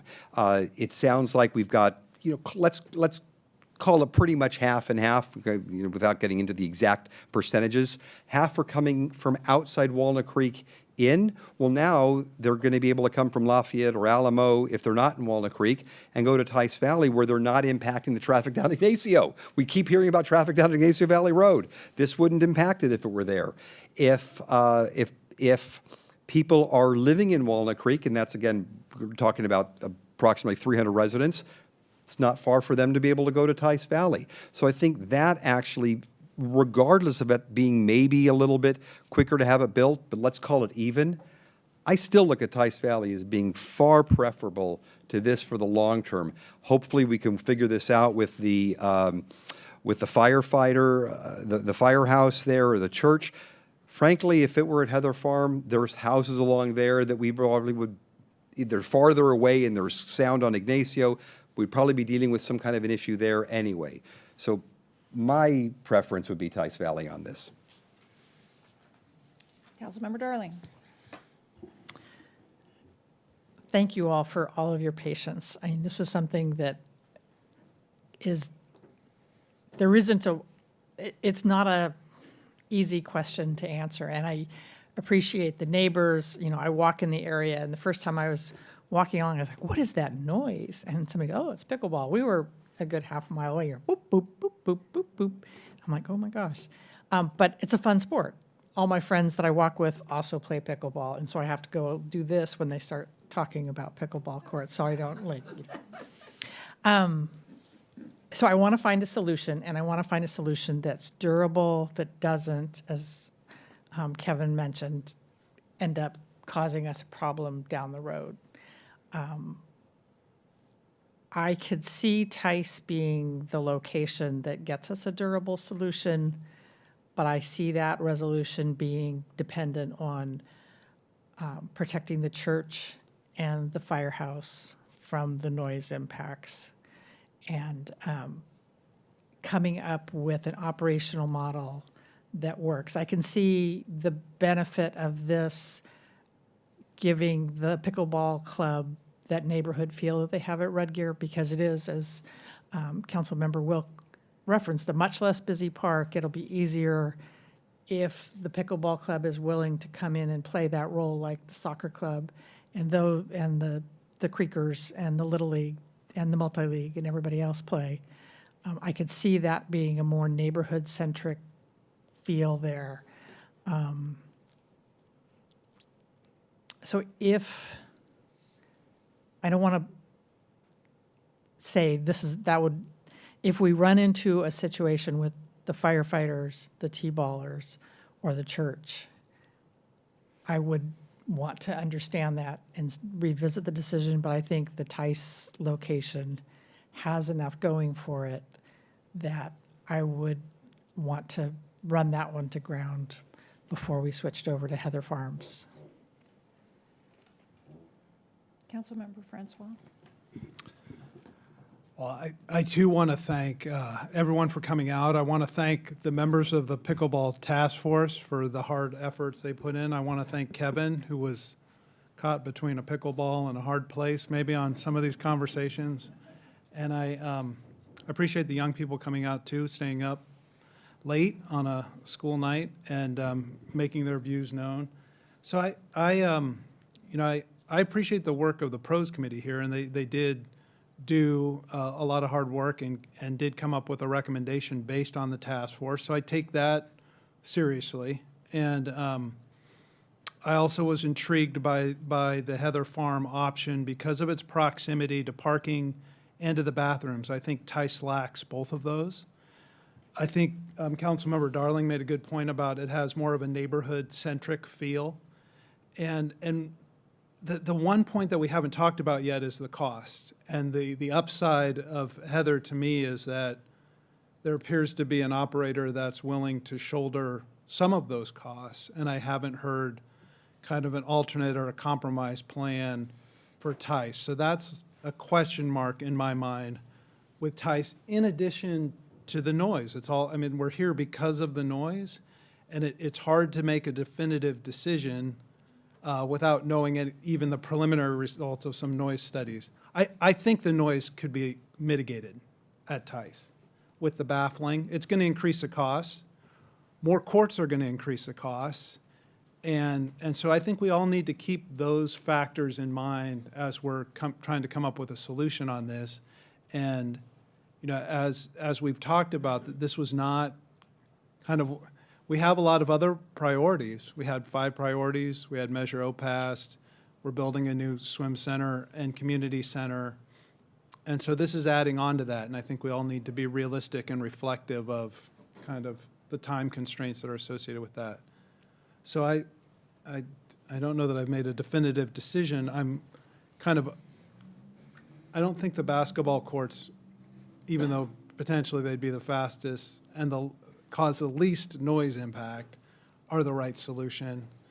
I think Councilmember Wilk makes a good point about the traffic on Heather, but I am also seeing that cost contribution coming in from Lifetime, and I'm trying to weigh that versus we've got maybe an overture of a partnership with the pickleball club, but not really, we're not far down the road in terms of any time of MOU to really do an apples to apples comparison. So those are I'm between those two options. Mayor Pro Tem. I was hoping you'd forgotten I was here. Never. Thank you. I'm leaning toward Tice because I think it is the closest thing that we have to what has been described by the pickleball group as being homogeneous and not having a lot of outside distractions, and it seems more conducive to the closeness and the emotional support that so many people have reported of benefiting from. I just cannot help but think on Sunday morning when people are praying, they don't want to hear pickleball sounds. So it is critical that we figure out how to mitigate the sounds from that. The other reason I'm kind of leaning toward, which is, I know I'm supposed to make a 2-step firm thing, but the other reason I'm leaning toward Tice is because I think that gives us time to acknowledge that probably pickleball is going to be a continuing growing sport, and that we need to not just stop at think once this is in place. We need to look to the future and say, are we going to need more space for either the Pendle or the pickleball or whatever thing that comes in? And I think Tice gives us the opportunity to thoughtfully look for other places where we can put recreational areas. So, got to pick one. I'm going to say that I would renumber them, that I would put Tice first. I would put Heather Farms second, and I forget what the third choice is, but it's the third choice on both lists. I'm done. Okay. So we've heard a lot of pros and cons about these different sites. I'm going to suggest we eliminate the basketball courts at Heather Farm.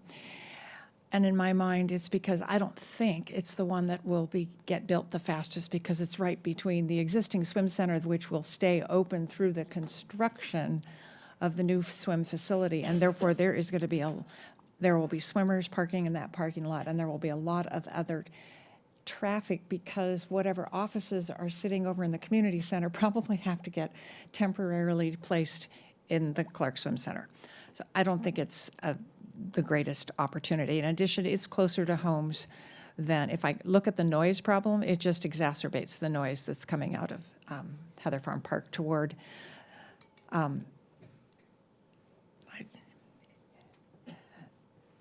this iPad just died right in front of me. Tice versus the front parking lot at Heather Farm. I really understand the concern about traffic on Ignacio Valley Road. I also think that if the soccer club had to discuss whether they felt that they should be sharing a parking lot related to a field, Ball Field 1 versus Tice Valley, they're going to tell you it's Tice Valley, because there is a lot of out there activity going on at Heather Farm. I don't think the restrooms and the parking lot is that far from the back of that ball field. People walk around it all the time. I did manage the ball fields and the allocation of ball fields for 6 years for the soccer club. And that, there were other things and activities going on at the back, and it's a flat walking surface. And if people can't walk a little distance to use the restrooms and from the car, I guess they really don't want the courts. The concern I have is a perception that this might be easier to get done sooner, faster. When in reality, not only do we have a lot of work to get done that's already in the pipeline, we don't have any funding for this, and we need an agreement for how they're going to help fundraise for this. In addition, by considering this versus Heather Farm Park Ballfield 1, we are foregoing that opportunity with Lifetime, but I'm not sure that that is really the way to get some extra funding. So I do believe there's going to be more of a time delay than we think with this alternative as well.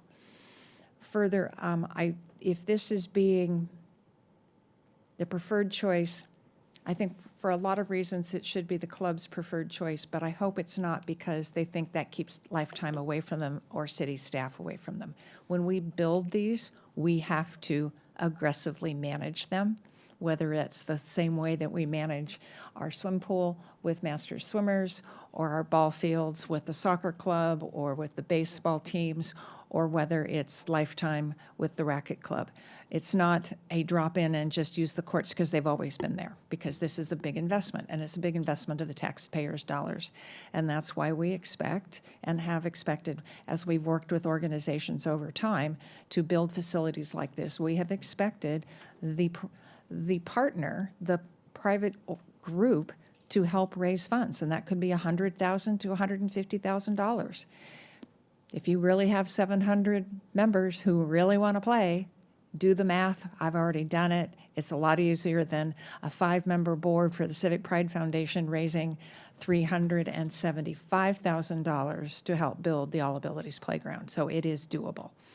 So I can support Tice Valley, but I am also concerned about we haven't really been able to analyze what it does to a church on Sunday mornings. You may not get Sunday morning hours, and but also how it interacts with the fire district station, and because we do want our firefighters able to get a good night's sleep or a good morning's sleep, whatever they need. So I don't know where we are, because I think we have given you a preference, but I think we've also said we need a little more information to affirm that. But perhaps, City Manager, what would you suggest? Are we close enough?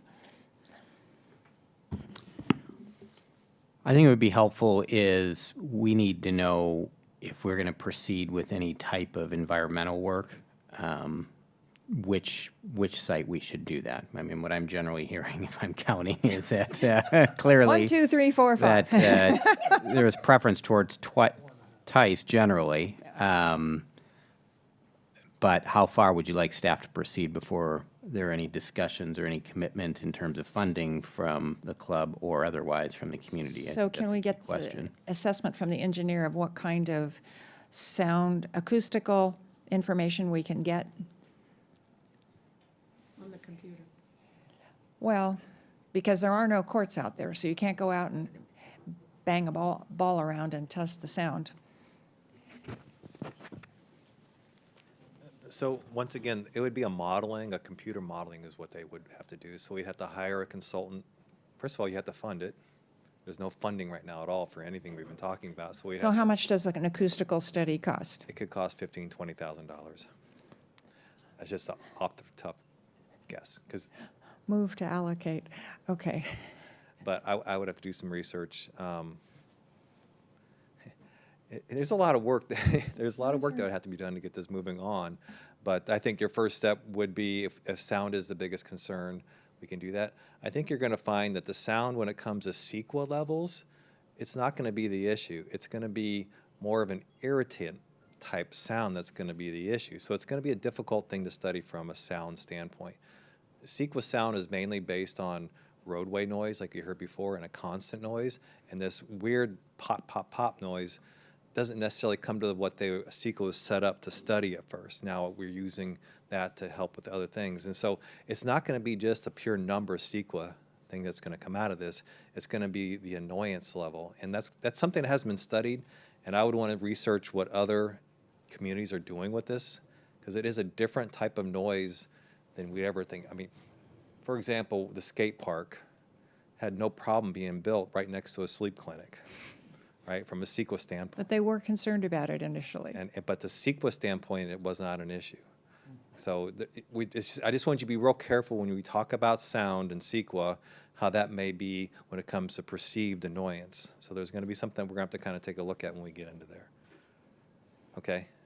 So I'd say if you want to proceed with us hiring a sound consultant that can help us figure out what that means, then we could proceed with that. I hope that's clear. We would want to hire, sound is the issue, we would want to hire a sound consultant, but understand that what the response comes back may not be exactly what you're thinking. I mean, I think you're talking about kind of doing a preliminary noise study to the noise study we would do as part of a CEQA document when you have all said, we don't have a budget yet. And before we would even have a budget, we would have conversations with the club about a potential funding agreement, like we did with the soccer club.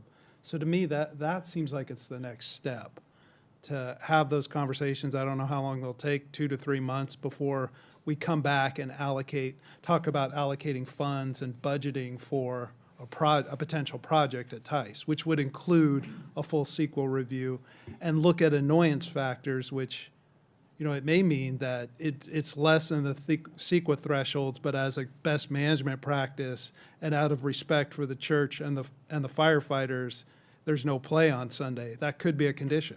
So we just have to have eyes wide open in terms of what this analysis and study could show. Yeah, so that wouldn't be a CEQA condition, it would be a condition that we put on ourselves.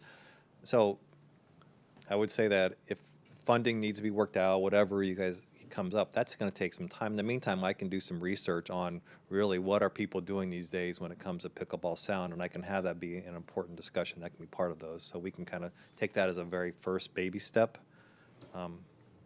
So you're recommending that we move forward address the funding issue, because nothing's moving unless we get an agreement with our partners. Right. I have a question on the sound question. Is there that much difference between the location at Tice, or if we just kind of get a general feel about the annoying sound and the impact on the neighborhood, can that translate to a different location? Is it so specific that it only goes? For just our level of understanding it, I think it'd be good to have an understanding how far away and where it becomes annoying. And I think you can apply, because these are both flat areas, and trees aren't that big of an issue. We can maybe apply that knowledge to other locations. Okay. So, yeah. That seems to me the starting point, and then, yeah. So I'm going to ask City Manager a comment, or I can ask Councilmember Francois to make a motion on this issue. Chicken or the egg? You can go for a motion. I was going to summarize what I heard, but if you want to make a motion that does that, Go that's ahead and fine. summarize, because I'm trying to write what I said. Oh, you want to make it a perfect motion? Sounds to me like direction or motion could be to have staff begin working with the club regarding fundraising contribution towards fields at Tice. At the same time, Courts, not courts, fields. sorry. Of course, it's late. And then also for staff to look at options for evaluating sound on a preliminary basis. And So- we can come back with an update to council gonna once say we so have that moved. information. So moved. Second. All right, we have a motion and a second to direct staff to begin conversations with a fundraising partnership agreement with the Walnut Creek Pickleball Club, and for staff to begin preliminary looking at what the sound issues are going to be and how to study those. Can we have a roll call vote, please? Councilmember Francois. Aye. Councilmember Wilk. Aye. Councilmember Darling. Aye. Mayor Pro Tem Haskew. Aye. Mayor Silva. Aye. Motion carries unanimously. All right. We now need to see what questions we have about the operational issues that belong to you. And Councilmember Darling, Councilmember Francois, you, So just to kind of, if you can clarify kind of the conversations that have happened. I know one of the neighbors. yep, that's you in the back. Oh. You're shutting us out. My husband's thrilled. One of the neighbors had indicated that there were some compromises made while you were having further discussions, but that there'd be a revisiting on the temporary hours until a more permanent solution had been reached. Is that accurate? Well, if we take a step back to the facilitated meeting that we had between the club and the neighbors, that was not the city saying you shall. That was a collaborative process where both sides gave a little bit, and there may be a perception that the neighbors didn't give enough and the club didn't give enough, but it was felt to be a compromise. And then we started the task force process. When we concluded that, the message that staff, me, gave to the Pros Commission was our goal was to identify location. And so the Pros Commission and the task force had done that.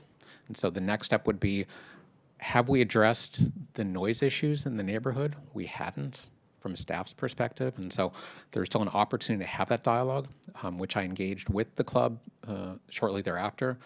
We talked about some different options. You heard folks come to a prior meeting saying they didn't want that. What I told the neighbors at that point was, we're going to pause. We're going to focus on bringing back something to council today. And at that point, we'll have another conversation about the hours. Because trying to balance, as we said, a little bit of unhappiness for everyone is better than saying, we're not going to change anything now, and I know you don't like it, neighbors, but we're going to keep it status quo. And then saying what the neighbors want, which is closing the courts now, and the club is left out in the cold. So trying to find a continual balance there may feel to some disingenuous. I get that, because this is a passion and this is what people care about. And it's also, for very few relatively neighbors, 8 or so, it's a big deal to them. And so a long way to answer your question is there's still a commitment to relooking at that, which is what we do on a regular basis anyway with all of my operations. Is if something's not working, I don't just say, sorry, that's the way it is. We agreed on that a year ago or 6 months ago. We'll look to make it better and try to improve it. So that's my commitment, and we will continue to do that as we move forward. Okay, I think that's it for me on that for now. do you have any questions? I don't have any questions. I think in general, I think Councilmember Francois put it best. You're between a pickleball and a hard place, and these are difficult. And I hear the passion on both sides, as we all do, from hundreds and hundreds of emails. I am not exaggerating. Multiple hundreds. And nobody's going to be entirely happy with anything because it's not going to be unabated hours or we're closing down the courts. So it's something in between in the gray area. I appreciate the challenging job that you've had in handling this, and I appreciate you being the point person on this. This is a staff issue, and I want to make sure that it remains in the staff purview. Mayor Pro Tem? Well said.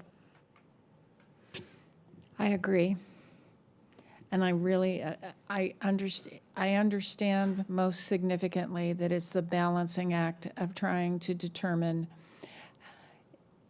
well, it's equal opportunity for unhappiness. And I'm sure you have heard all of the testimony tonight regarding the families and those who come later in the day and the opportunity for those in a neighborhood environment and the opportunity for the club, particularly as the Tice courts reopen.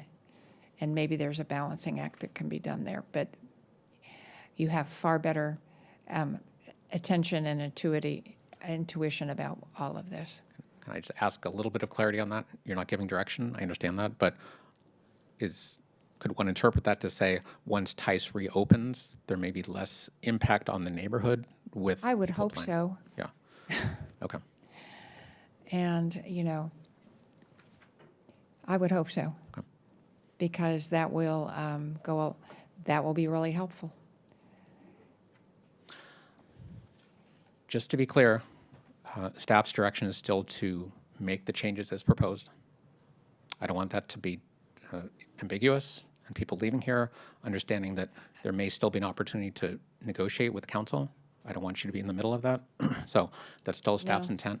I think Councilmember Wilk said it best. This is a staff role and responsibility, which we have designated to our city manager, and he has designated it to staff and his direct reports. So with that, is there any? I just want to, I think we both want to just register our agreement with that, that's how our city works, that kind of the larger policy issues come to us and the decisions to spend money come to us and build new facilities, and that's why we're here. The hours issue got wrapped into that, but it's really a staff level decision. I understand change is hard for everyone. No one likes when things are not the same. There has to be some compromise here, though. I definitely think there does. I'm not stepping on your shoes. I respect you run our facilities very well and do a good job. I think this is one of the more difficult parts of your job, but I think we need to strike a balance here until the city makes a very significant investment in new facilities that will benefit the club. And it'll benefit the residents too. But I think that's going to take some time, and so we need to work together, and we need to be cooperative and collaborative, not finger pointing, but just we can get through this. You know, we've put people on the moon. I mean, we can do this. And it may take as long as it took to get to the moon. I don't think it'll take that long. And I just wanted to say, I also appreciate, Kevin, that you have looked and found other places. I know there are people that are feeling shut out because of the changes in hours, but reopening Tice, looking to bring courts to the lifetime courts, there are opportunities for people to play pickleball. And I know that it's not what everybody wants, but nobody's going to get everything they want out of this deal. We're just not in that place right now. So thank you all for helping tonight. Thank you all for being here this evening, for spending your evening with us. And thank you, staff, for all of your work. This meeting is adjourned.